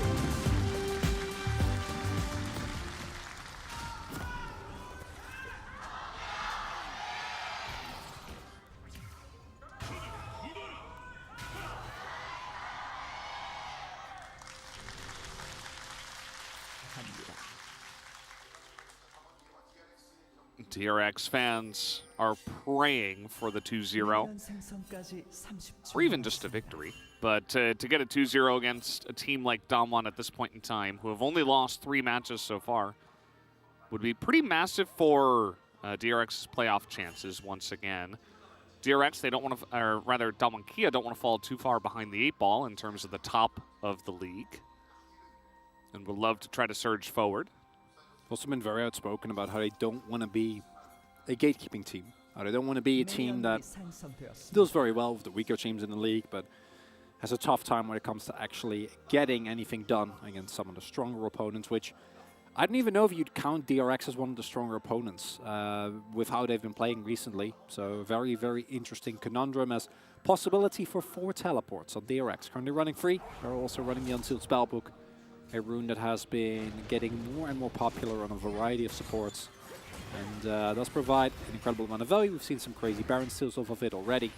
So Pioshik is going to get spotted here, but is aware of that as well. Ward is getting pinged, so still has a possibility to hide his early pathing, and will do so by going for very early clear towards the bot side of the map. Might be looking for a timing towards that bot lane as Doctam 6-0. No real surprise there. It's pretty good on this pick. Yeah. It was left up. They banned away 2 supports instead. The Yuumi and Nautilus were taken off the board. Renata Glask had so much prio in the draft earlier on, even like 2-3 weeks ago in this season. But instead they do not take away Doctam's best pick, and you're not going to be able to ban away all of the best supports with Renata still available. So now, I do think that Renata gets a little bit less value, especially when you have some range with the Azir and the Xayah in team fights, but in terms of that front line, can do a number to them. Oh, Pioshik looping back, skipping his Gromp, skipping all the wards, and is gonna, I think, yeah, first take down the Krugs. That does mean that might be a little bit, might just want to take the big one, hit level 3. Is level 3 now? Because if Nuguri gets the crash here, then he should just back up and play it safe. Q down. Oh, He's going to be fine. No pillar will come in at the right time. Zeka just has to back away. Cannon going to come in here and just help push. It's definitely a good thing to do for Silas early on, who is melee against Azir. So. Yeah, a couple of really rough early trades from Showmaker. So I quite like it as, ooh, this is a lot of aggression. And this is a pretty reasonable wave, but I don't think you really want to dive here when all the summoners are still available. And as a result, a couple of early trades going in the favor of Damonkia in terms of overall map pressure, but I don't think either jungler will be looking very far ahead. Oh, Canyon. Okay, he's going to get to work onto Pyosik already. Neither jungler has smite at the moment, so Pyosik just trying to run away here. That pillar almost trolling Canyon a bit. Flash over the wall, and Canyon is slow on his, but now Pyosik is on a bit of a run here, and he will actually be able to walk it out. Yeah, very nicely done. As the support as well is going to have to give up his flash and will substantially be delayed, but at the very least doesn't give up a kill, which very, very nice. Do see also there where Canyon has gone for the lethal tempo, which into the DRX comp I think makes a lot of sense, specifically against Zeka, Deft, as Showmaker. Zeka was moving forward into Showmaker to get a cannon, and he did. But he also took that massive trade because he literally just walked on a straight line against Silas. You don't want to do that. And Zeka says, it's fine. Using my health as a resource, I'll go back and buy some items, heal up, and teleport back. Canyon is going to show on this ward, doesn't seem to care. He's here to push Kingen off of the wave, force the hop. And you can see that is a really massive wave that he is missing. This is night and day between the last game from the Monkia, right? And it's remarkable what can happen if Canyon gets a matchup that he's feeling a little bit more comfortable in, gets the counter pick this time around, works out incredibly well, and you have a 2v2 that can actually fight. That Silas having so much more power means that DRX can't really opt into any early skirmishes, and between that and Pyosik being tracked the whole game, it also means that Dogdom and Kellen are not pressured. And when it comes to the 2v2, Renata Glosk in general is very strong. When you add to that the fact that it's Dogdom's Aphelios. Feeling good as Canyon. He doesn't care about farming. Zeka here, he's got Pyosik nearby. He's able to dash away. And Pyosik is there to save him. No flash will be burned here by the Azir. And at the end of the day, actually, health trade in favor slightly for DRX. And kind of just Canyon here to push the wave again. Showmaker has King Slayer and Canyon has King's Tribute. So, whoa. I know. The synergy. Well, I mean, they would hate each other, right? Because one wants to kill the king. Sorry. Yeah. And the other one wants to... But they both have king in the name. Pay tribute to the king. But I guess Canyon is the king because he's the troll king. So yeah, Showmaker's trying to slay... Yeah, that's dark. Canyon. Wow. Whoa. Never thought about that. Wonder how... I'm sure both these players are great friends, by the way. Oh, absolutely. Yeah. I'm also fairly certain that the average League player doesn't particularly care for any of the lore or ability names involved in the video game. Not in this video game, but that's in animes and mangas, maybe. Oh yeah.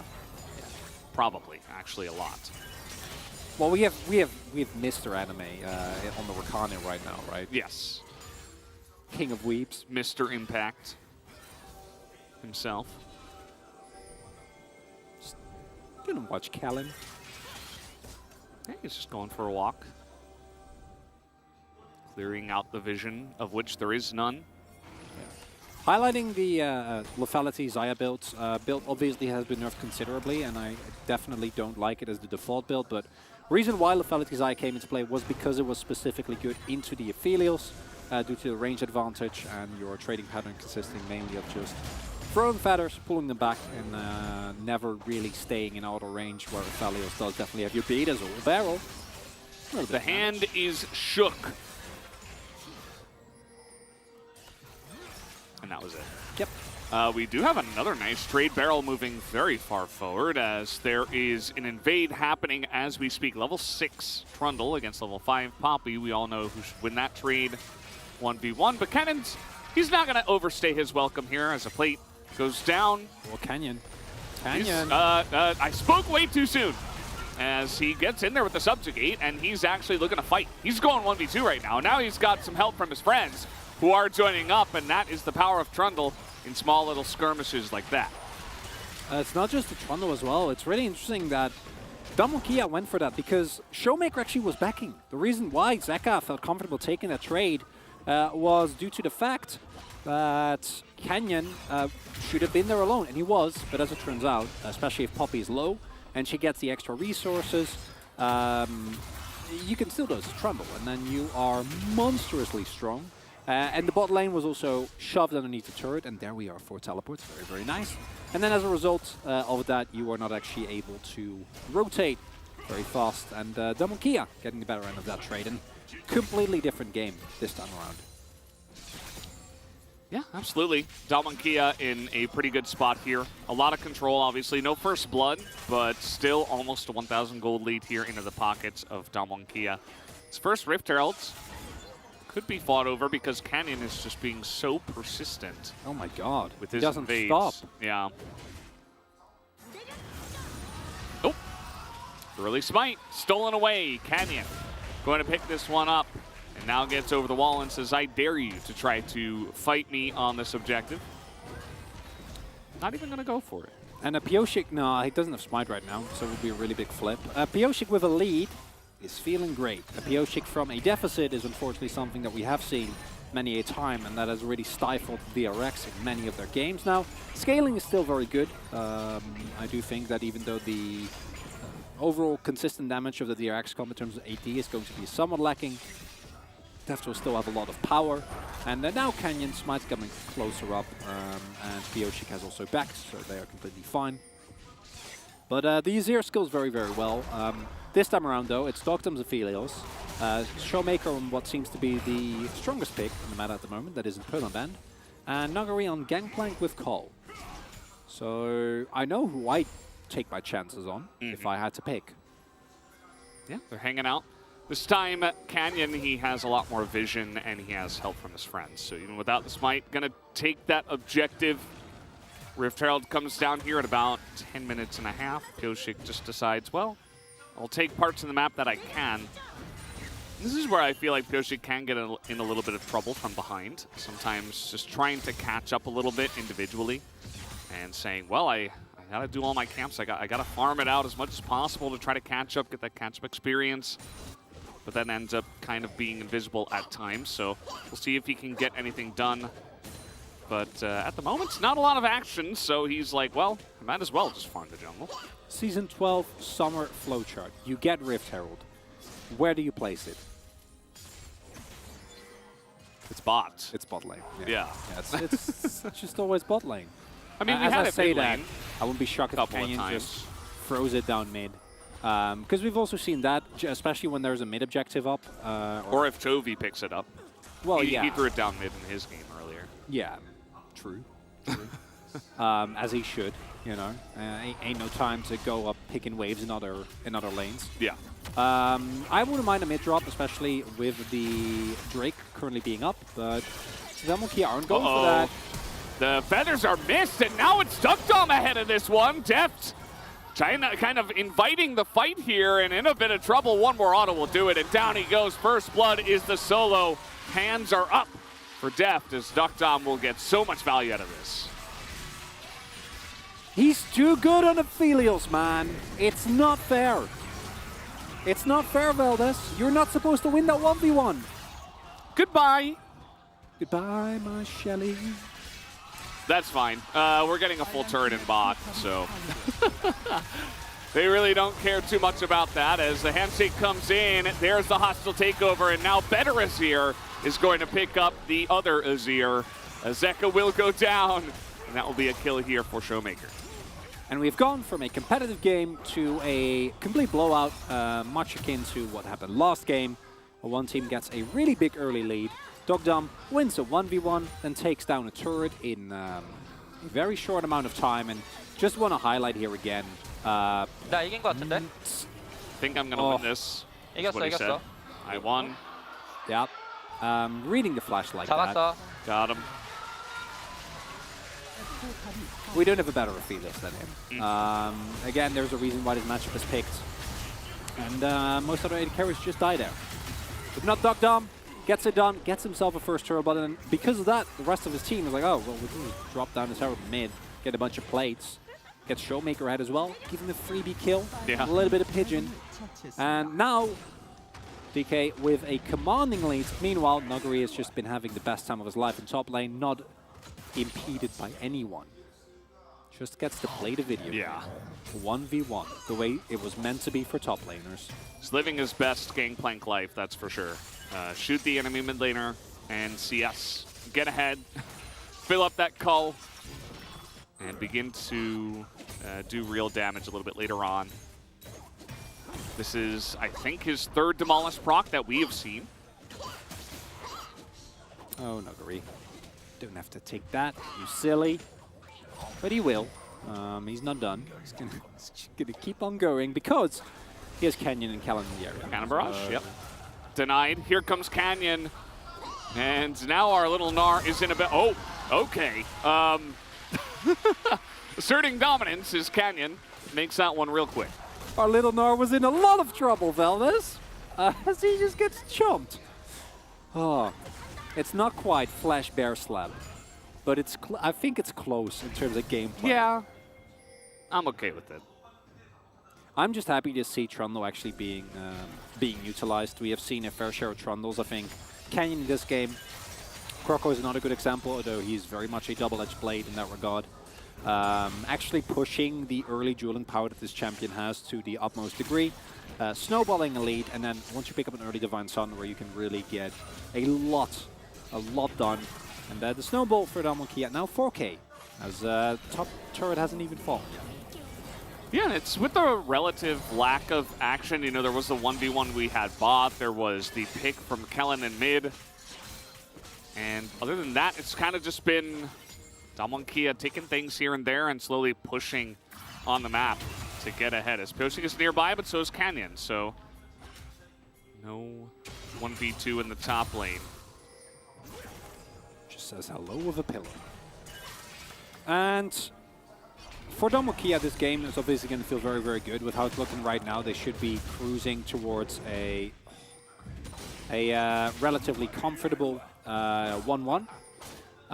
But it also, and this is might be a bit premature, but it also doesn't really answer some of our questions, most of which seem to revolve around, for example, Dogdom's champion pool, or how Dom1 play while they're in a deficit. Because right now, it's a 5k gold lead. Top turret still isn't down, but you got the call cash in just now for Nuguri. He's also Gangplank, so he's generating a lot of gold in general.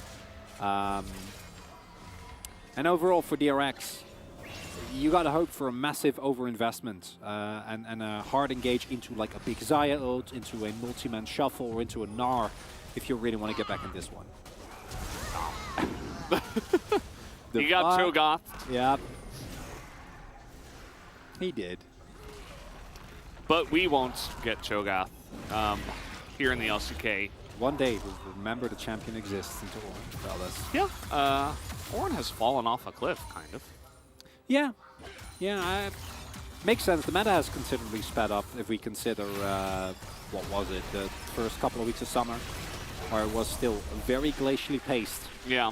I feel like Ornn was picking up steam in like weeks 3 and 4. Yeah. King and most notably. And then we saw a couple of times where it was like, okay, but it wasn't really dominating. And then I wonder whether it has anything to do with Silas being 100% pick then. Yeah. Maybe Detective Veldes and Chronica should get back on that case. Maybe on a steamboat. Yeah.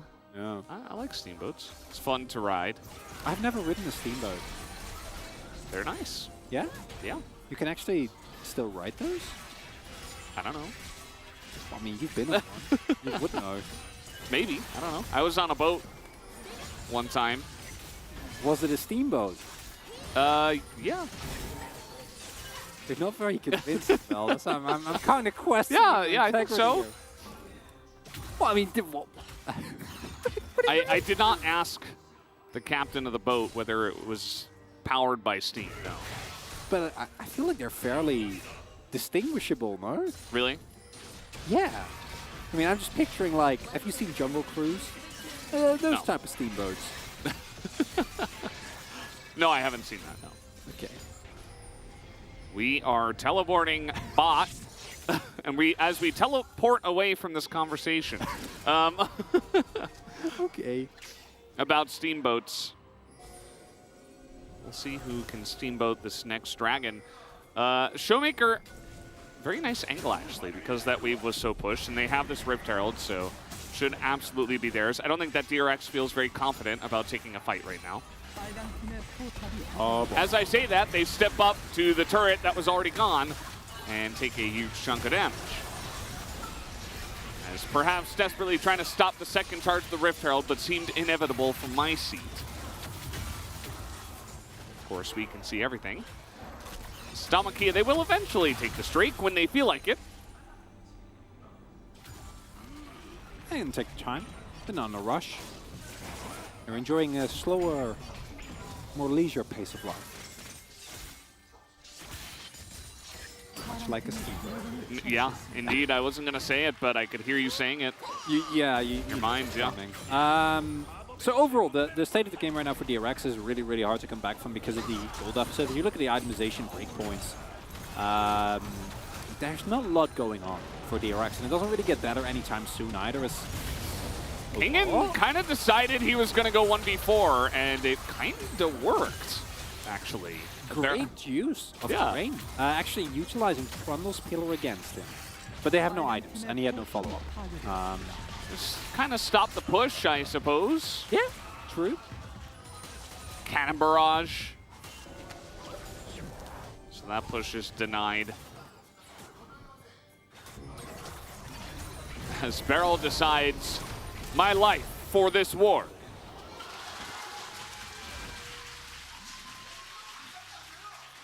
It's a weird game, Valdez. Worst trade deal in the history. No.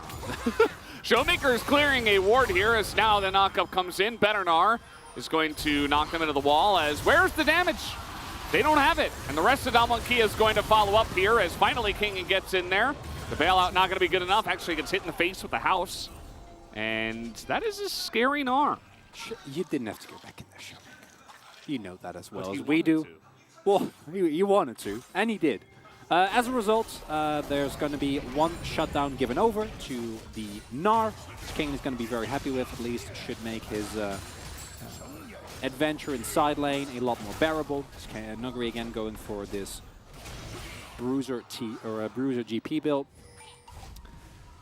But overall, Zeka probably going to go towards Shadowflame second, build we've seen a lot. Does actually provide a lot of value. Where do you think the Conqueror struggles a little bit more? And yeah, Beryl, he got the ward. Might not have been expecting that much damage, and will eventually just go down. Stockdom gets a final auto in, and then this is actually, Showmaker feels very safe, justifiably so, because there's two of his teammates at the red. Gets the Gnar, better Gnar ultimate off, then actually makes it out here with a really nice dash, hits the Everfrost, gets the Guardian Shield, and then doesn't actually have to go in there at all, because Stockdom is also on his way, and Kellen and Ken can deal with the Gnar, but does decide to do so. Gets the extra Kingslayer health, but that's not nearly enough. Will get taken down here as Dhalmakia now starting to set up vision traps and kind of loving it. I think that here you just take away the vision, try the two-man, and Kellen gets trolled by Blast Cone. Thank you, Gokdom, or Kane, I'm not sure who threw out that one. I think it was Canyon. But it doesn't matter, because they get Baron. Baron goes down. Free Baron with 7,000 gold in the lead was DK. Now they are about, of course, with the 1,500 gold infusion, feeling pretty good. Down will go the turret. This Cannon Barrage has basically just been used to deny backs and to deny pushes. And it's been pretty good at that. Pyosik is dead, as he's still trying to catch up in CS, I guess. He's ahead, Veldas, I'll have you know. Yeah, because, you know, he's farmed a lot of CS in the jungle. Yeah. Instead of, you know, making plays. But yeah, I mean, there have not been a lot of angles here for Pyosik, of course. Jokes aside, Deft is going to get a really nice pullback on those feathers, but it just feels like some really heavy wallets coming through for Dhalmakia. Kingen is gravitamed, slowed at least, in the backside, so he's just going to run away. Even with the Mega Gnar, here comes Showmaker as better Rakan in this case. Kingen kind of just says no. Filler not quite good enough, but the chains will be good enough. And down will go the Gnar. And Kia is giving DRX a taste of their own medicine, just taking them down across the board. Every turret being taken, and this solidifies what we already knew. Kia, when Dogdom gets Aphelios and this team gets ahead, they are unstoppable. I think they still push leads better than any team that isn't named Gen G, because Gen G is still the best at that, as we also saw earlier tonight. But they're continuously looking for very aggressive invades. And I kind of get Pioshik, because look at the vision he had here, right? Like, he feels relatively safe. Fortunately for him, he's not safe at all. Showmaker gonna use the quickness here to make sure that he's actually able to get on top of Kingen. Kingen tries his best to stay alive, but especially after that pillar. Never really getting out of there. Gets taken down by Showmaker in the end. And now turret has fallen. Summoners had to be used there. Double teleport invested. And with another side lane turret gone, this Baron power play. Again, Kia, if I remember correctly, first in Baron power plays across the LCK, and seeing it in action here again. Yeah, just kind of sweeping the map as it is right now. A lot of the objectives will be theirs, the Barons, and not a lot of their turrets have even gone down, only a couple of them. DRX have not been able to really get out on the map in this case. And it's kind of rough if you're DRX from behind playing this comp. You know, you don't really, you kind of just have to wait and hope that Kia make a mistake. Like, yes, you can look for options with the Rakan and the Gnar, but it's not going to be enough. You know, you can't really dive on in, especially if you don't have a lot of vision. You don't know where the backup is going to be. If it's one guy and he's clearly alone, then yes, you can engage on him. And you have some decent damage as the game comes along, but yeah, hasn't really mattered too much in this one because DRX have never had an opportunity. Now this is one way. Yeah, not obvious at all. And Dominant's gonna say, "I'm not gonna walk into the unwatered. I'm not gonna walk into the unwatered jungle. I will thank for that. Must only be Kingen." Right? Yeah. Mega Gnar versus Better Gnar. Yeah. And what we're seeing here is just a complete chokeout or chokehold from Kia, picking up as many of the objectives as they possibly can. As you point out, look at the engages as well. Like, who do you actually engage on here? Dogdom is the only really good target. They're going to find Canyon, who is pushed way back into that back line, but with Subject AD is actually more tanky than Baron. As I was saying, the only good target is Dogdom because Callan has his ult, Showmaker has Stopwatch, Nuguri has Oranges and is relatively tanky, and Kenyon is Subjugate. So, not a lot to be done there. And after what was a very lackluster game, going back in, I don't think it's going to work out though. Yeah. Feather's not doing enough, and Dogdom is actually just a fountain laser now. As in goes Showmaker, he says, I can do this on Sylas as well. He's pretty strong at the moment. The turrets are going to be taken out here. As Kia, a pretty quiet but very dominant victory for them here in game number 2 to bring us to a third one. Extremely dominant game here from Kia, and for DRX, blue side is definitely going to be a completely different exercise for them, and this is where Kia really has to show that they have more in the tank. We know they can win with Sylas, we know that they can win with Aphados, we know that they can win with an early lead, but I don't want to see any Yumi twitches like last time, and it's such a tough call because the more we see of it, the more it's starting to feel like the Sylas is unanswerable because, again, it creates so many issues. A lot of the meta picks don't work well into it. You can't really pick Gnar, you can't really pick Azir. Those picks get punished extremely hard. But then, do you give over Lucian? At this point, I think that seems to be the direction that you go in because Zeri, not an option. Talia can't give that to Damwon either. So, makes it really, really hard. And until any LCK teams is really going to find a solution to the Sylas, this is going to keep happening. Yeah, it's definitely very true. The one thing is that DRX will probably choose blue side. Yeah, they will. And that'll give them a chance to first pick Sylas. Yeah. No, exactly. Yeah. They're going to be feeling maybe pretty good about that. Kia will have to answer from red. But yeah, very, very... I don't know. It kind of felt like a foregone conclusion after the beginning of this game. You know, the first 12 minutes, you can see that spike after a couple of good fights went in the way of Damwon Kia, and you know, you could just see kind of the desperation on the side of DRX in terms of trying to find fights in that game specifically. So either way, guys, we're going to have to see something mix up here for Game 3. Let's take a break and go to the analyst carpet space.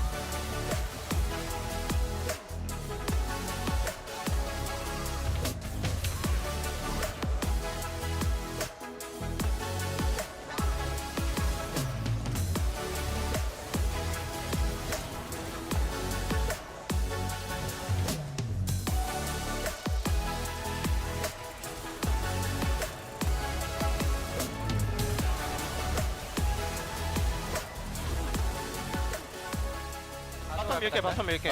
천천히 밀어볼래? 나 이거 같이 밀게. 끝나 이거 투억제기 아닌가? 애매. 이거 포킹자 해라. 일단 밀어보자. 못 빠졌는데? 못 빠졌는데? 다할게요. 야 막았다. 못 빠졌어. 이러면 했어. 나쁘다. 살짝 빠져. 봐줄게. 약간 떠올렸어. 뽀삐부터 천천히 볼게. 뽀삐 잡았어. 살짝 가보.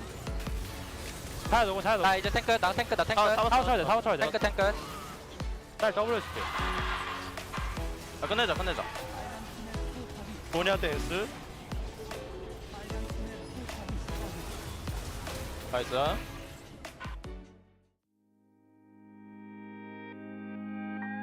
Don't try to make yourself remember, darling. Don't look for me. I'm just a story you've been told. So let's pretend a little longer. 'Cause when we're gone, everything goes on. 어스념니의 빛은 starlight. 언제나 반짝인 my heart for you. 영원하자던 그 말로 서로를 비추던 시간 속을 걷던 우린 너무 아름다웠어. 환하게 비춰줄게. No, you won't have to cry. 'Cause I'll do the grieving while I'm by your side, like always. 또 다른 시작일지 몰라, darling. 잠시 머물던 우린 story 안에서 난 더 흐릿해져도 괜찮아. 떠나는 왜또 everything goes on. 어둠 속 멀리 비춰줄 뿐인 여린 빛을 지킨 너의 마음. 나를 잊어간대도 don't apologize. Memories stay forever. 그걸로 충분해. You and I. 그는 언제보다 아름다워. 넌 darling. 화려히 반짝일 너의 story 안에서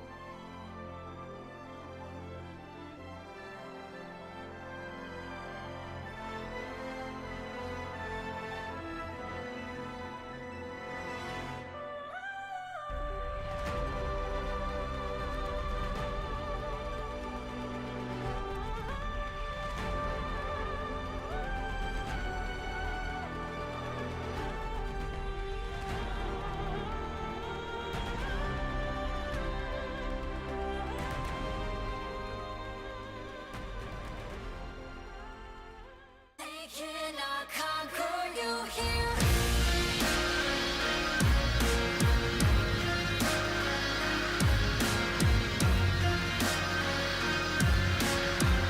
They cannot conquer you here.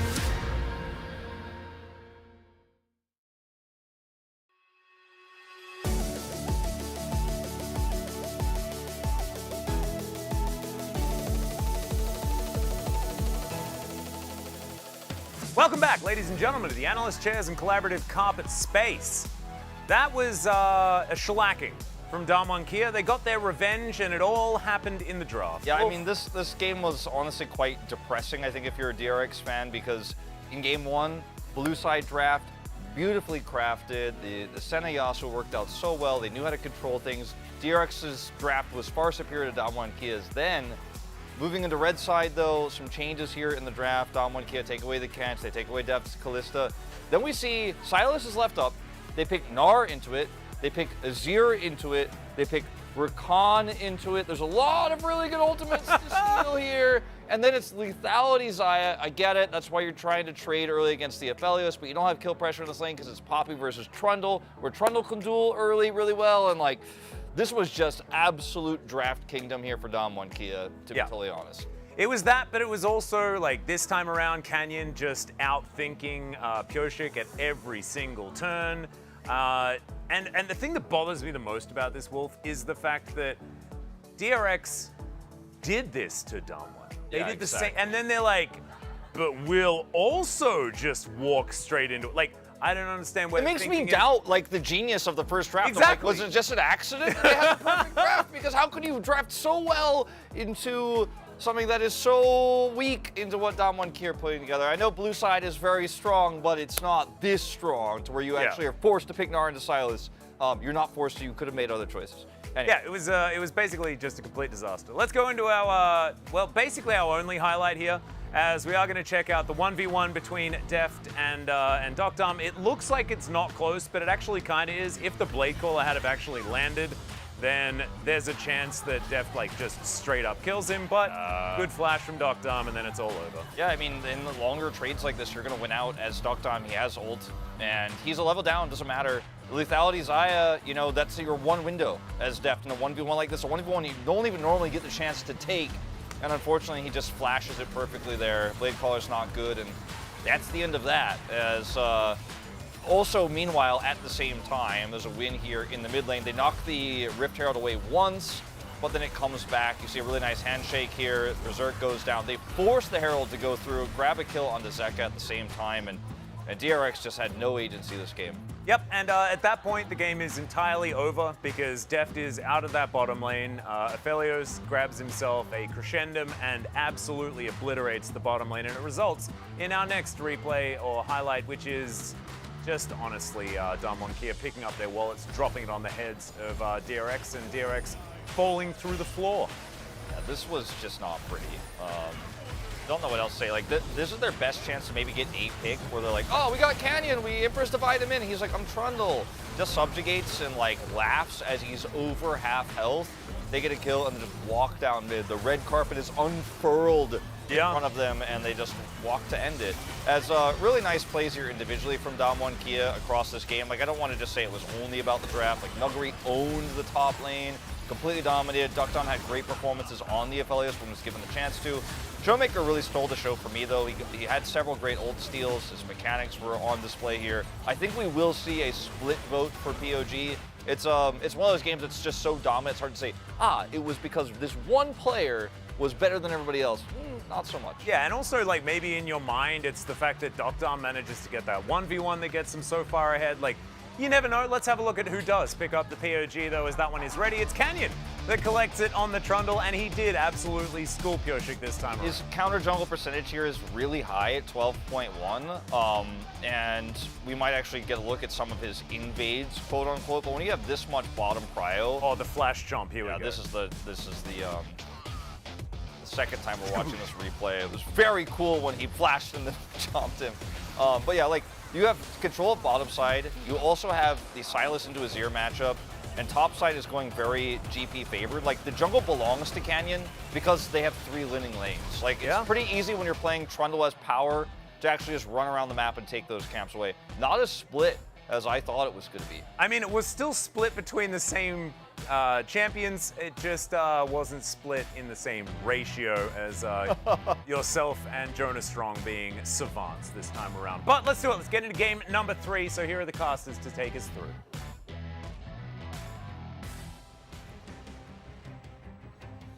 Thank you, Atlolf, for your fantastic breakdown there, as it's back here at the caster desk for just one more game. DRX versus Dalmonkia Canyon, the Trundle himself, picking up the POG. And yeah, you know, they were talking about blue side and drafts a lot in that, and now DRX go back to blue. So what does it mean? Does it mean that they just now dominate once again? Very hard for me to judge. I do think that DRX and Damwon suffer from similar issues where once they are behind, they don't have a Live Sandbox-esque abandon where they just try and recklessly skirmish, try to desperately find an angle. Instead, they look for an opportunity that never really comes. The Silas, to me, has become more and more the main pick that drafts revolve around. Even more so than things like the Talia, because they have just been basically banned permanently. And you gotta eventually find a way to free up another ban, because the Silas pick, as mentioned, I think also solidifies that either your opponent can't pick Nara and Azir, or it's gonna be way worse, and it's gonna feel pretty horrible all around. So for Dalmonkia, I want to see an adaptation. Have they actually found an answer? And I think the answer you're looking for is the ban button, and then the problem becomes, how do you deal with whatever is left open? Things like Lucian, things like Zeri have been... Not Zeri, please. I know Valdez, but... No. I know, I know. Anything but the Zeri. Leave the Kalista available. Leave the Poppy open. I'm down with the Poppy. Yeah. I think Poppy is, even though it's strong, it's nothing compared to what the Silas has brought. Talia banned on blue, so... At the end of the day, Dalmonkia aren't the ones that have to ban that on red, which gives them a little bit of extra room, wiggle room here. So Kalista is taken off the board. It's not Silas. It's okay. We have two more bans left to go. Zeri and Silas. No problem. Kench taken away again. Kalin having... Silas. Very nice. Having a extremely high level of proficiency on the pick. Alternatively, if you do leave the Zeri open and you pick Twitch Yumi into it, I personally would not be opposed. I see you looking at me, and I know you're not on board with that, and neither is Dalmonkia, as they do decide to take it away. So a B1 Gnar seems somewhat inevitable here. Alternatively, you can pick up an Aphelios and pick it away from Dokdam, because fairly certain that that one is just going to get picked up here regardless. Corki Aphelios seems to be kind of a no-brainer. And you can... Showmaker is giggling a lot. You can possibly lock in yourself a Sejuani third here, or you get the Nautilus and ensure that you have that Aphelios Nod combo. What is Pioshik? Fidget box, I think. That's very interesting. It had like buttons on it. That was kind of cool. Yeah. Never seen that before. Lee Sin again. It's where he picked up his POG for game number 1 on... No. Yes. Yes. No. No. Maybe. Okay. Okay. All right. I'm on board. Because the win rate for Ahri obviously pretty abysmal, but makes sense because she is one of those picks that I don't really know what to pick here. Ahri is still kind of okay in situations where you can snowball the game, and the Lee Sin combined with the Ahri has been very successful, but definitely a matchup where you do need to do a lot of the heavy lifting, as I'm not going to put any priority on the Nautilus here. Obviously Poppy is stellar into everything that is already picked up for DRX here, and Canyon... Oh, okay. Gonna get picked a Gangplank instead. So Dalmonkia, Soul game number 1, was like, well, we wanted the scaling. We just want a different scaling. Ban Yasuo. Just ban Senna, right? And then you don't really have to worry about any of that anymore. Yeah. And then Beryl locks in the Ashe support and we go for it yeah. again. Yasuo Ashe. Sounds great. Senna. certainly a good first ban. So Nautilus ban seems a no-brainer in line with with what DRX have done in the past as well. Poppy Nautilus, I think, is a great rotation here. Then you can, as Damwon, go for things like the Brom. I don't think Bromophilos necessarily is an amazing lane. It is very good into DRX, but it does suffer from the issue of you not really being able to go in. But then you look at Corki and you're like, well, is that really so bad? Probably not.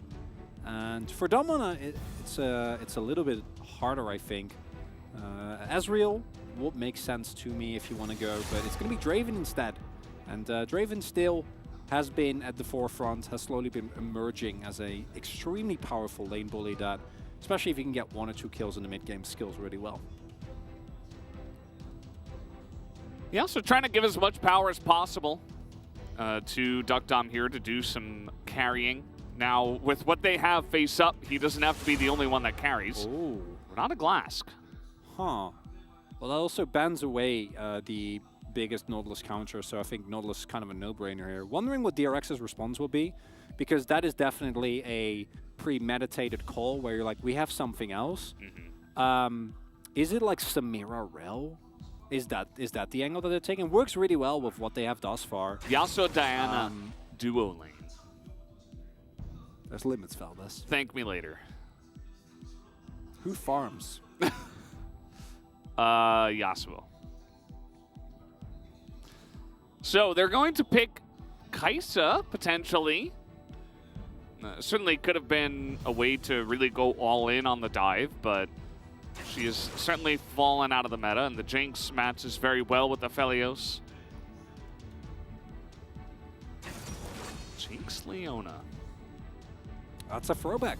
Leona obviously works very well with everything that DRX have drafted thus far, as we are going to take a look at the pick for Canyon here.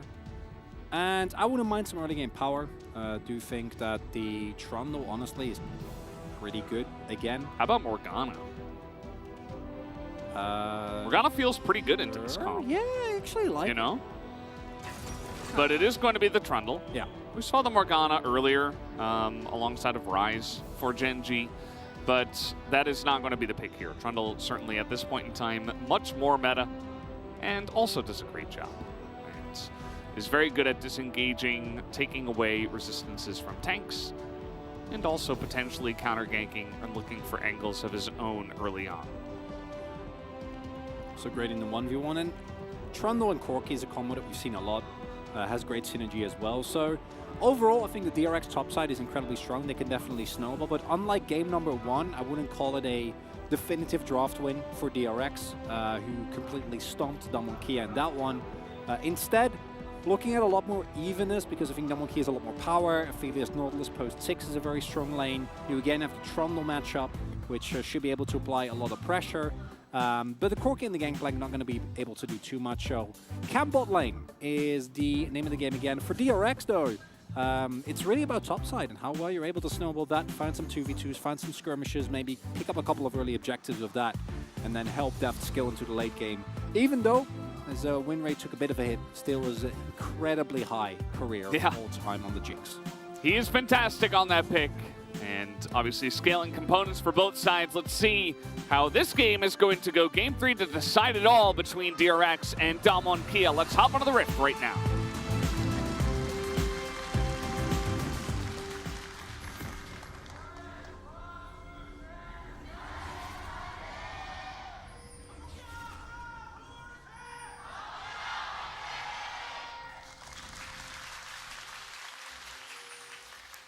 Off we go once again. Ahri. Another one of these more aggressive mid lane picks that can force the Corki to mix up his build and have to go to a Hex Drinker first if Showmaker is feeling a little bit pressured. Pretty common. Can delay the build before he gets to that stopwatch and eventually becomes unbeatable. Kind of ties into, as I'm going to ignore your Corki frustrations, kind of ties into what we have seen recently as well, where the Corkis go for a second Ravenous and instead look for a much bigger spike while still maintaining a high level of wave clear and some poke damage, although obviously the Ludens provides so much. But when you hit your free spike, it is incredible. get more value out of the Mythic as well. And Showmaker also going for the bone plating here, went first strike, unsurprisingly. Zeka going for the more aggressive build with Electrocute as opposed to the Unsealed Spellbook that we see at times as well. And overall, I don't think any really big surprises in terms of runes compared to what we've seen previously. Dogdom again showing us that he is a wonderful AD carry that goes for Gathering Storm as opposed to the boots and cookies that we have seen. And that we see from Deft here as well. Yeah, definitely a nice choice. I think especially in this lane, both sides will have ways to fight back. And don't even necessarily have to fight it out down there in the bottom side unless, you know, Canyon decides to camp there once again, as he did to Nongshim. This is Deft's first time playing Jinx in this season. Yeah. 7-0 now for Dogdom. Showing any signs of slowing down, and it makes sense with how much Jinx has dropped in priority. Champion has obviously got hit a couple of times, and the bot lane meta actually has evolved really, really much over the last couple of weeks, right? Remember when it was all about the Ezreal? Yeah. Kalista also going from a pick that we didn't really like to a pick that's seeing more and more success, similar to what the Gnar went through. And slowly the priority of champions starting to make a little bit more sense with what we have seen in scrims is all Pioshik. That is a very early play. Yep. I like it. They will spot him though. Canyon not coming in. Will they spot him on time is the question, as Dogdom is out of there. He's like, no, bye. No, thank you. Pioshik helping to farm. It's not much of a wave here. They're still going to go for it. Stun into Q, into death. First blood for Pioshik. And the bot fights begin. Wonderfully done. Beautiful stun lock there. Canyon going to try the same on top side, but doesn't have nearly as much setup. And Nuggery's going to take a turret shot, and now Teleport is used here by the Ahri, who's taking a huge chunk of damage from Showmaker. Probably got a lot of gold out of his first strike from that. Oh, but Dogdom's level 2, and he doesn't get to farm at all. Yeah, this is not a favorable trade for you. He walked forward. He's going to cleanse Flash. He's like, absolutely no. No, not in a million years. Would not like to go into that one. As Kellen says the opposite, he goes in and nearly dies. And that is because Canyon is coming down to the bottom lane, but the re-engage comes in from DRX. They are all in on this one. They want the kill on this Nautilus, but it's not looking good. Deft is going to fail the flash, and now Pioshik is low. He's going to get out, but Barrel is sacrificial as now Showmaker picks up a free kill. And they stayed just a bit too long. Oh, and especially with that teleport towards top lane, Canyon just runs down all the way. Runs down the entire map.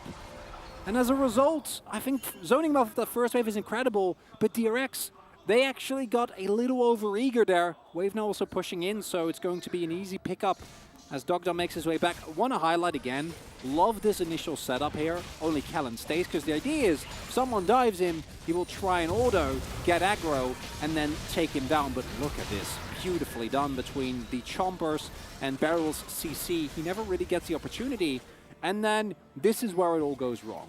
And initially this re-engage from Kellen and Dogdom looks a little bit suspect, but the value of the Glacial Augments coming through and Canyon having run all the way from his attempted dive at topside, showing the early power of the Trundle.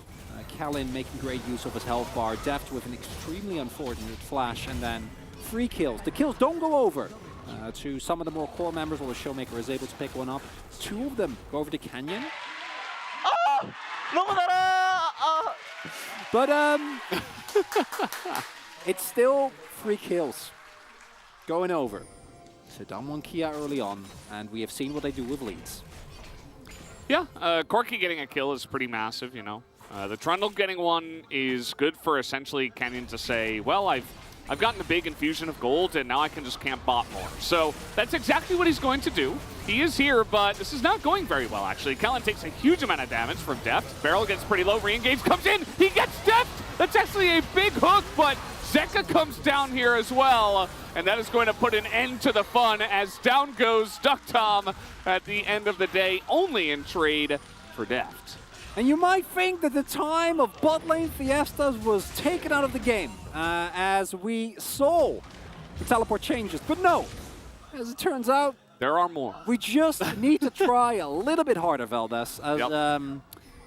As, seven-man Fiesta down on the bot side, as it is an attempted setup, but all the burst here. Obviously, no hook found, and all the burst goes into Glacial Augment, damage reduction, and Eclipse up Leona. So your damage is very insignificant, even with the help from the Gangplank ultimate. And then, crucially, Barrel stays alive. Thanks to bone plating value. Very, very nice. And Zeka with a beautiful roam, which also shows that DRX had an inkling that Kenyon was there, set it to play, and now the gold, pretty even. The one that benefits from this is Showmaker, but because the kills go over to Zeka, it's not actually a gold swing, and it is a 6-game losing streak right now, and obviously we see Lava and Karis on that, and even Kwangdong has been struggling a little bit, but it does show that the Ahri priority that we had at the beginning of the split not really justified anymore. Yeah. The only name I was a little bit surprised to see on that list was Closer. Yeah. Part of Liv Sandbox. But yeah, I mean, it's not getting a lot of wins. I don't think that's because the champion is bad. There's certainly a reason that people are still selecting Ahri, especially in a matchup like this. Pyosik is here looking for Showmaker, who just says no, no thank you, I'll just flash away. Here we go, Leona once again soaking a ton, but this time he is going to flash because he knows that the reinforcements are a little bit later. Uh-oh, talking about reinforcements. Yeah, they were coming down a little bit late, but you have to flash to survive, and no follow-up here from DRX this time. Yes, Canyon still here, level 6. Nice amount of damage being put into Pyosik here by Duckdom on the Aphelios, and a follow-up hook is great. Kellen has been so good about hitting those, but is it the right play at the end of the day? Everybody's surviving here. On the side is now Zeka's bot again. As, you know, maybe tri-lanes was a little bit too little. I was thinking too small. Maybe we should just go quad lanes. Throw 4 people in the bot lane. Everyone to bot lane, Valdez, as Kallin's hooks are amazing, but the situations that he gets in are not as amazing. As as expected, if you continuously brawl, and you have a Corki versus an Ahri, the team with Ahri is going to have first rotation and be very happy about that situation. And due to this continuous fighting, the experience disadvantage for Damwon actually coming into play there. Pyosik crucially plays it very, very cleanly, as we're going to show on top side and just make sure that he's able to utilize his item very, very nicely. Dogdom has actually not had a good time farm-wise. He's very far behind, as you can see, only sitting on the Noon Quiver and I think one other component, whereas we do see that Deft is already sitting on his Kraken Slayer, and you win this 3v3. Yeah. But that's not the problem.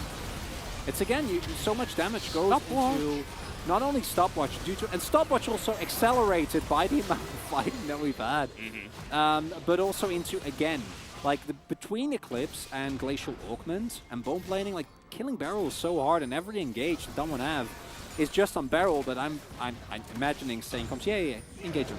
I don't care. Gunnar is coming in here, but the trade is actually not that great for Can. He gets his little combo off, but not anything else, as Jungler is bot again. What about another bot gank? The third bottom laner is bottom, to the surprise of nobody. Canyon is up here in the top side, actually, getting the Rift Herald. He says, well, all of us focus on the bottom lane has got us neglecting Shelly. Let's take that. Showmaker has package as well, but pretty sure you're going to be too late to actually contest this DRX, and I would have much rather seen a different response. I think Canyon just should be able to get this. Yep.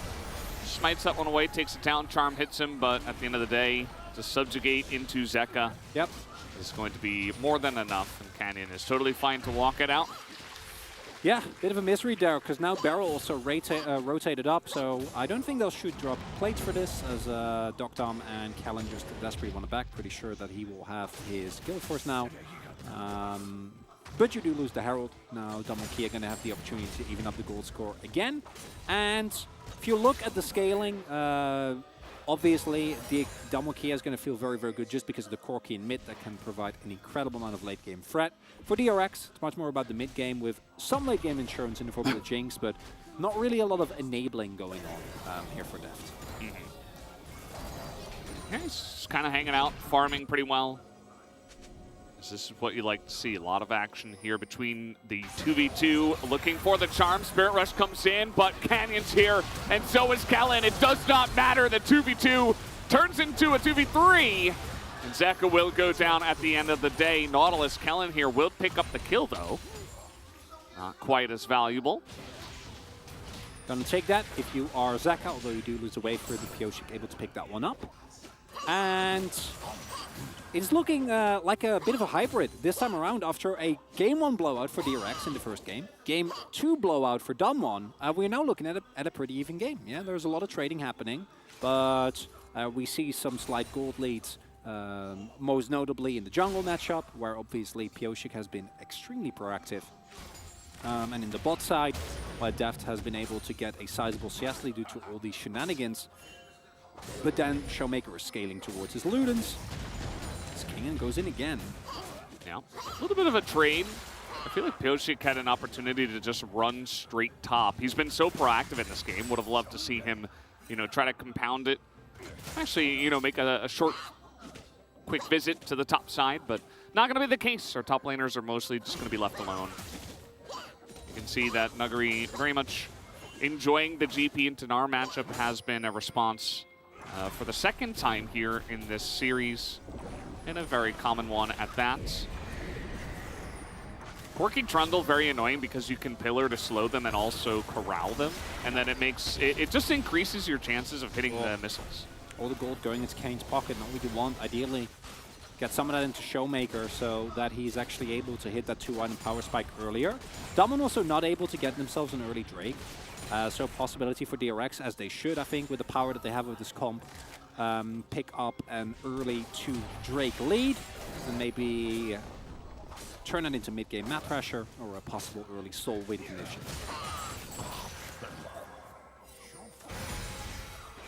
Just hanging out. Kingen not able to put on any kill pressure. Okay. Yeah, very valuable ward there. Spots everything. All Dog Dumb ones is just like 20 seconds along with that turret. It's always asking for Veldes. Is that really too much? Just a little bit of peace of quiet. In this day and age, and crescendo can't get away from the distractions with the turret. It's tough. Makes you want to think, you know, go back to a simpler time without technology. Only turrets and chakrams, but no technology. Yeah. No. Not allowed. I mean, Hulk's flying a plane, although I guess in this case it's not really a plane, it's a flying dog. What's wrong with that? Well, a plane would be technology, but it's not a plane, so it's fine. How do you know he didn't just strap a couple of wings to the side of the Corgi? Well, do you see an engine on that thing? No, but that's what I mean. This is not a plane. Yeah. Oh, okay. So we're on the same page. Yeah, but if he was flying a plane, that would be technology. True, but he's not. No. He's just got some wings. And it seems like he is going top to find another lane to farm in. There actually have been like a decent amount of kills, but at the end of the day, Damwon are like, yeah, we're down a bit of CS. Yes, Duckdom got behind, but we have a Corki. And Showmaker, in fact, did not go for Hexdrinker. He's like, yeah, just get me out of the Ahri lane, and I should be fine. I'll just skip that item. He went for call as well, so Kingen not skimping on the greed here. I know about that one. It's very much in there. The Mega Gnar does come in, and in fact, a pillar is here to deny an engage from Kingen. Never mind. Great read. Also, Kellen in the area. Could have gone for that, but didn't have amazing vision setup. Might not have wanted to take the risk if a cross-map play or if a response comes through from the DRX could really lead you to ruin. And with Hextech Soul now on the map and the Hextech Rifts, it is a really big boon for DRX for 2 reasons. You're going to force Damwon Kia to fight a lot earlier, and your composition right now is spiking. You hit the 1-item spikes, 2-item spikes are still very good across the board. And then secondly, you cannot let the Soul go. And with all the flanking positions that become enabled, like Gnar, Ahri become very, very threatening picks. Even Beryl, if he's feeling fancy, as that's an early package pickup here. Wonder what Damwon Kia are going to be looking for here. Well, you do have the Rift Herald in about 10 seconds. A lot of teams have been fighting over the second Rift Heralds almost more often than the first Rift Heralds. Most times. It's kind of funny, you know, all the junglers want to be bots, so don't really have time to take that first Rift Herald. But we'll have to wait and see if they can actually put it to use. Because as you mentioned, it is pretty early. The Rift Herald will spawn now. Lots of rockets coming in here. The big one hitting onto that backline, but the Corki, honestly, at this point is not that powerful. The package, almost the most powerful part of his kit right now with the items that he has, is the flash by Deft. That was not going to hit him. In fact, we saw the hook land into the ground. The Solar Flare also not going to hit. I think that, did Zeka just? No, he didn't. Okay, Canyon going to pick up that one. Follow-up engage comes in as Pyosik gets a massive play onto that back line. This guy is just insane from ahead. How does he keep doing this? As that was pretty much a masterpiece. Gets onto Duckdom, picks up a second kill. Yes, the Rift Herald will go into the hands of Canyon, but let's see what DRX can get off of the back of that play. Also pushing in mid, DRX, or Damokia rather, immediately trying to look for any capitalization that they can get, but not looking very good. And that was with Kalin also finding a hook. Might want to look for a return kill on Zach here, but no, instead, looks like we get the TP coming through, and Damokia getting outfought. Very, very hard, beautifully executed fight from DRX there. I mean, it all, like, the engage at first looks very lackluster. It's like, oh, okay, well, it's the split. Whatever. And then Damokia seemingly voluntarily splits up. And what's crucial there is that Barrel goes in, Kalin then is able to hook Barrel out of his Zenith Blade, but that just opens up the map for Pyosik. Really nicely done. Let's go, he says. 앞에. Aphelios.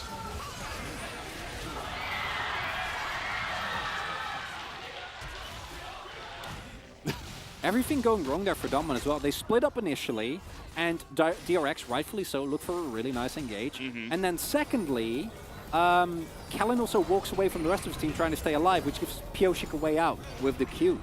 So all across, really big gold lead. And now, the fact that you have two Drakes as DRX is huge because you're 3k gold ahead, which is incredibly big in terms of itemization. Yeah. And Damokia still don't have Showmaker. Sitting on a 2-item spike, might finish it now as he goes back, has the Ko as well, has Teleport, and I hope he has Ludens. No, he doesn't. No, they're not contesting. Lasting Wand. Oh, it is going to be a soul point here. DRX finding another option. Subjugate comes in, but there's not really too many people here. The stopwatch's going to buy some time, but that's still a dead Nautilus as Zeka is looking for more. Duckdom has Cleanse and Flash, so he's just going to flash that. Or he actually didn't have Cleanse. So, yep, just flashing away from that one will survive, and Kingen gets yet another turret. Loving the play from DRX. This is exactly how you need to play this comp. You can't really afford to play it slow, to hang back, and to wait for Damokia to maybe overstep. You need to create your own opening. So them getting the soul, or a soul point rather, and then continuously looking for these openings has been working out splendidly, and credit to that two-man unit of Barrel and Pyosik that really have been the big instigators, because I'm pretty sure that if DRX are able to turn this snowball into a win, which right now is looking pretty good, Pyosik is going to pick up the POG, but Barrel deserves a shout out as well, because this Leona has not been picked very often. Yeah. Pick has really dropped in priority, but it is Barrel after all. Yeah, has a world skin on the champion. Yeah. But I'm loving what I'm seeing here. That mid-jungle duo, or a support jungle duo, rather, looking better than they've played in what, the last, I don't know, 2 weeks? And DRX, this is why we were excited about this team at the beginning of the split. We're seeing it right here. This is going to be spotted, but again, I mean, there's no Ludens here for the Corkies, so no flash for Canyon. The game has been accelerated to a point that I just don't think Damokia have enough. The Aphelios was put behind as well. Oh, they're getting low though. This is early. They are getting pretty low. Oh, I don't know about this one. Damage is pretty huge for Deft. See if they can finish it off, and yeah, Canyon tries to just run in there, and there's no follow-up, there's no damage, as I was saying. They just don't have anything here on the side of Damokia. Even at 21 minutes, they cannot threaten any play onto DRX, who take a Baron basically for free, plus a Trundle. Incredible from DRX. Objective bounties now starting to come through, and that says a lot about the state of the game for Damwon. Well, turret's going to go down. And I'm loving what DRX is showing us here, really identifying what their comp does well, which is fighting right now, and then pushing it to the utmost limit. As Canyon with Flash, maybe you can contest this, even though into a lead, it's always going to be very, very hard. The Pioshik has a 944 smite, which is pretty much as good as it gets, and then, as you can see, like, Showmaker just doesn't do that much yet. Yeah. Damokia, maybe you let that second Herald go, and maybe then you're in a better position to fight this, but I think that they got overconfident. And DRX is playing so well, loving it tonight. Yeah, I mean, the engages are really insane. And Damokia have not really handled them well, and as we've been kind of hammering home, like, they just don't really have much damage at this point in the game. So some of the decisions that they made, some of the positioning, perhaps a little bit more passive to maybe get Showmaker to his Ludens, which he now does have, but you know, take a look at the score at this point. You know, take a look at the state of the map. There is zero vision. There's, I suppose, the one ward here next to the Hex Gate exit, which is canceled, and then there's one control ward. That's about it on the top side of the map here. So Dama definitely on the back foot. They, again, the Ludens is done. They're going to hit that back line. And at the end of the day, Death says, I've got a bigger rocket for you. Here we go. He just shoves that straight into the face of Duckdom. As now the fight is coming in, but Beryl is just so tanky. Even with the low health bars here on the side of DRX, they just don't take that much damage on the back side of this one. So now Kellen has Flash, but he's dead. Elects not to use it. Probably the right move there. As in goes Beryl into the back line, way too deep. Way too deep. Maybe is able to get something for his team for his troubles, but it's only just going to be that flash out of Nuggery. And yes, a very nice Baron power play so far. Already 3,700 gold for DRX. Little scary there, DRX. I'm happy about them pushing their lead. I think they could have played that a little more respectful, but it ends up all working out in the end. As Jeff gets taken immensely low, and then Zeka with the charm. Yeah, they were waiting for that one. They knew that was coming. Really nicely baited out by DRX. And if you have Duckdom with an ultimate, then maybe you can win this, because you are lacking, crucially, the damage here. Nuggery isn't that big yet. Even before that, Duckdom hadn't actually picked up a second item yet. Just now finished his Collector. Kellen is definitely dead, as you pointed out. And then, yeah, this is Beryl going a little bit trigger happy. Kill goes to Canyon though, so who really cares? Yeah, I guess at the end of the day, like, you trade your flash in life for 2 flashes from ahead. It's your turret. Yeah, you're like, well... Yeah, this is all or nothing for Dumbo now. Teleport to the bottom lane. And this is all to deny a Hextech soul. See how it works. Valdez. Gotta need a miracle fight to come back from this one. It ain't gonna be easy, but they do have a package and a dream. And Nuggery pushing mid. So just going to use that pressure, I suppose, to try to suffocate and come from multiple sides. But they're just going straight up the middle here. The package is on top of Deft, who has a stopwatch. And DRX cannot get into this one. The damage is huge, though, as they do trade it off the only Nautilus, though. Showmaker is going to get low. The charm is in. And finally, he nearly goes down, and he will survive. And he gets put into the pit with Kingin, who is just going to scoop him up, I guess. But Duckdom alive, Nuggery's still alive here, and DK making their way to this Drake. So they get the Drake. Kingin? Yeah, they do have the smite. Zeka's trying to be a little bit cheeky here on the backside. Not going to happen. Smite available. And Kingin is just kiting it out, but he's going to get hit by that barrel and hand it over to Duckdom, who gets 2 kills worth of value. Fellas, that's bad. That's all. That whole sequence of events is very, very bad for DRX. We need a replay, because that was kind of baffling, because the initial setup of this looks pretty good. The barrel crucially goes in, isn't actually able to find anything. Zeka gets 1v1'd by Duckdom, and the fight split up, again, due to the package, is just beautiful. So you have Kingin, who's pre-Gnar, not really able to join the fight, and this time it's Damokia that actually procs it as Duckdom. I want to hear his reaction. I have flash, he says. Don't send me over! That's what he said. Yeah. Oh, man. Duckdom may be activating Is Severin cuter? I'm not sure. I don't think he meant to kill his teammate, but now bounties have gone over, and the gold lead from DRX has shrunk. They're still in the lead, but it's only 500 gold. Surrealdas comes through. Dogdom close to IE. GA for Showmaker. This was not supposed to happen. DRX had so much tempo behind them, and I mean, just perfect third game. I'm loving it. Yeah, mayhem. I thought you were memeing. I thought you were gonna say like, "Oh, clean 2-1 for DK, nothing to see here." But yeah, it's really back and forth, and we don't even know that Dalmon's gonna win from here. But certainly looking a lot better now that we're staring down the barrel of an IE soon here for Duckdom. We have 3 items now for the Corki, and that's really the one that we all know is giving me a little bit of heartburn as King and Meganar. Dom and Kia looking to set it up, and DRX, I think, really have to be careful not to take split up fights and allow the Corki to just blow up one member anymore. Yeah, this is not a situation where DRX now auto-lose the game. I think that comp is hard, but they have still incredible amount of team fight power and pick potential. So if they can kick Dogdom in, if they can find Nuggery, if they can make sure that Showmaker gets his GA procs in an awkward spot, and with the hard engage that they have, they should be able to, if they can find a good angle. So keeping control of the vision is really important. This is still a game that DRX has a lot of edges in. The main problem is that due to the gold lead now, Dom1 is actually hitting the spikes. Dogdom crucially hasn't hit it yet, but vision, this is a lot riskier. Yep, and this time around, Corki is ready to throw down. Callan. No package though, and that's Canyon walking straight into a charm. I mean, no vision, no idea, goes in, says, no, I'm tanky enough. Well, I have news for you, Canyon, you're not. 100-0, no jungler now for Dom1, and that is Baron for free, gift wrapped and sent into the arms of DRX.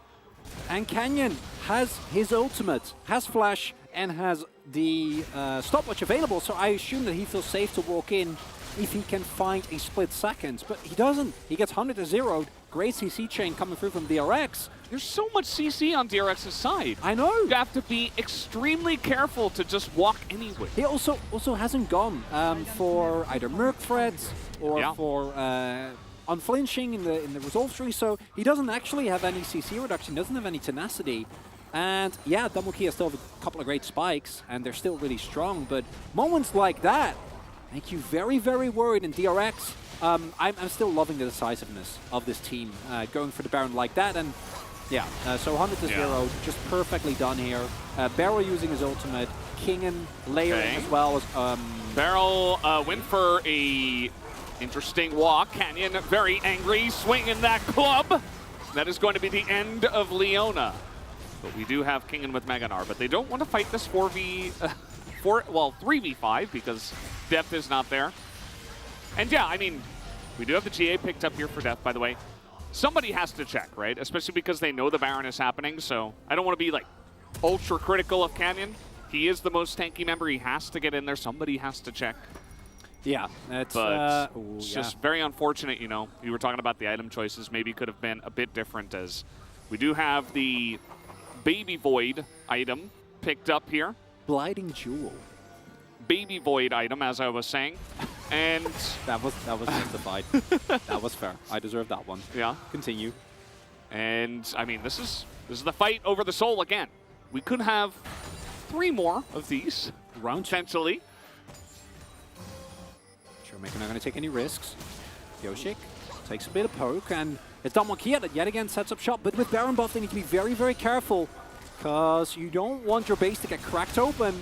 It's a lot of damage. You see Canyon with his itemization as well. Like, he's desperately trying to get armor, but he's not even that tanky. Subjugate comes in as the damage onto Barrel is huge, but Kingen not able to get off the Showmaker, but Showmaker goes to the back. He gets so much value out of that package here, but Deft is still alive. He's on the run. Can he get the kill? He's going to take down 2! Deft is able to do it here at the end, just barely. The GA of his own is better than the GA of Showmakers, and that will be it, as Deft is going to pick up the quadra kill, and DRX will win the game. And for the second time in a row, DRX is going to find the upset win over Damokia. after what has been a rough couple of matches for them, they again have a impeccable preparation, are able to find the game-deciding fight. And what a wonderful series here between these two teams, Valdez. Very entertaining, especially in this last one that we did have. Poor Kellen's gonna go down, and a celebratory rocket comes out. Deft wanted some more kills, not going to get them. He adds to his insane Jinx win rates. And Pioshik, another stellar game. You know, all that criticism, the inconsistency, whatever you want to say, he showed up twice against Damwon, so there's that. He's got a huge smile on his face, too. Did a great job for his team. He was the one who teed it up, and then Deft hit it out of the park there at the end. And DRX, you know, some rough series, as you mentioned, you know, especially the one against Fred Brion where they dropped a game. They still won the series. But they did also go down to T1 and Gen G. So, like, those two teams are far and away the best. Obviously. Yeah. And I think that after that, they've put in some great time. They prepared well for Damwon, and they showed up as the team that we know they can be. Remember last time, Barrow in interviews, that we stayed up till 4 in the morning. I don't want to lose to Damwon. Like, we got to find a way. And DRX, I think tonight, clearly the better team. We got one really decisive win. But we see the issues kind of resurface for Damwon. Kia Canyon, not in the greatest form. When he's doing well, he does exceptional. But, you know, for example, walking in there, right, without first checking with a rocket. And of course, the time pressure is on, but I'm loving DRX looking really good tonight. The inconsistencies at some points, yeah.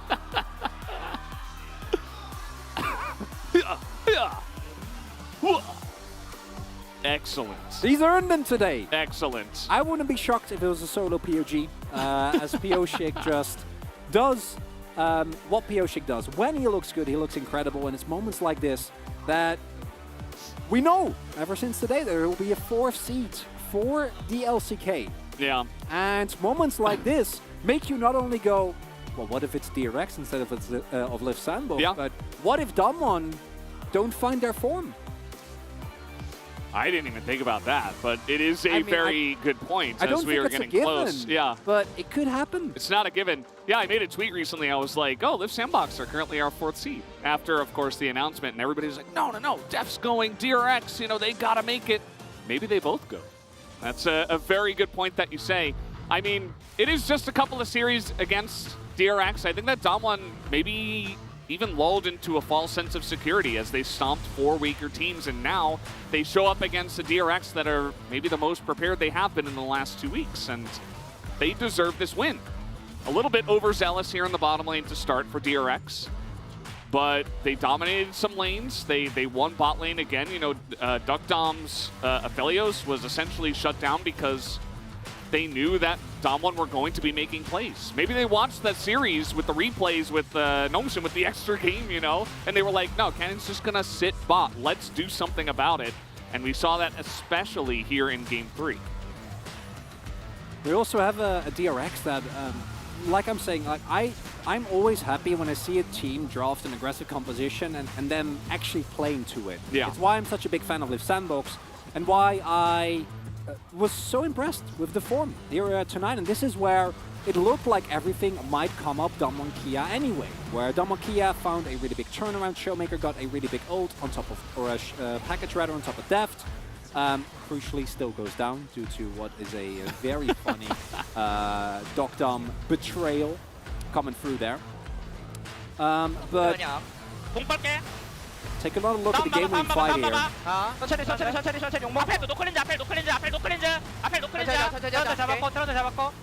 There's just no damage on Deft. Showmaker goes in so deep and then doesn't hit that rocket. Go mid. They were also saying like Barrel's doing 90% of the talking. Yeah. As Pioshik with a battle cry there as they win the fight. Deft, no emotion. Just another day in Deft is Jinx as well. I feel like Barrel should like get into broadcasting after his pro career because he is just never-ending. Beryl's such an impulse. Yeah. It's incredible. Yeah, I mean, he's calling everything. Like, he's saying, okay, we're going for the fight. Take it slow. Aphelios is no flash, just everything. Hit the tower. He's calling the seconds until people are spawning, which is fairly common, but it felt like the game was already over, right? So, down to the smallest detail. Beryl is leading the charge. Deft does the most damage. Oh, actually, Nuguri does. But the most damage for his team is Deft. Is not a straightforward win this time, as you can see with the goal difference graph. Bit of a roller coaster, which made it a very fun game at the end of the day. It does show, and what I'm always really happy to see is when a team that plays proactively and tries to make things happen is the team that wins. We've seen this many a time in internationals as well, where especially in Game 5, LCK teams sometimes have the tendency to hang back. And any team that says, we're not going to hang back, we're going to play aggressively, is a team that, in my opinion, deserves to win. Absolutely. And who knows where we'll go from here. You know, you were talking about Worlds paths, but also for the LCK playoffs, you know, who's going to make it, who's going to be in what seed, and maybe we'll see this matchup yet again. I would love to see a best of 5 between these two teams after today. Either way, guys, we do have a carpet space ready to go. Let's hand it over to Atlas and Wolf to take us through. Thank you so much, gentlemen, and great cast on the day as well. As congratulations to DRX for picking up that victory as well.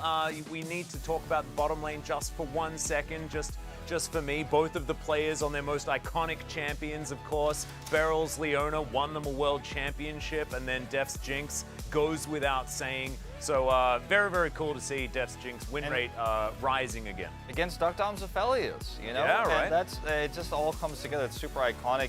I told you before the series, I knew we were going to see one game of Showmaker Corki. I just felt like it was going to happen with the way the series was looking after game 1-2. I was like, oh, it's going to be one game where he just tries to play the scaling.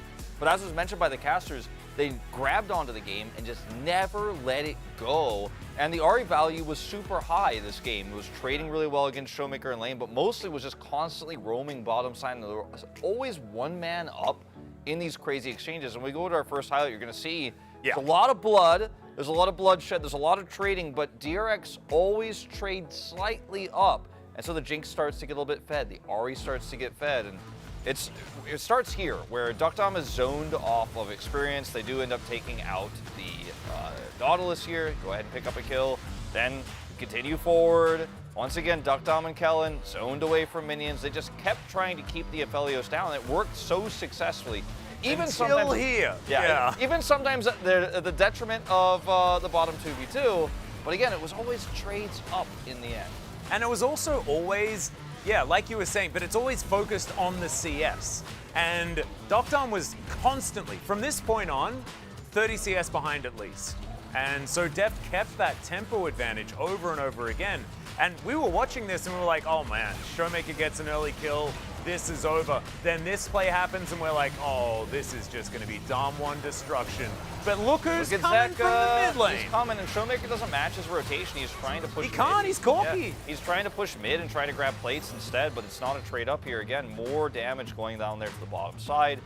Pyosik had a phenomenal game. He turned so many of these exchanges too with the power that Zeka tried to give him with those charms. We're going to go to a second highlight where Pyosik pops off and just deletes Duckdom. Yeah, the safeguard flash kick flash play, just amazing. Is they lose out on the Herald, but Showmaker sees himself out of the fight. Is going straight to Nuguri with a Sonic Wave, safeguards in, flash kick onto the Aphelios, and Duckdom is just delivered from a million miles away into the catching arms of Zeka, who instantly charms him and kills him. And also the fact that Pyosik gets to taxi himself out on a dead Nautilus, that is adding insult to injury here from Damwon Kia. And from this moment on, it wasn't necessarily all over for Damwon, and they actually had quite a few decent moments after this point. But it felt like DRX were just continuing to go for plays, look for more.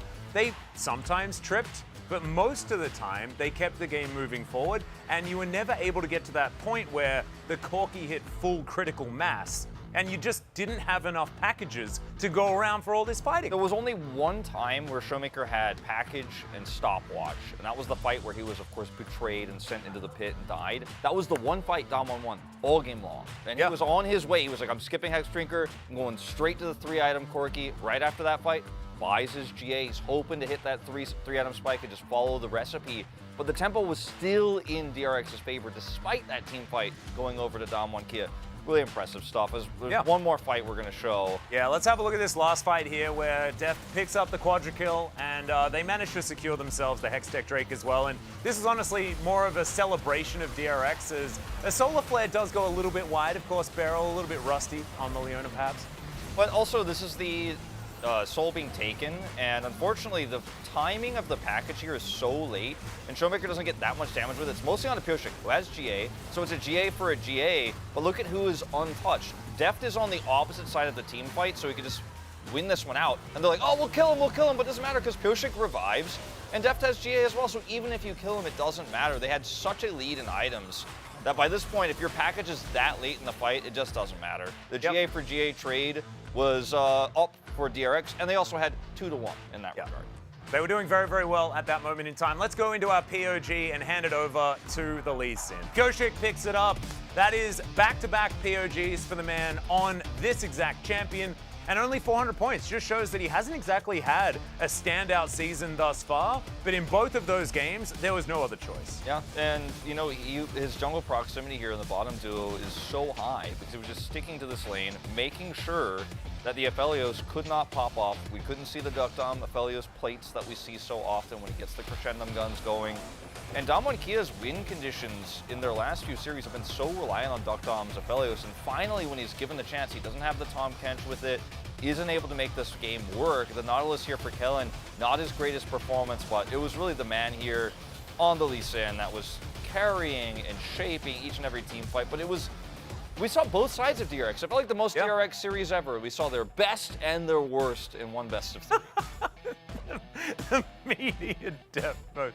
Oh, classic. Nice try, media. Yeah, and look, honestly, I might be there as well, as we all love ourselves a bit of depth. But huge congratulations goes over to Pioshik. And now, I believe we have G-Sun standing alongside for some translation with the solo POG Pioshik. Thank you very much, guys. This is Ji-sun for the PUG interview, joined by the Lee Sin kick god, Pioshik. Congratulations. You are the solo PUG on the side of DRX. You were the ace of DRX today, for sure. How do you feel to be back on the 5th place? I think our performance was pretty good and alright today, but looking back at previous matches, there were so many games and matches where we could have won, so I'm a little bit bummed, to be honest, to be sitting on the 5th place. But what did you have for breakfast today? How are you able to pop off? I don't know. Somehow I was like a little bit awakened today and get to pop off today. And this is a back-to-back victory on Damwon Kia by DRX. So what did you focus on coming into this matchup? I think our draft, for sure, because we had to stop them from hitting the late game power spike. So we really wanted to make a lot of fights and actions early to the mid game. So we were looking for fights throughout the first half of the game. Then I'm curious about your jungle pathing. So you were able to get POG against Kenyan in the first round as well. Well, I didn't really prepare anything like cheesy or special in today's matchup. I think it went as the jungle matchup supposed to go. I guess just Pioshik gets stronger against Damwon Kia every time. And yet the blind pick Yuumi by Damwon Kia, and DRX just locked in Senna Yasuo comp into that Yuumi. Was that something you guys prepared? I'm not really sure about it, but the moment they saw that pick, on the side of Damwon Kia, they were like, let's go for Yasuo, and yeah, we did it. So they won lane 2v2 on the bottom lane, and also the ult chain with Lee Sin was also so on point. We had great synergy. Indeed, the teamwork between Yasuo and Lee Sin was so on point. So were you focusing on the chemistry and, you know, synchronization with Deft? When we were actually discussing today's draft yesterday, we were like, maybe Yasuo can show up, and today we actually did play Yasuo, so we were like, yeah, let's try our best. You know, I don't know if it's gonna turn out, but let's go. And Pyosik, Lee Sin is your LCK most picked champion, and today your performance on that pick was so good. So what do you focus on when you kind of dive onto the opponent? Pretty much the same as other Lee players. You know, sometimes you had a good day on Lee Sin, sometimes you always land your Q, you get to go in and you get to find the opponents. And I'm pretty sure today was the day because we saw the first pick Lee Sin on the blue side in game 3. I mean, we were like, yeah, this is something we will be able to beat Damwon Kia today. So I was able to do a great job on Lee Sin previously, so I wanted to kind of get a repeat of it in Game 3. However, Game 3 was going back and forth. So when was the turning point for DRX and had the confidence to close out the game? First on, you know, we actually lost fight around the 4th Drake, so we were like, oopsie. However, we were able to come back stronger and fight better in the next Dragon fight. We were able to hear DRX players feeling so happy after getting the win over Damwon Kia, but I want to have a look into this replay together of the montage kick from Pyosik. Could you break it down for us? So Corki went in with the Valkyrie. So I was able to find an angle to reach to the 3 players on the right-hand side of the map. I think every other team should now be afraid of Pyosik Lee Sin. Do you agree? Just looking at today's series, maybe yes. And we did see some fancy kicks in real life as well after DRX picked up the victory in Game 3. And Pyosik, you have stepped up so much. How are you able to kind of recover and develop so much within such a short period of time? Where did you get the motive? Recently, my kind of health and also mentality was not really that good, to be honest. So I had been having a lot of talks with my coaching staff, and then they actually allowed me to take some time off and, you know, help me really fully recover from all the hardships that I was going through. And I guess that well-deserved break was able to actually bring your performance even better. What is your mindset for the upcoming match? So Genji is our next opponent.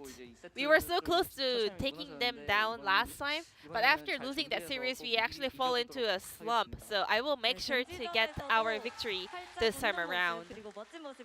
And this will be the end of the interview from Pyosik from DRX, and back to the carpet space. Thank you. Thank you so much, Ji-sun, for the translation of the interview, and great to hear from Pyosik, still humble as ever, and great to hear that he managed to get some time off. Yeah, because that was a big question I had. I was like, I don't really think Juhan is outperforming him overall, but Pyosik did feel like he wasn't his best self there. I like that. That was one of the best questions we've had in an interview. It's a hard question, like, why'd you get demoted?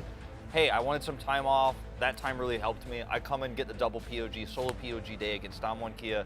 Love to see questions like that. And good answer from Pyosik. It absolutely was. Let's have a look at the standings and what this has done for DRX and Damwon Kia. Damwon remain in 3rd place, but DRX now, for at least a little while, will regain sole possession of 5th. Of course, both them and KT sitting on 5 losses. Yeah. KT with a 2-0 will be able to eclipse DRX. And I posited the question, you know, we're talking about who's going to Worlds. KT Rolster, I think, is looking stronger and more consistent than both of those teams showed us tonight.